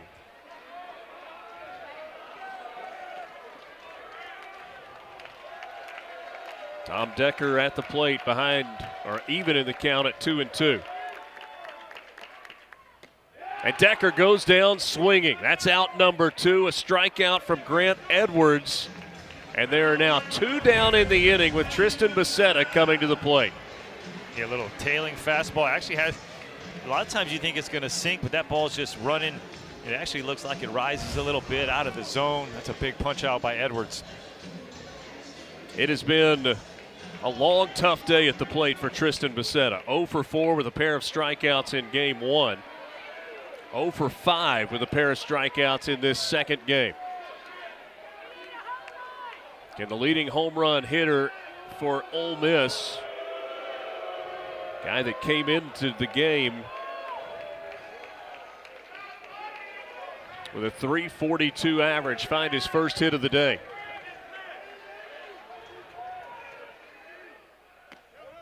Outside for ball 1.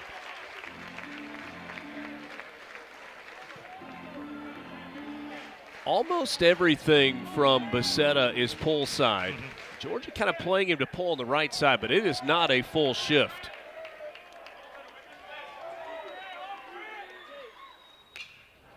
Becerra fouls this one off third base side, 1-1.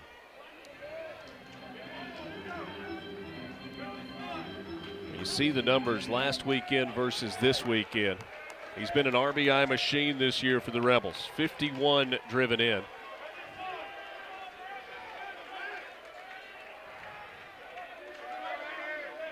Ball and a strike to Tristan Becerra, the 1-1. That one just missed inside, 2-1.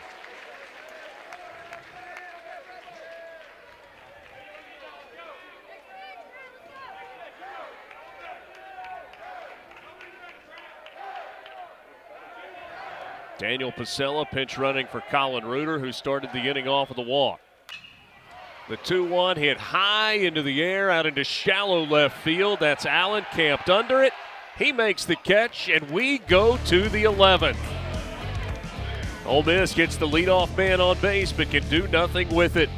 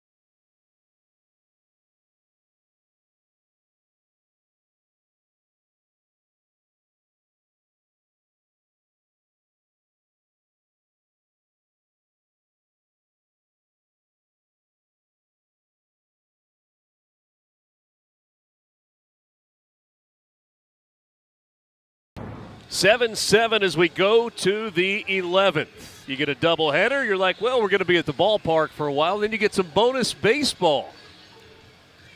Congratulations on that. Kelvin Pereira is the new catcher into the game for Ole Miss. Third used. Austin Foley left the game, we think, with an injury after taking a ball off the knee as a hitter, not as the catcher. Right. And then Colin Reuter, who walked to lead off the bottom of the 10th inning, was pinch run 4.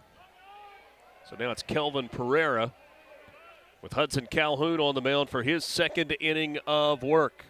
Colby Branch starting the inning for Georgia. He takes a fastball for a strike. Colby Branch, Ryan Black, and then top of the order, Trey Phelps, scheduled to hit for Georgia.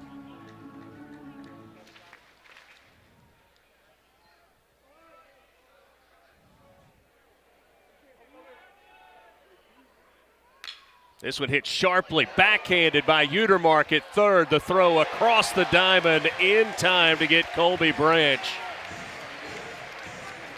How about the plays that we have had in this game from the third baseman? I mean, that's a tough hop and then just gathers himself, fires it across the diamond. It's a big first out for Ole Miss. I mean, Utermark and Trey Phelps, that's some athleticism at third base. And another ball that Colby Branch probably hits 100 miles an hour off the bat with a great play made. Ryan Black, the 9-hole hitter, the second baseman. He's been on base 3 times. He's got just 1 hit. Hit by a pitch and scored back in the 3rd, had a single in the 5th, walked in the 9th.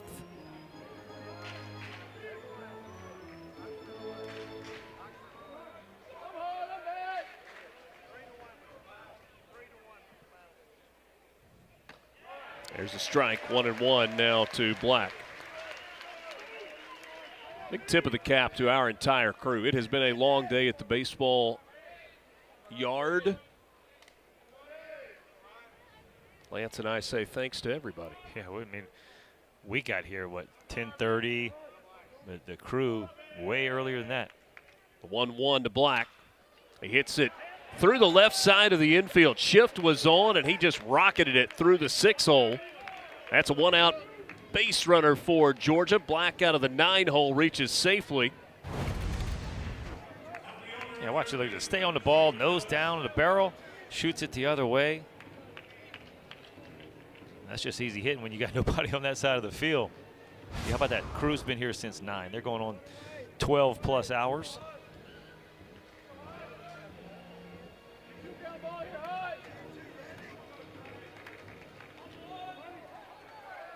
Georgia has had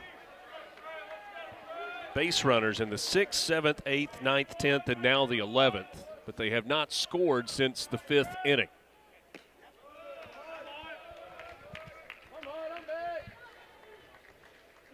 Trey Phelps, top of the order, couple of hits in the ball game. This is his 7th at bat of the game. So you want to hit leadoff. Jackson waits on deck. Hudson Calhoun keeping an eye on Ryan Black at first base.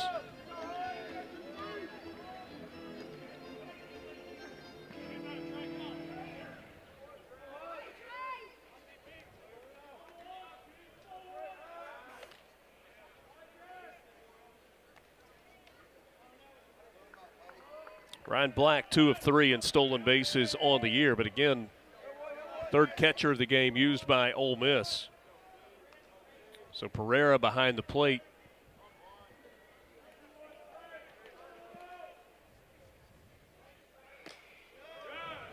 Outside ball 2. Word of encouragement from Utermark for Hudson Calhoun. I gave him a play of encouragement a moment ago with that backhand and throw across at third base. The 2-0 from Calhoun. Phelps fouls it away.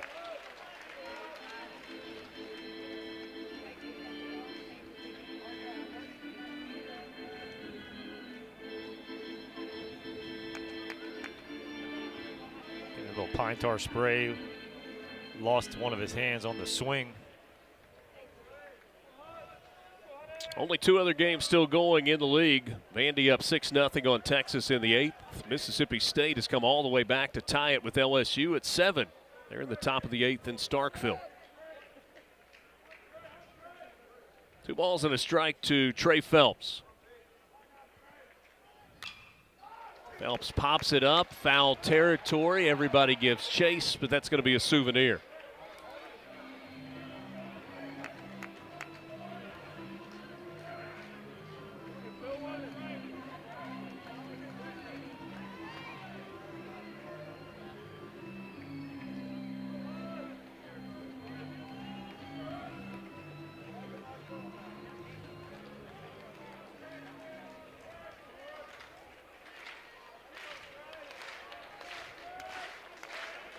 2 balls, 2 strikes, 1 out. In the top of the 11th, a 7-7 game, and this one misses away. Full count now to Trey Phelps.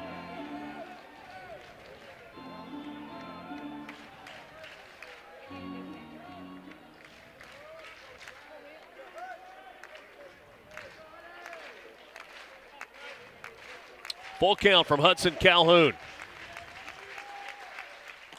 And it misses for ball 4, and Georgia has first and second now with 1 down in the inning.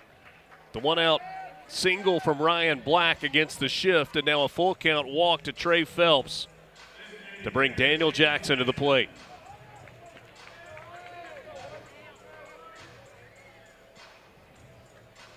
Second walk issued. Technically the third walk issued because you had the intentional walk for Hudson Calhoun since coming in. And now he's facing the best hitter in the SEC. First and second, 1 down. Daniel Jackson. This one bounced in, and Pereira does a good job blocking that, a 58-footer. That was one of those, I don't think he knew what he was doing. Just say, do you see the ball going down? Just close your eyes, put your glove down, and boy, hits right off his chest, perfectly blocked. That's a welcome to the ball game.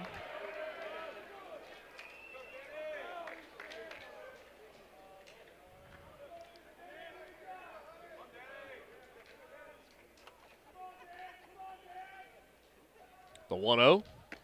There's a fastball strike.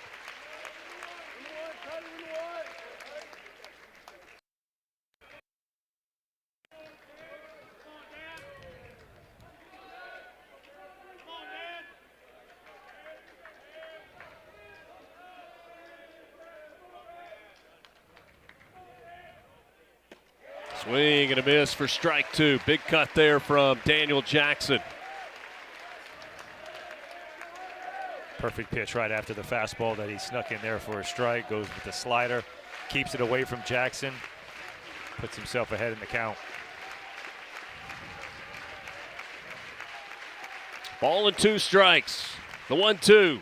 Swing and a miss. Got him with the hard slider for the second out of the inning. What a big strikeout for Hudson Calhoun. Yeah, back-to-back, just tight slider out of the hand, just down and away. Does a great job of just keeping the ball away from Daniel Jackson. That's making the pitch when it matters most. Look at that, 14 punch-outs for the Rebels pitching staff.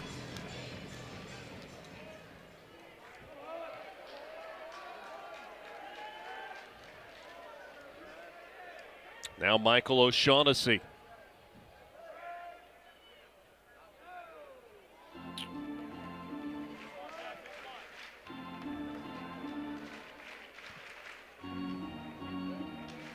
A couple of weeks ago with Georgia in Starkville taking on Mississippi State, O'Shaughnessy hit a 3-run home run in the top of the 10th inning to put Georgia in front.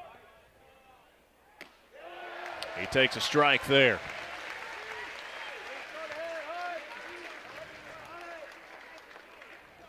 Those 2-out hits have become harder to come by for Georgia since the 5th inning. Yeah, 1.9 for 13. I think that's right.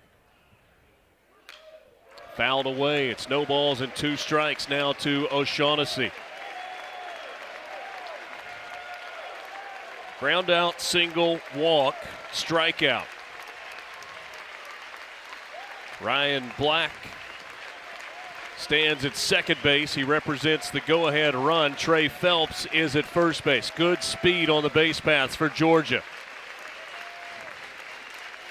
Michael O'Shaughnessy behind in the count, 0-2. 2 down in the inning. Lays off the elevated fastball. That was the perfect spot. That's right where he wanted it. It was a competitive pitch. A lot of times you'll see guys go out there and the ball's just out of the hand, nowhere near a strike. That was a good setup pitch. Now he can go back to the fastball up or even go breaking ball down. The 1-2. Swing and a miss. Georgia strands a pair. O'Shaughnessy goes down on strikes after Jackson went down on strikes. We go to the bottom of the 11th, still 7-7.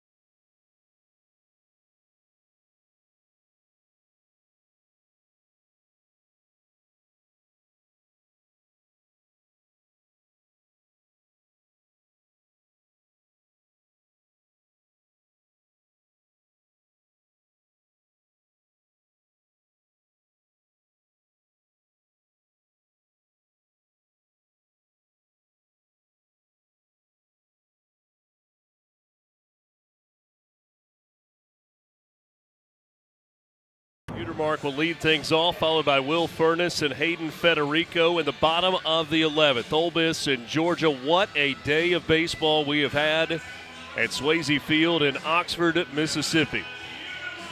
Got started at 1 o'clock with game one of the doubleheader. Ole Miss fell behind 8-0. Austin Fawley hit a grand slam to cut the deficit in half. The Rebels scored 6 more, had 5 home runs in the first game.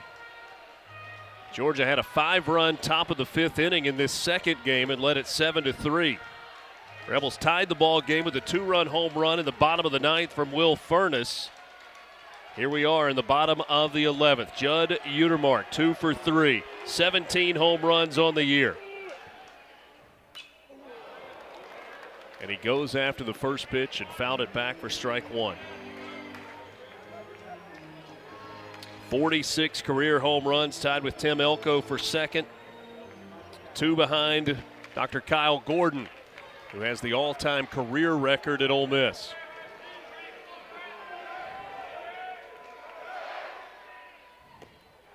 Utermark takes strike 2.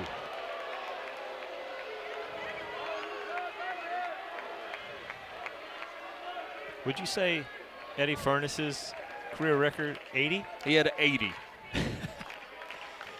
So 49 here and 80 at LSU. Okay.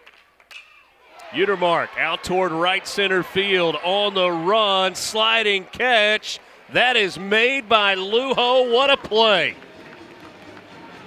This game has been full of outstanding defensive plays by both of these teams. Yeah, this ball was absolutely crushed into the gap. I don't know if Ryland Lulo has to make it.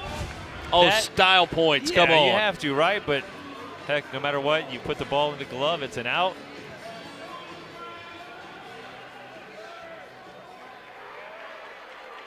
Now Will Furness, what a day he has had. 2 home runs in the nightcap. He had 1 earlier today. The season total is now at 5. He takes away for ball 1. Bottom of the 9th inning, Will Furness with a runner on first, a no-doubter to right field. He was fired up. That made it 7-7. That's where we stand here in the bottom of the 11th. Furness takes a strike and didn't like it.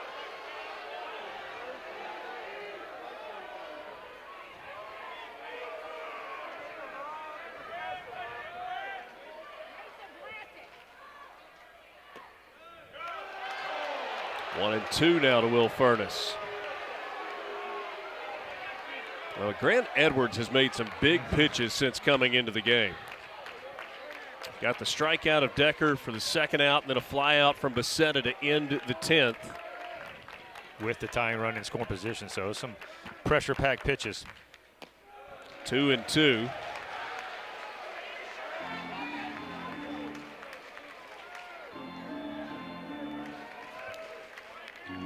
It's the 15th appearance of the year for Grant Edwards. He's been more of a matchup guy than an extended relief guy. The 2-2. Low for ball 3. Full count now to Will Furness. This is a better be careful pitch. It was a 3-2 pitch he hit, wasn't it? In the ninth? It's a 3-2 pitch right now. And it misses for ball 4. Winning run on base for Ole Miss. With Hayden Federico coming to the plate. Does not have a hit in this ball game. Had a home run in the 8th of game 1 today. Also made an incredible catch at the warning track on the run to save the game for Ole Miss in the top of the 9th inning earlier today.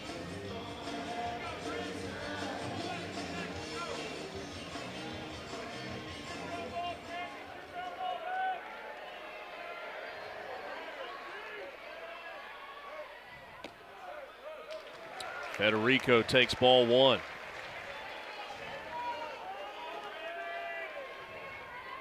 Hard pressed to find a hotter hitter in the SEC in the month of April.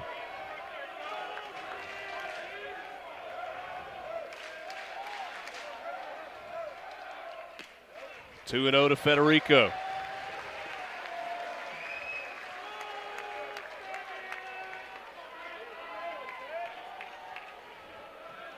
He's walked twice. Also a fly out, a ground out, and a fly out. 2-0, chopped on the infield, past Edwards, fielded at second, the throw in time to get Federico. Ryan Black charging on the play, high degree of difficulty there.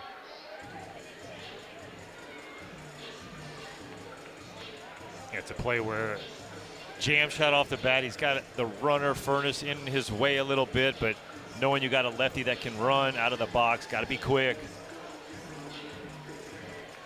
And now Ole Miss will once again pinch hit in this DH spot in the order with Braden Randall on deck. This is Luke Romine. Romine started game 1 as the DH. He was 0 for 3 with 3 strikeouts. Left on right matchup here in the first pitch to Romine, the freshman from Hernando, Mississippi, misses away for ball 1.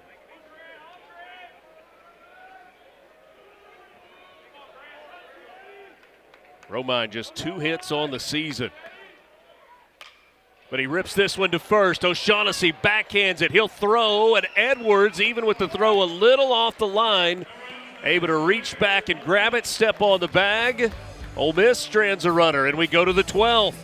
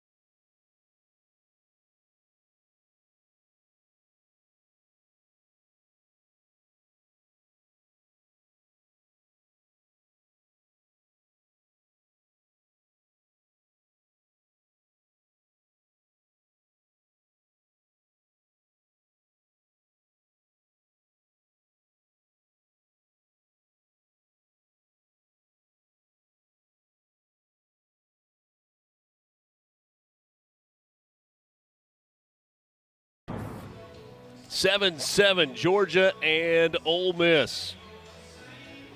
And so many times the guy that makes the big defensive play is the one that starts the next inning at the plate. Lujo had the running catch out in right center field off the ball that was hit by Utermark.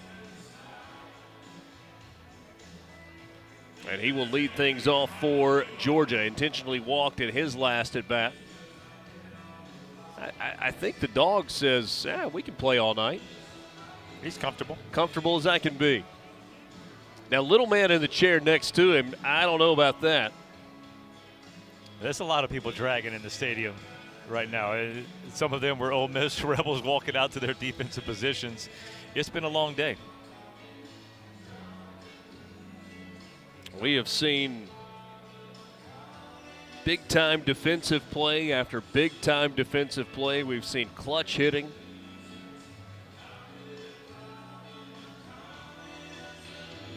Georgia has now gone 6 innings without scoring. Rylan Lujo had a 2-home run way back in the 5th inning. Yeah, a lot of credit has to go to Robertson and Calhoun out of the Ole Miss bullpen. They have, like you said, thrown up 6 straight zeros after it looked like Georgia couldn't do anything wrong. Hudson Calhoun. He's got a communication device issue. Got a feeling we're going to see that. As long as this game keeps going on, I think a lot of times the batteries are running low. 6 1/3 scoreless for Ole Miss pitching since Terry Hayes Jr. came into the game. He worked an inning of relief, gave up 1 hit. 3 1/3 scoreless from J.P. Robertson, and 2 innings now scoreless from Hudson Calhoun, though it has not been without drama for Hudson Calhoun. Georgia had the bases loaded in the 10th, had 2 on with 1 out in the 11th. Hudson Calhoun, 3 strikeouts, 3 walks, one of those an intentional walk to this guy, Rylan Lujo. He leads off the top of the 12th for Georgia. And he fouls the first pitch back for strike 1. Pretty good cut there from Lujo.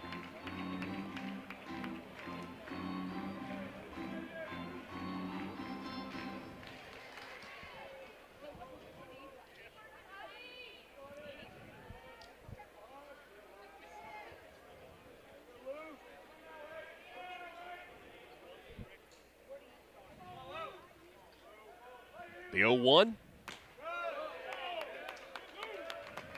They are on the verge of lapping us in Nashville. Vanderbilt leading 6-0 over Texas. They're in the top of the 9th. And they started at 7 o'clock. We started at 5 o'clock. That is accurate. The 1-1 from Calhoun. This one misses for ball 2. Mississippi State trailed LSU 7-2. They now lead 9-7 in the bottom of the 8th inning in Starkville. Well, what a tough year for the Tigers. And it seems to be each weekend like, it can't get any worse. And they go into Starkville, have leads in both the games, and end up blowing those leads and look like they're going to lose 2 in a row.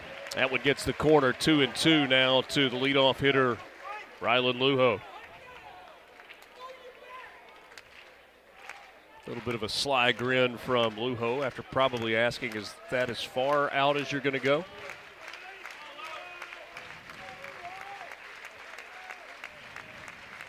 The 2-2 from Calhoun. And a full count. Ole Miss got the leadoff man in the 11th inning. In the 10th, Georgia got a single from Jackson to start the inning. Trying to start this inning off with a man on base. The full count.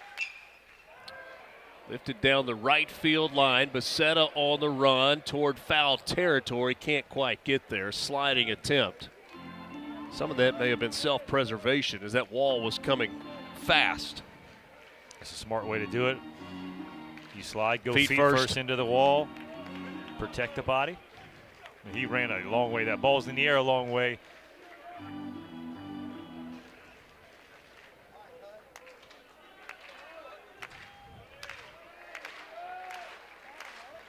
So we'll do it again. Another full count coming for Rylan Luho.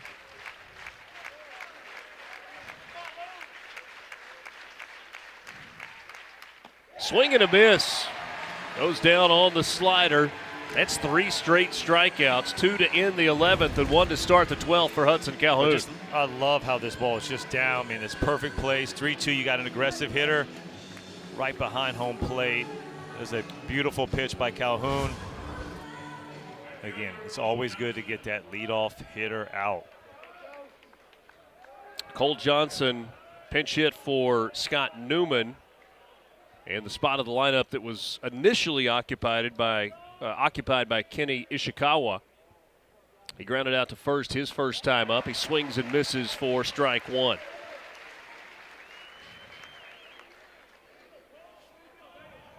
Cole Johnson, the freshman, getting some big at-bats for Georgia. Extra innings on the road in the SEC.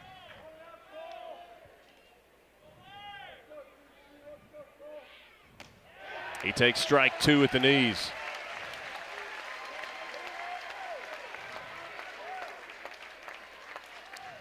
Cole Johnson was an 18th round pick of the Orioles in the draft last year, elected to go the college route.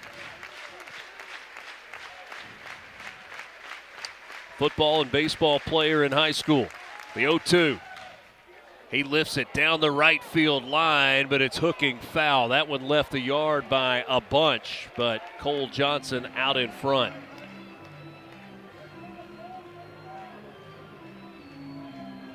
As a senior last year at Coney County High School, he was the offensive player of the year. He hit .441 with 15 doubles and 11 home runs. Behind in the count, 0-2. The pitch. Handled there by Pereira.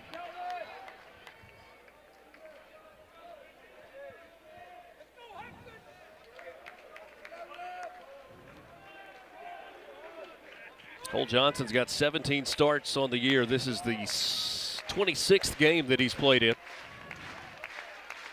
Does not have a home run. The 1-2. This one fouled off third base side. And down by the concession stand for a souvenir. Yeah, look for Calhoun to expand the zone on this pitch. He's still in the driver's seat. A couple pitches have been a little too close with 2 strikes.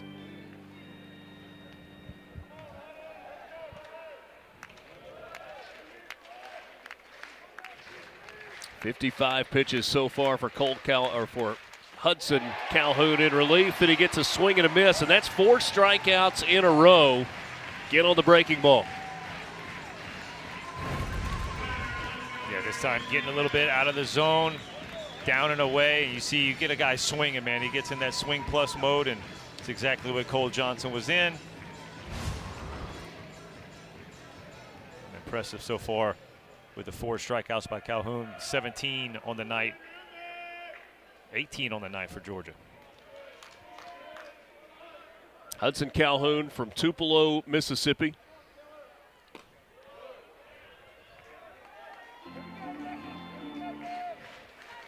Played in high school at McCallie in Chattanooga.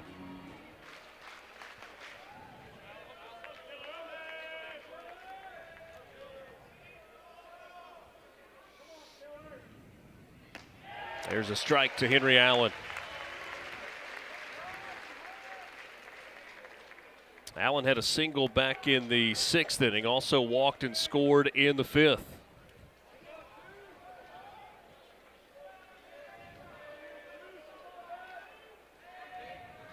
Ball and a strike to Allen. He takes down and in. Henry Allen, double-digit home runs. He's got 13 long balls on the year with 41 runs batted in. Trying to keep the inning alive with 2 down and the bases empty in the top of the 12th. The 2-1 from Calhoun. Swing and a miss, strike 2.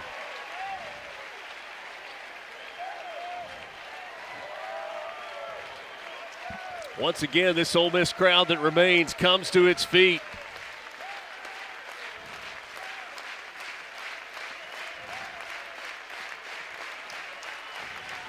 Calhoun from the windup, the 2-2. Out into center field. Federico coming in, makes the catch.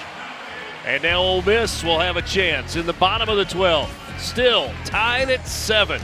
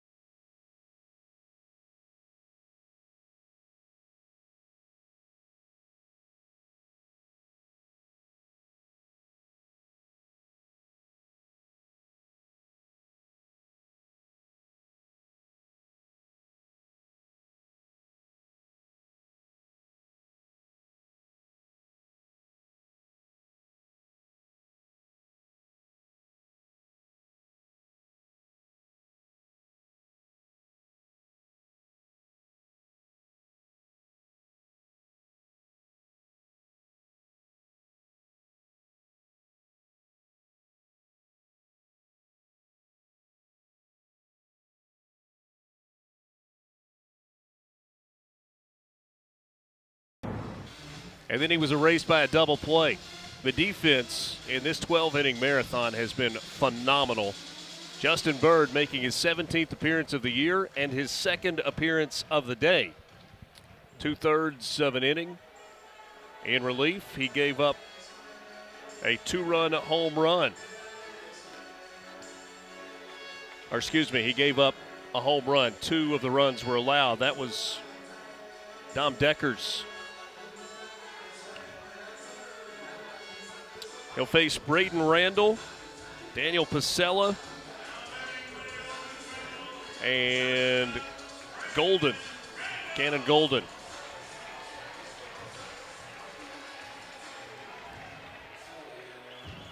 Well, Bird's got great stuff. We talked about it in the first game. The fastball is going to be anywhere from that 93 to 97. And obviously, you know, throwing 11 pitches, what, about 7 hours ago, it seems like. Don't know exactly if the stuff is going to be the same, but guy's going to come out here and compete. And the issue has been the long ball for Bird, and he hits Braden Randall with the first pitch of the inning. And so Ole Miss gets the leadoff man on base. Braden Randall has been on base 5 times in this game and 6 times today. So Justin Bird hits the first batter that he faces. I beg your pardon, I said Pasella was due up. It's Pereira.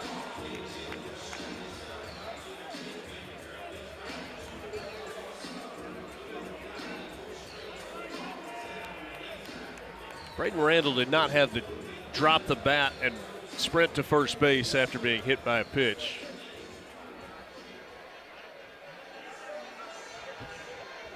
Got a feeling this is Coach Bianco bringing the trainer out going, hey, I know you got hit, but I don't think you're hurt, but I'm wondering, can you steal this bag? Because I don't know if we're going to be able to get the bunt down. Kelvin Pereira will get a chance to hit. This is just the 8th game that he has played in this year. He's got 2 hits in 9 at-bats, and no, he does not have a sacrifice this year. A swing and a miss for strike 1 to Pereira.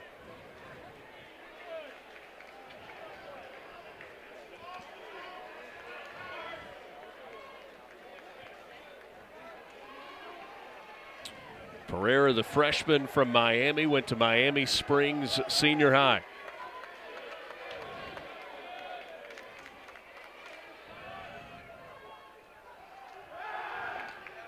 Pereira was a two-time All-State first-team selection.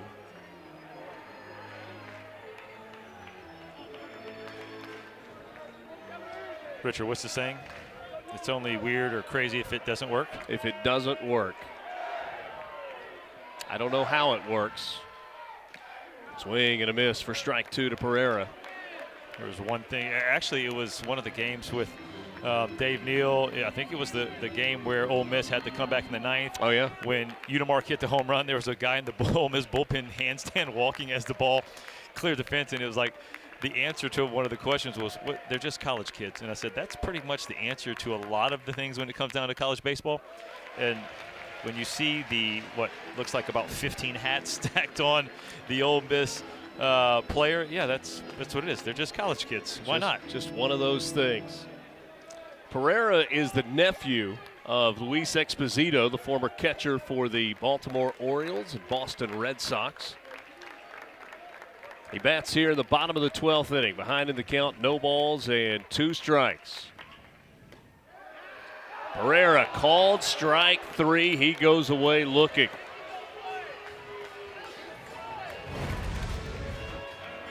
It's one of those up and away. Looks like he snicks that part of the plate, comes in at the belt, might have been the top of the zone. But you're also talking about, what are we, the bottom of the 12th? We're in the bottom of the 12th. The zone gets a little bit bigger in the bottom of the 12th. Cannon Golden now comes to the plate for Ole Miss. Golden hitting .208 on the year, does not have a home run. He's got 9 runs batted in, and Braden Randall scrambles back to the bag at first.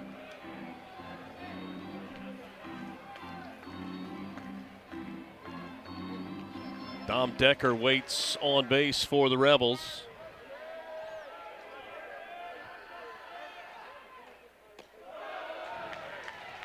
Golden takes ball 1. Had a sacrifice bunt in the bottom of the 10th inning that got Colin Reuter into scoring position.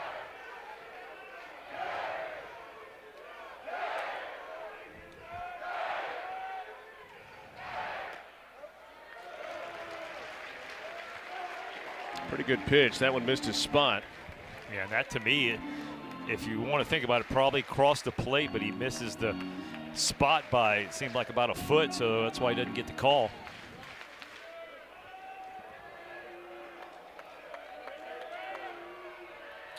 Two-0 to Cannon Golden. Said foul tip. Strike, foul tip, check swing. Pick your poison. 2-1 now to Cannon Golden. Athletic family. Dad played football at Georgia State. Mom was a basketball player at Clayton State. That one nips the corner. What a good location there from Bird. Fastball, outer part at the knees.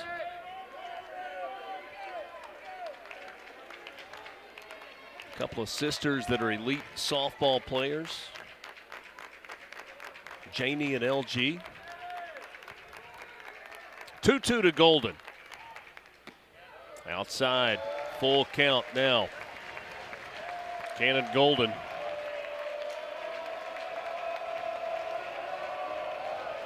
Playing in left field, came into this spot for Topher Jones. Justin Bird trying to not put the the winning run in scoring position. And it gets away, and Braden Randall will now scoot towards second base. He's going to make a turn, but will stop there. And so now the winning run is in scoring position.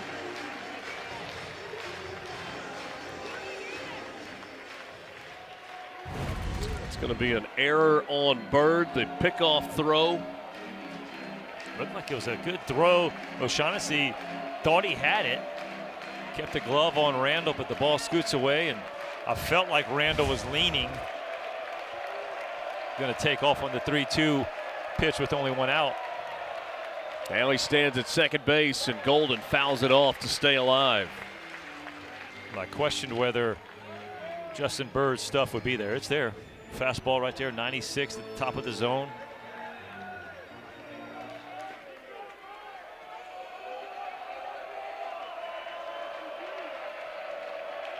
Golden looking for a base hit to try and win it in the bottom of the 12th. Again, the full count from Bird. Golden pops it foul to stay alive.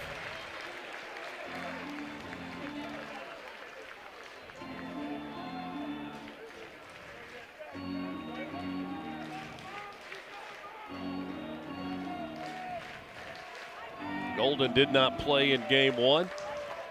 Coming in late in the ball game, has already executed a sac bunt. This is the 8th pitch of the at-bat for Cannon Golden.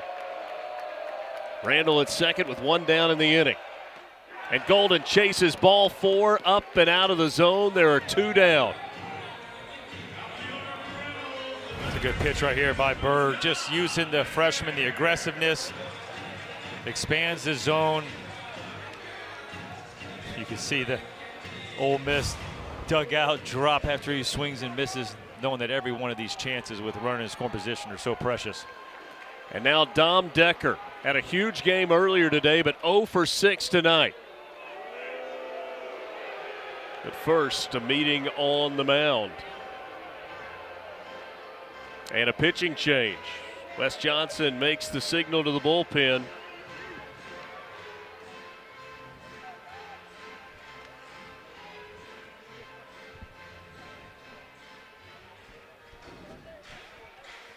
Pretty good job there by Justin Bird. After hitting the leadoff hitter, he gets a strikeout of Pereira. Gets a swinging strikeout on an 8-pitch at bat from Cannon Golden. And he's going to face Dom Decker. Or excuse me, new pitcher in the game is going to face Dom Decker. It's Paul Farley now that's coming into the game for Georgia. So Bird gets a couple of strikeouts. It's going to take a 2-out base hit for Ole Miss here in the bottom of the 12th if they want to go home now. Georgia trying to give themselves another chance at the plate. Paul Farley coming in, 17th appearance. More hits than innings. Too many walks. That's why you're seeing the ERA in the 6. But right now it doesn't matter. It's all about getting outs. Got great stuff. Fastball up to 95. Mixes in 5 different pitches. Cutter, slider, changeup. Occasional curveball. Boy, both of these teams from a pitching staff standpoint fully invested in this ball game. Paul Farley making his 17th appearance of the year. He pitched against Georgia Tech on Tuesday night. That did not go well. 2 innings, 6 hits, 4 earned runs. Not much went well for the Bulldogs. Run rule victory for Georgia Tech. What was it, 14-4 in that ball game at Truist Park in Atlanta on Tuesday night. That's one of those where you're glad. Everybody was complaining about it wasn't on streamed or anything like that. As a Georgia fan, you're like, I'm kind of glad it wasn't on any kind of network. Still holding out hope with the rally cap. That's legit right there. Dom Decker waiting on his chance to face Paul Farley.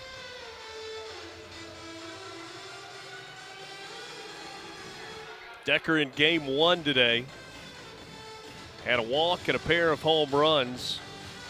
His 7th and 8th of the year. He reached on an error to start the bottom of the first inning, but since then, ground out, foul out, fly out, line out, strikeout. If you're an optimist and you're a baseball guy, then you say, well, it means he's due. There's a lot of people due in this game. That's a good point. Paul Farley, the 6th pitcher of the night used by Georgia. It will be a left-on-right matchup. Left-handed hitting Dom Decker.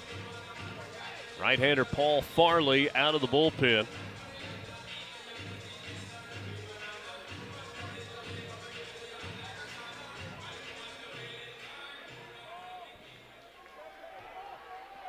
Five hours and 15 minutes into this one.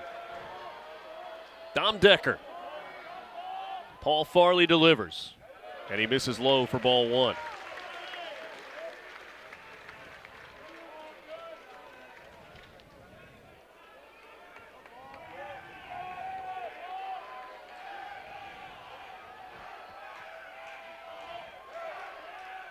The 1-0 to Decker.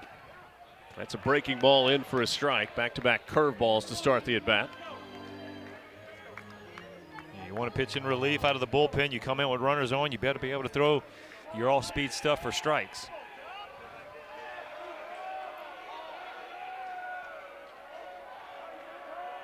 1-1 to Dom Decker. This breaking ball stays high, and the count goes to 2-1.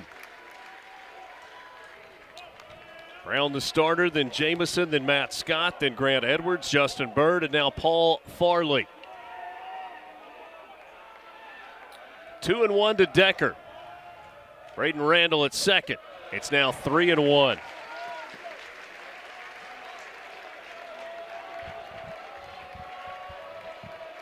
Ole Miss out of the top two in the lineup in this game. The combination of Decker and Becerra 0 for 12.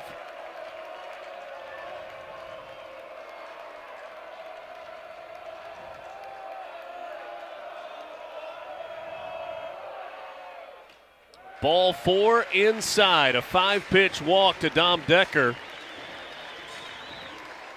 And now Tristan Becerra will come to the plate again.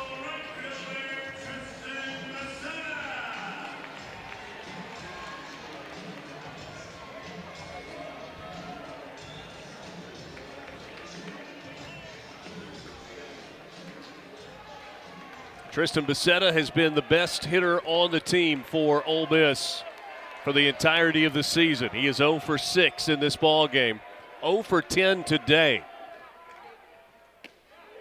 He swings and misses over the top of a curveball for strike one.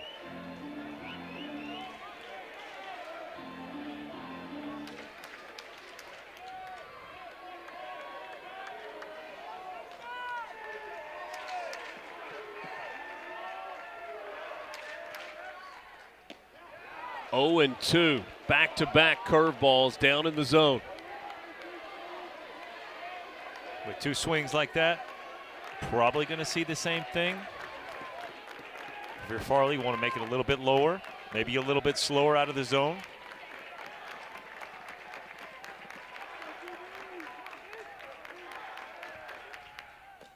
This one down and in, and Becerra lays off.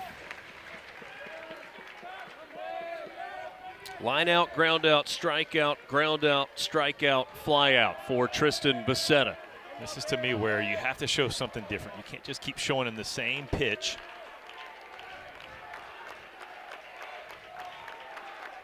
Three straight breaking balls to start the at-bat.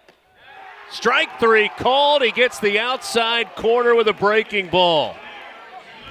Still 7-7. We've played 12. Time for the 13th when we come back.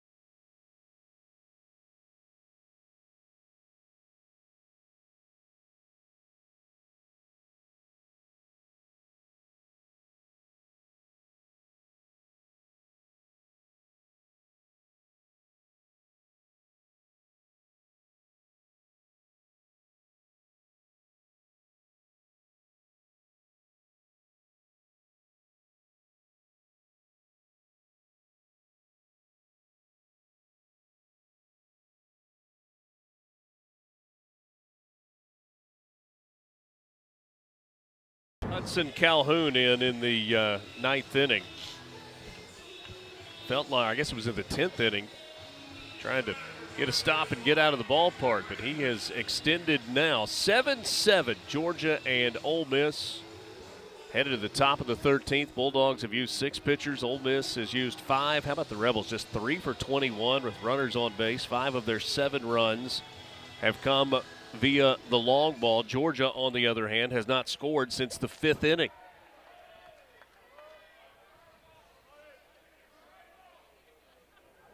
Brennan Hudson leads things off, and he takes strike 1 from Hudson Calhoun, a 92-mile-an-hour fastball. Top of the 13th, bottom 3 in the order for Georgia. Hudson, Branch, and Black. Brennan Hudson had that 3-run home run way back in the 5th. He hits this one foul on the ground first base side and is behind in the count. No balls and 2 strikes. One thing Calhoun has done a great job with, he has come in throwing strikes in all of his innings. He's attacking the hitters and got the leadoff guy out. I think it's all 3 of his innings coming into this one.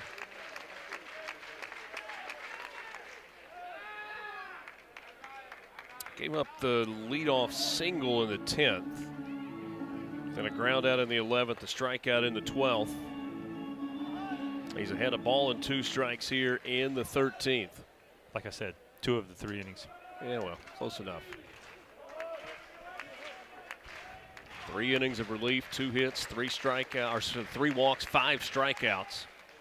Make it 6 strikeouts. He gets Brennan Hudson swinging for the first out in the 13th. We have an outing right here. Backdoor hook, perfectly placed. Looks like a fastball away, right behind home plate. How about that punch out number 19 for this Ole Miss staff? 5 of the last 6 outs recorded by Hudson Calhoun have been strikeouts. In the 11th inning, he got the ground out, then he gave up a single and a walk. Had back-to-back strikeouts to end the 11th, back-to-back strikeouts to start the 12th. And now facing Colby Branch.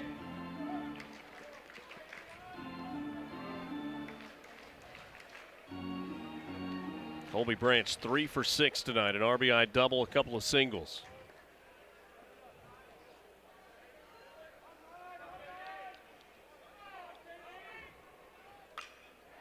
Branch, one of those guys that's kind of seen it all in a Georgia uniform.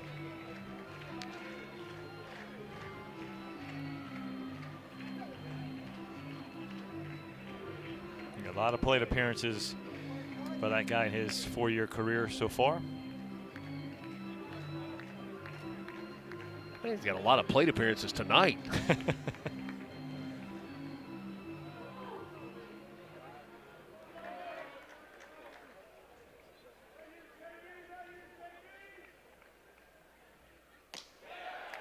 Colby Branch hit .267 as a freshman. 300 last year.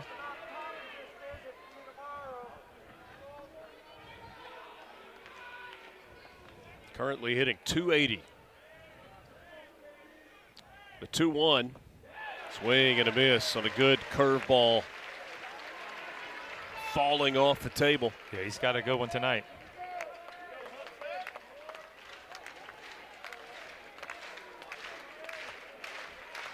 Georgia 32-11, 13-6 in the SEC. The 2-2 from Calhoun. Check swing, did he go? He's able to hold up.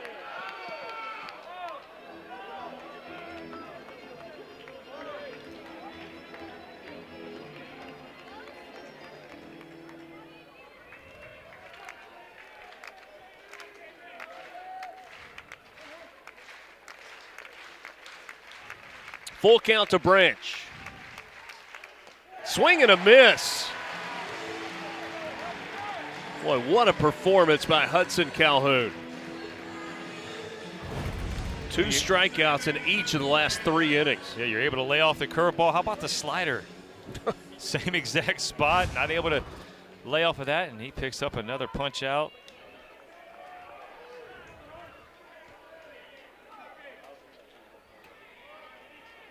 Ole Miss pitching has combined for 20 strikeouts in this ball game. Here's the 9-hole hitter, Ryan Black, singled through the left side of the infield in his last at bat. Ole Miss had the full shift on against him, and he just hit one right through the left side.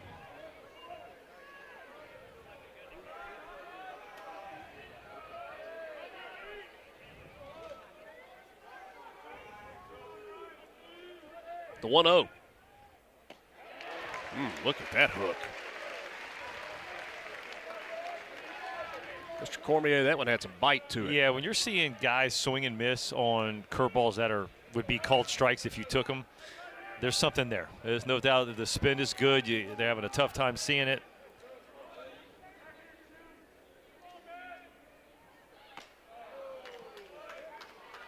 Ryan Black lays off fastball there and is ahead of the count, 2 balls and a strike. Way back in the 3rd inning, Black was hit by a pitch and scored a run. A couple of singles and a walk since then. Productive night in the 9-hole. Swings and misses. 2-2.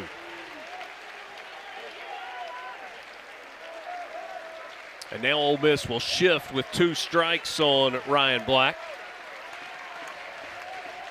Tom Decker, the second baseman, out into shallow right. This ball hit, and it's snared by Will Furness. He'll step on the bag at first for an out to end the inning. Another defensive gem. A hot shot by Ryan Black. We go to the bottom of the 13th.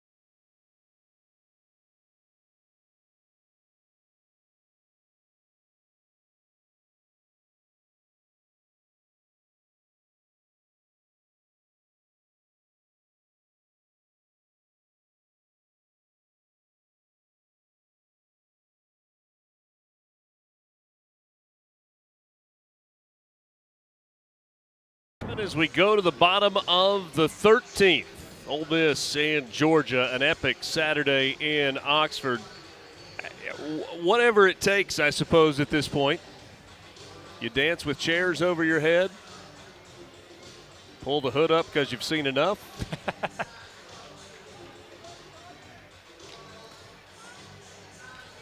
Different vibes. Ole Miss has Judd Utermark, Will Furness, and Hayden Federico coming to the plate.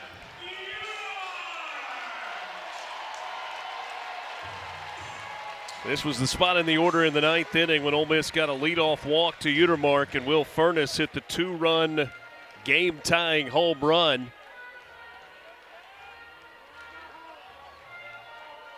Utermark, in his last at-bat in the 11th inning, hit it well out to right center field, but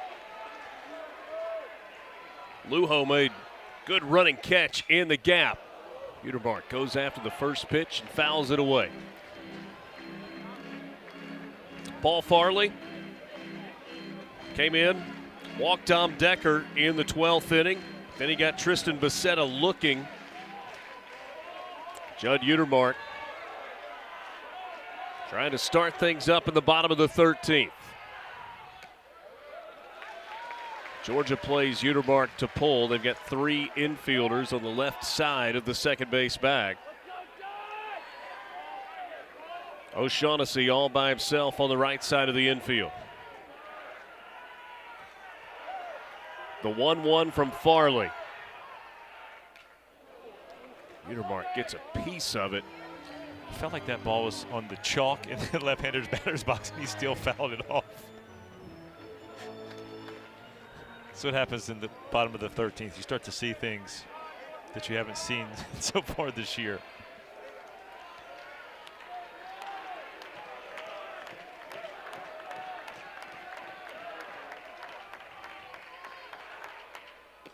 Swing and a miss. Boy, the curveball for Farley.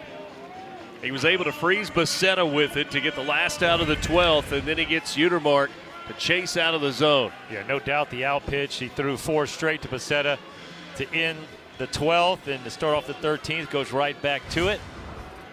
Same result.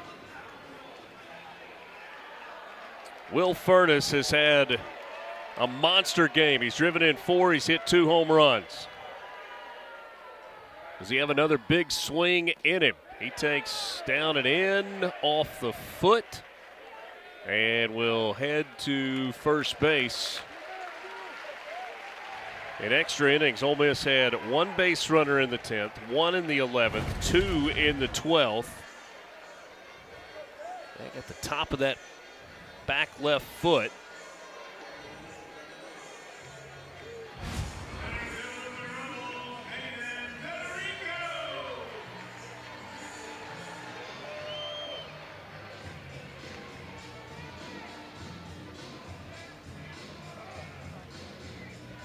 Wes Johnson, conversation with Chris Griffith, the home plate umpire.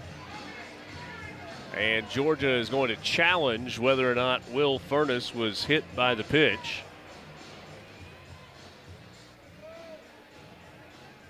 He said players and fans were moving slow. Umpires maybe moving a little slower as well. They've been at it for a while.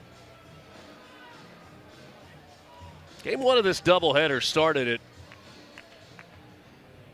502? 105. Game Oh, 1 game of the one. doubleheader. Yeah. Second game started at 5:05. Yeah, we went 3-11 in game Georgia 1. is wanting to go to review on hit by pitch. Stand by. Well, the good news is there's not a whole lot more for the replay center to be working on right now. Yeah, I'd say we're first in the queue.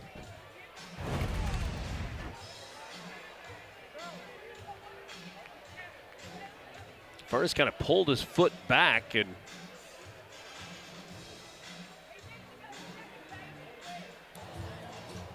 After review, the batter was hit by the pitch. He is awarded first base.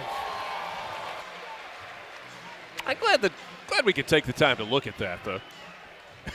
Might as well. I guess I think Coach Johnson was like, might as well. I mean, we're sitting here to the bottom of the 13th. Let's just go. We can't take this challenge home. Let's look at it. Because the way Furness didn't react like he was hit. He kind of just stood there like almost Albert Bellish, like, I know I want to stay in the box. Rather swing the hit. bat. We've got a lot of Ole Miss fans still with us, a lot of Georgia fans still with us, and the great American Mike Rooney hanging with us late on this Saturday night. Hayden Federico lays off the breaking ball. A couple of walks in this ball game. Federico walked twice in the early game and had solo home run in the 8th of that first game of the doubleheader. Our guy in the red shirt hanging in there. Still locked in. Rally towels, ready to go. Yeah, we go 3-11. So it wasn't too bad in the first game, but making up for it.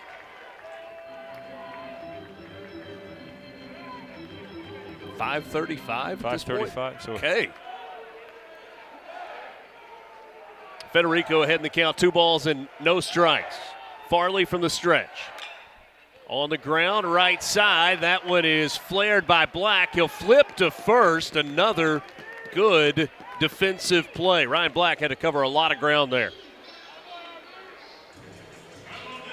I can't overstate the defensive plays, and especially you're talking about this is We're over 8+, almost 9 hours of baseball. You mentioned Ernie Banks said let's play 2. He didn't say let's play 2+. Federico a little slow as he hit first base. But, I mean, the mentality, just the focus of staying locked into the game, especially on the defensive side, has been outstanding this game. And you could understand some, lackadaisical mistakes being this late after this long of a game, the second game of a doubleheader. But, boy, these teams are locked in. And it's going to take somebody coming up with a clutch hit with a couple of outs. Will it be Luke Romine? Fouls this one off. Quickly behind the count, no balls and 2 strikes. And so Farley is a strike away from sending us to the 14th. The 0-2 to Romine. This one in the dirt. You got the outfielders are having to play in, so a ball deep that might normally be caught might not get caught because you got to be able to throw the runner out at home. You're thinking Will Furnace not going to be the fastest runner, but looking to get a good jump off of second base.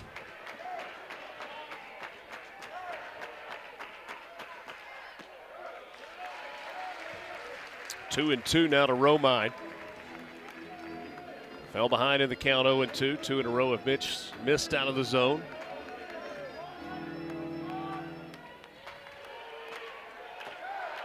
Should Romine extend it, Braden Randall would hit next for the Rebels. 2-2. It does not get extended right there. Romine goes down on strikes. A big strikeout for Farley, and we will continue. To the 14th we go after this.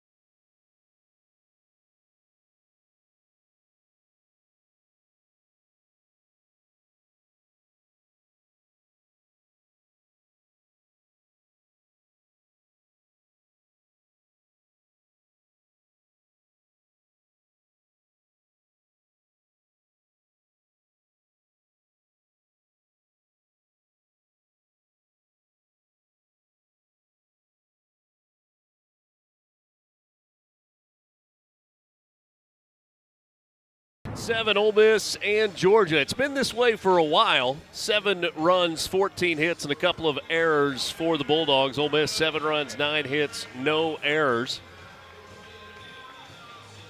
I thanked our crew like 4 innings ago. I feel like probably should do that again.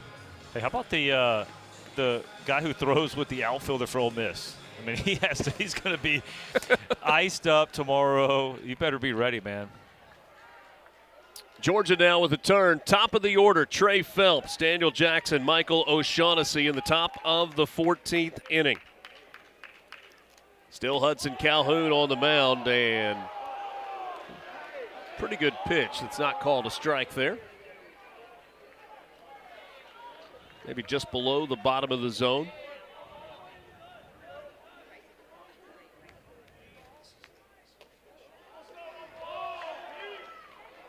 Two balls and no strikes to Trey Phelps. He's got a couple of hits in the game and a walk.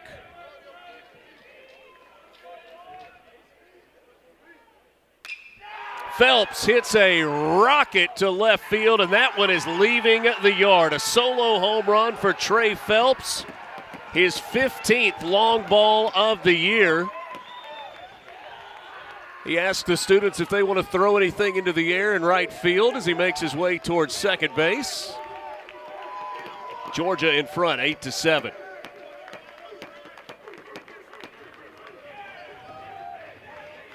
That ball was crushed. Well, it felt like we see enough at-bats from Trey Phelps. We're going to get one of those, boy, and look at that. He knows it, drives through full extension on this swing. That is a hack, and that ball was launched.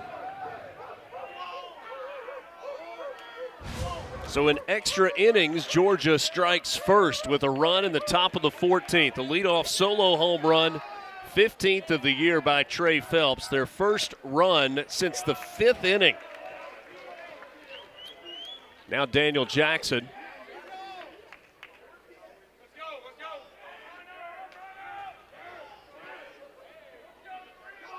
About 3 hours ago, he became the first ever, maybe 4 hours ago, became the first ever member of the 2020 club. 20 home runs, 20 stolen bases, and he's hit by a pitch. You wonder if perhaps Hudson Calhoun is running out of gas.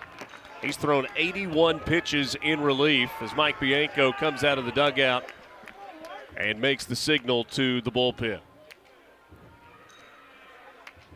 Yeah, it's a job well done by Hudson Calhoun. 4 innings out of the bullpen. Obviously, this one's going to sting a little bit, the home run, but, I mean, you're at a spot for Coach Bianco. You just got to ride with the hot guy, and he was hot. 7 punch-outs in those 4 innings. 4 innings, 3 hits, the 1 earned run, the solo home run from Trey Phelps. He walked 3. One of those was an intentional walk, and this is a season high in number of pitches. 8-7, top of the 14th. Pitching change. We're back after this.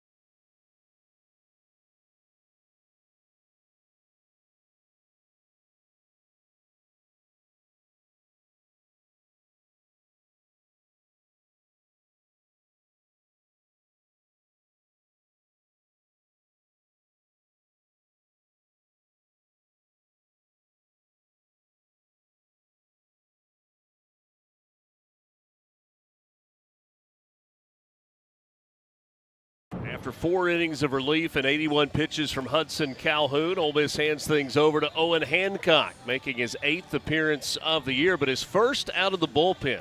7 previous appearances have all been midweek starts. He is 2-0 with 16 strikeouts and 7 walks in 13 innings of work. Yeah, guys hitting 196 off of him. It's really good stuff. Another guy out of the Ole Miss bullpen. Both of these staffs are loaded with arms that run the ball up in the mid-90s. He's no different. 92 to 95. Mostly fastball cutter, so it plays more like a slider. He shows it cutter, but the velocity shows it's more of a slider.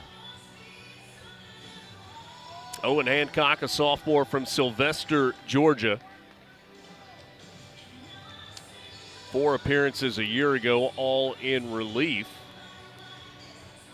This year, all of his appearances as a starter. 6th pitcher by Ole Miss used. The starter, Cade Townsend, 4 2/3. Wait, he threw 87 pitches in 4 2/3. Libbert didn't record it out. Hayes had 20 pitches. J.P. Robertson, 58 pitches.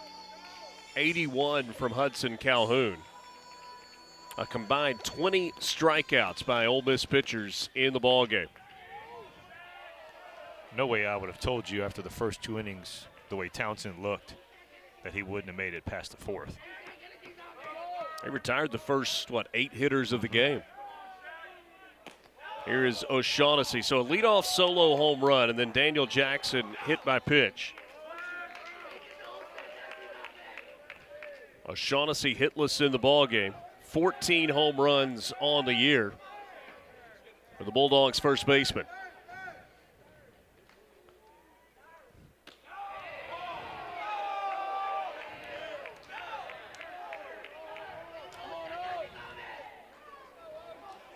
We're at pitch 267 for the Ole Miss Rebels.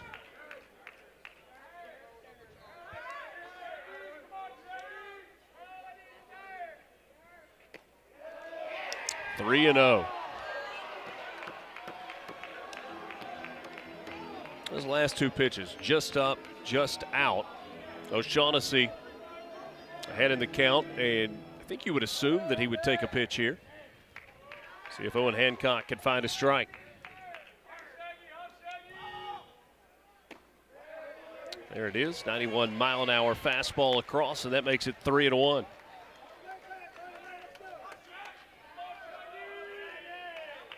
You're back to the college students doing college student things? This is one of those. Okay. I mean, it literally can be the answer for almost anything that you question. No, they're just college kids. O'Shaughnessy lifts it out to left, and Golden makes the catch.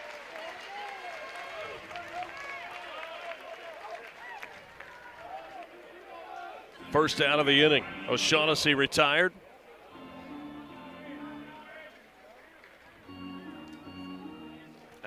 I guess this goes without saying, but obviously the job of Owen Hancock is minimize, give your teammates a chance. A one-run game you feel a whole lot better about than if you're down 2 or 3.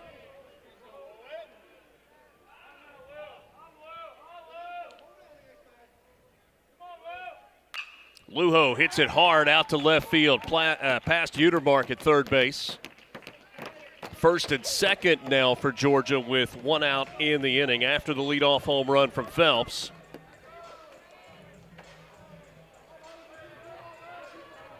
That was the second hit of the game for Rylan Lujo. He had the 2-run home run back in the 5th inning.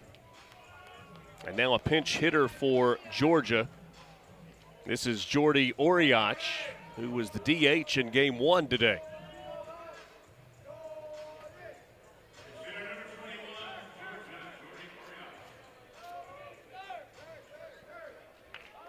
Oriach going to pinch hit in place of Cole Johnson.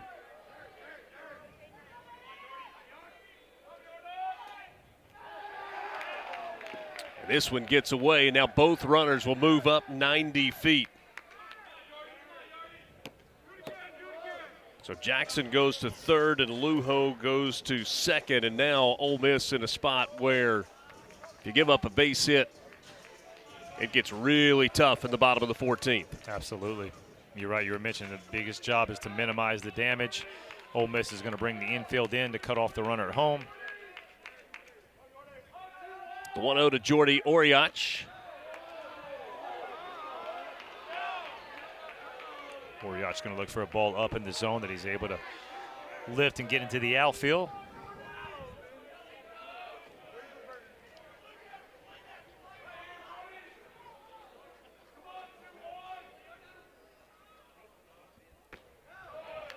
3-0.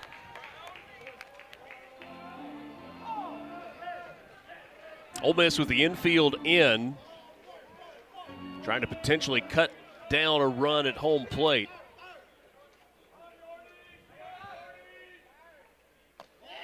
And it's a 4-pitch walk to Oriach. Pinch hitting there. And Georgia has the bases loaded. And I guess with 1 out in the inning, you now move the middle infielders back to give yourself a chance for the double play. Perhaps leave the corners in.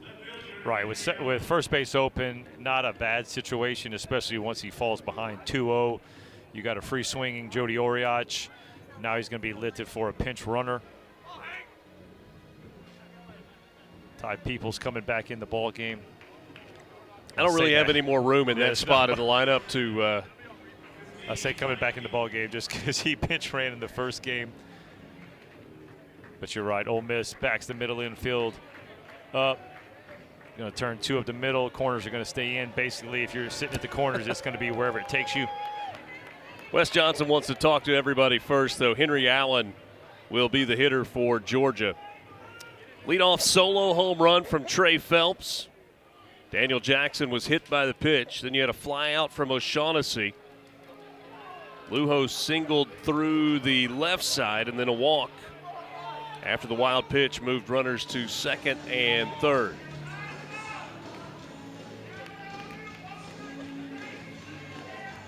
Caden Aoki's got a Jedi fight coming up later tonight. People's likely to stay in and play right field for Georgia. But we'll see when we get to the bottom of the 14th. There will be a bottom of the 14th. We know that for certain. It's going to be a one-run game or more is the question. Henry Allen. This ball bounces and Pereira blocks it up the third base line.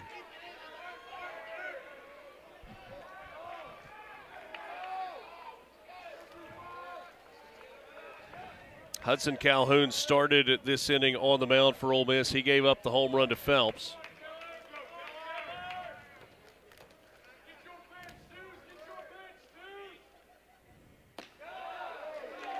There's a strike at the bottom of the zone.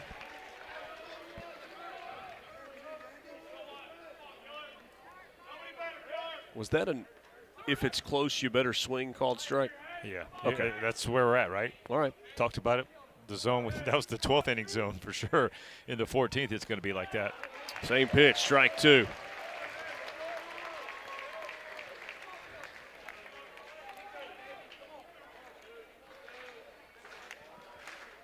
Ole Miss's longest game of the year prior to tonight was an 11-inning victory in the SEC opener against Texas. Won that game 9-8. Swing and a miss. Hancock got the fastball past Allen. That's the 21st strikeout by Ole Miss pitchers in the ballgame. Well, he's starting to trust the fastball. We saw him dot it up for get the first two strikes and going right back to it. That's a big punch out.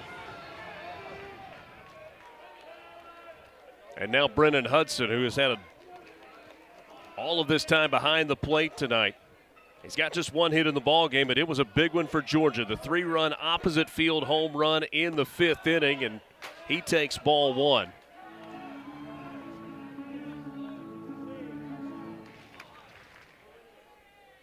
Is that a good night if you go 1 for 7, but the one is a 3-run jack? Well, you'll take it. I don't know. I mean, it's a night. I don't know if you're going to be ecstatic about it, but you definitely take the 3-run homer.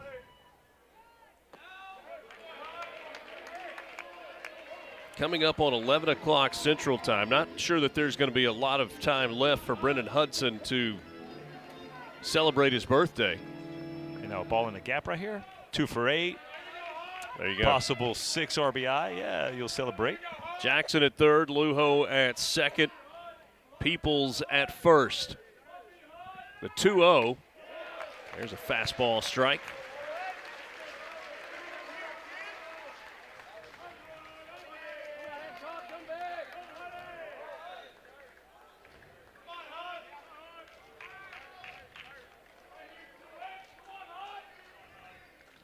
Two balls and a strike from Hancock. Now 3-1, and nowhere to put him. Georgia so far this inning, just the solo home run, but one swing away from breaking this game open in the top of the 14th, leading at 8-7. Hancock looking for a strike. The 3-1 pitch. Called strike, outside corner.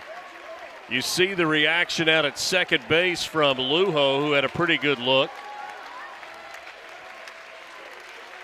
So now a full count pitch coming from Owen Hancock.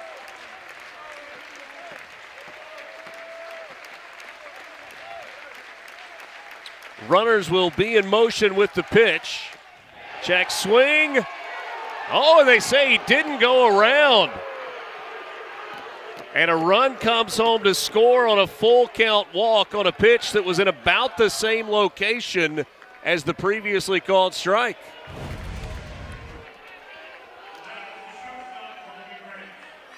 Yeah, that's off the plate. And you can see Yeah. Pereira, he's checking the swing because he knows my little man in the red is not happy with that call.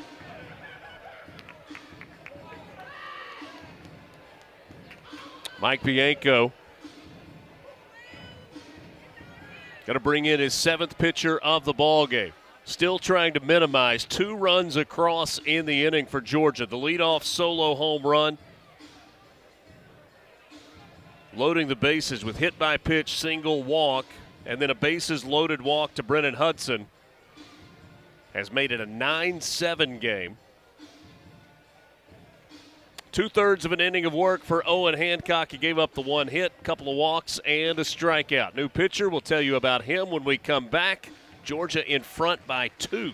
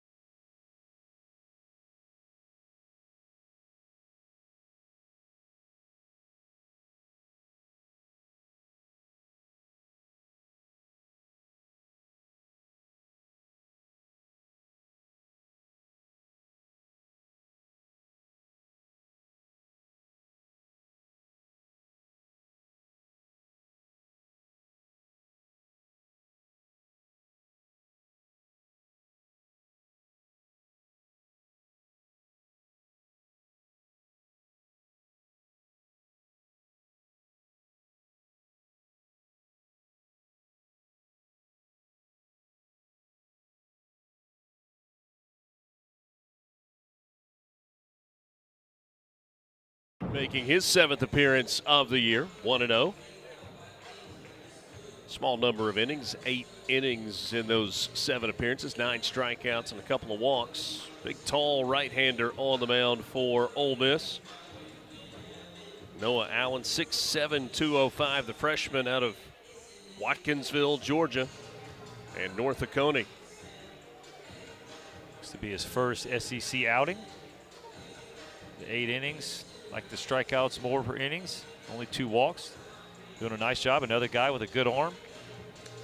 Low to mid-90s. Tough situation to come into. Got to come in throwing strikes like he's done all year.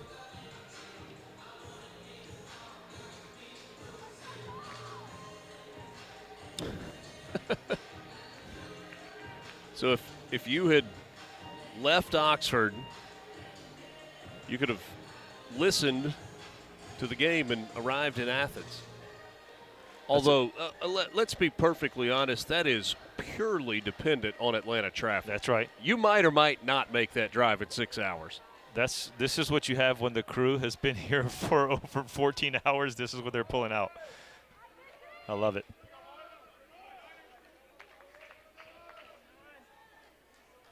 Closing in on a 6-hour ball game. Georgia with Colby Branch at the plate. Still bases loaded with 2 down in the inning. Noah Allen's first pitch gets a swing and a miss. Off speed for strike 1 to Colby Branch. 3 hits in the game for the Bulldogs shortstop.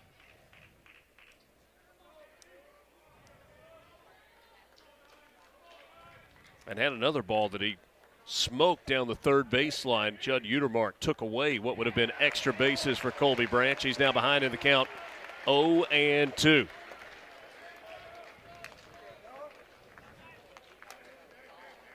Ole Miss will start things off at the bottom of the order in the bottom of the 14th, needing at least 2 runs.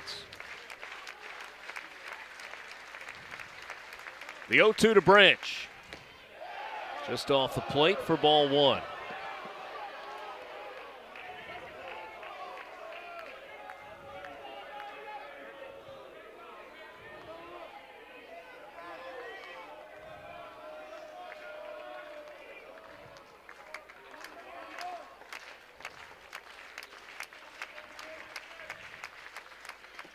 Strike 3 called. Branch goes away looking.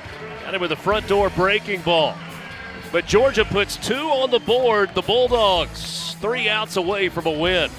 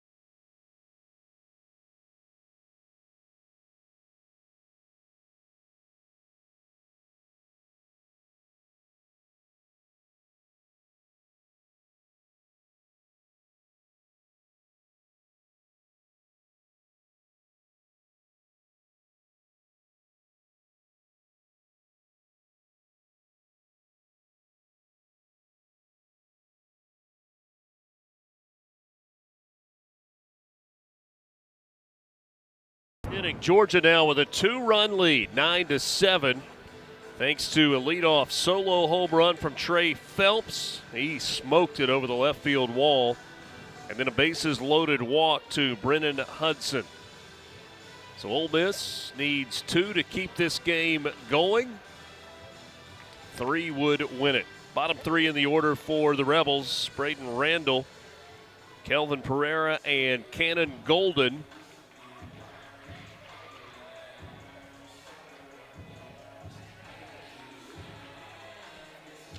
Thanks for spending perhaps a big part of your Saturday with us. Alongside Lance Cormier, I'm Richard Cross.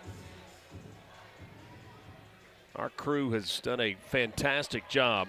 Ty Peoples stays in the game for Georgia. He is in right field. That's the only defensive change for the Bulldogs. Paul Farley, you see Peoples out in right. Paul Farley came into this game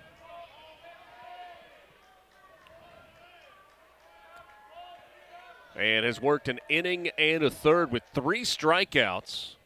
He's walked 1 man. Ball and a strike to Braden Randall. Farley is not allowed a hit, though, since coming in. Walked the first man he faced, Dom Decker, back in the 12th inning, then got a strikeout to end the 12th. Couple of strikeouts in the 13th, and he drops in strike 2 here. The curveball's been good for Farley tonight. Yeah, it really has. And he's moved it in and out. He's also used it for the strikeout looking, but he's placed it perfectly behind the plate for the swing and miss on a chase. Doesn't look like the guy with a 5.80 ERA. Braden Randall puts it in play, but foul. Somebody gets a late night souvenir. Check out my guy in the red. Still juiced. Rally towels and all. So is he crashing hard when he gets home, or no shot he's going to sleep? When this game is over, like, I don't even know if he's making it out of the parking lot. Okay.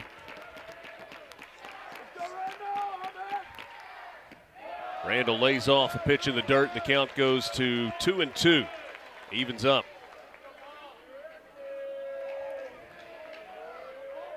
Ole Miss had some magic in the bats early in the day.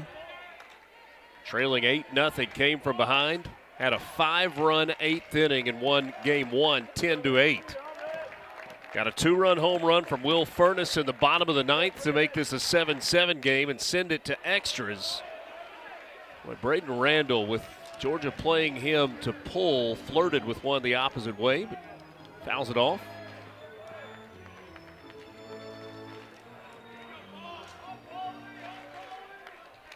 Six pitchers used in the game tonight from Georgia.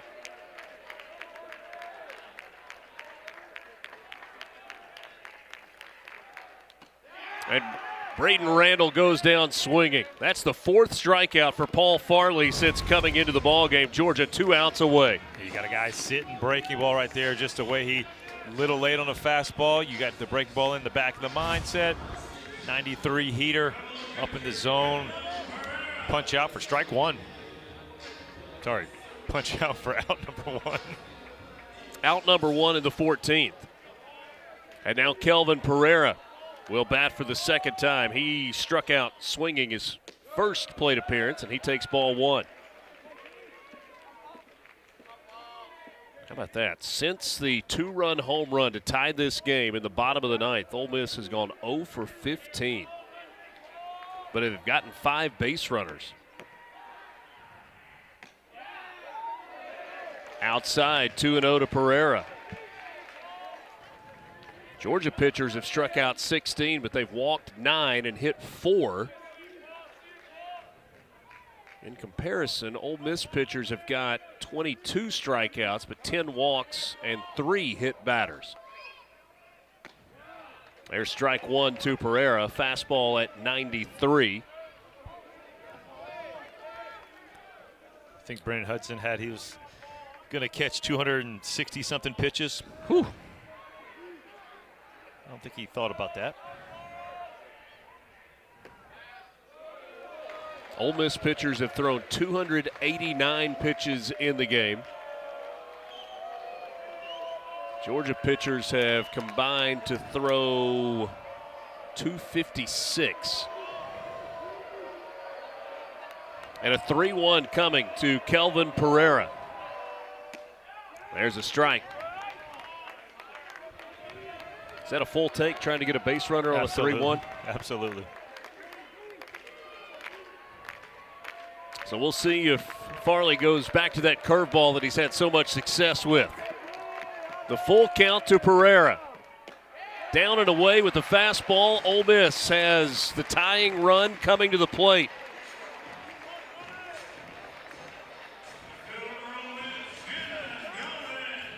It's Cannon Golden who will step in. Golden does not have a home run on the year. He's got 9 runs batted in. If he can reach safely, Ole Miss will, well, I guess only 1 out in the inning. So you've got Dom Decker waiting on deck.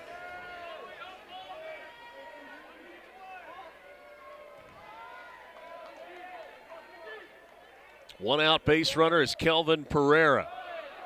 And the first pitch to Golden misses for ball 1. Cannon Golden at the plate for the 3rd time. He had a sacrifice bunt in the 10th inning. Struck out in the 12th.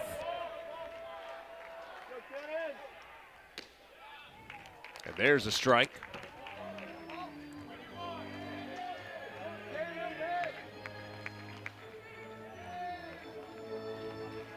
Game that has had its share of defensive gems by both of these teams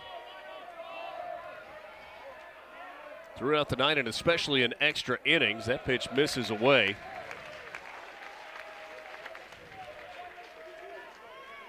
For now, this is Paul Farley's game. Nobody throwing in the Georgia bullpen. Georgia looking for 2 outs at a late night dinner at the hotel. The 2-1 popped up. Foul territory, third base side. Trey Phelps camped under it. And now Georgia 1 out away from a 14-inning win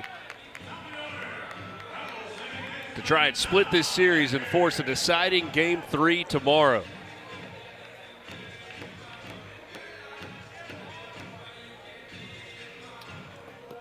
Dom Decker, top of the order for Ole Miss, coming to the plate for the 8th time in this ballgame. 0 for 6 with a walk in his most recent at bat in the 12th inning.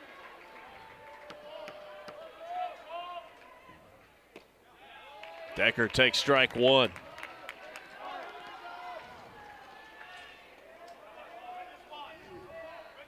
Back about, 3:30 this afternoon, Decker hit a 3-run home run. They put Ole Miss in front.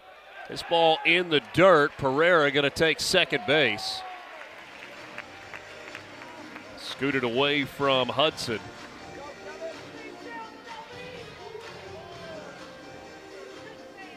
So Pereira in scoring position. That takes away the force at second base. And that could be big with the way Decker runs out of the left-handed batter's box. Now you got to make that throw all the way to first base instead of getting the easy out at second. Back-to-back in the dirt from Farley. Decker now ahead in the count, 2-1. 8 home runs on the year for Dom Decker. Number 9 would guarantee a 15th inning. Outside for ball 3.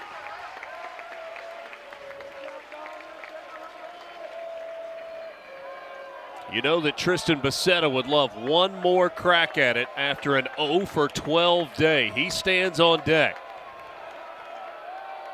The 3-1. Fouled off at the plate and a full count coming to Dom Decker. That's one of those spots where, like, what do you think if you're in the mindset of him? You're 0 for 12, or you obviously want, as a competitor, you want to get back up there, but you're going, dang, I don't want to take an 0 for 13 on the day. I think you can take one swing of the bat and feel real good about the day all of a sudden. So take that question about, hey, does he feel good with 1 for 7 and a homer? 1 for 13 with a homer would be real good. Outside, ball 4. Tying runs on base. Winning run coming to the plate. and Tristan Becerra.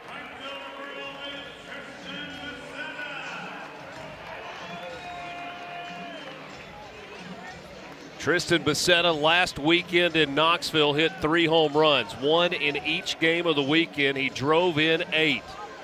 Today has been a nightmare at the plate for the Rebels right fielder, 0 for 12.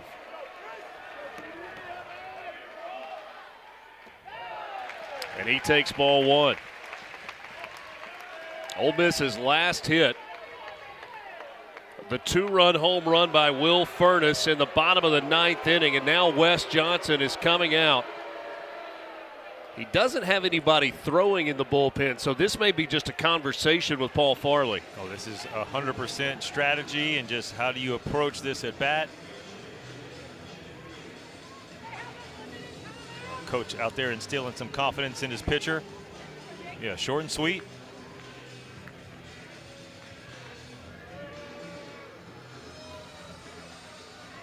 Becerra leads Ole Miss with 19 home runs this year. He's second in the SEC behind only Daniel Jackson from Georgia, who's got 20.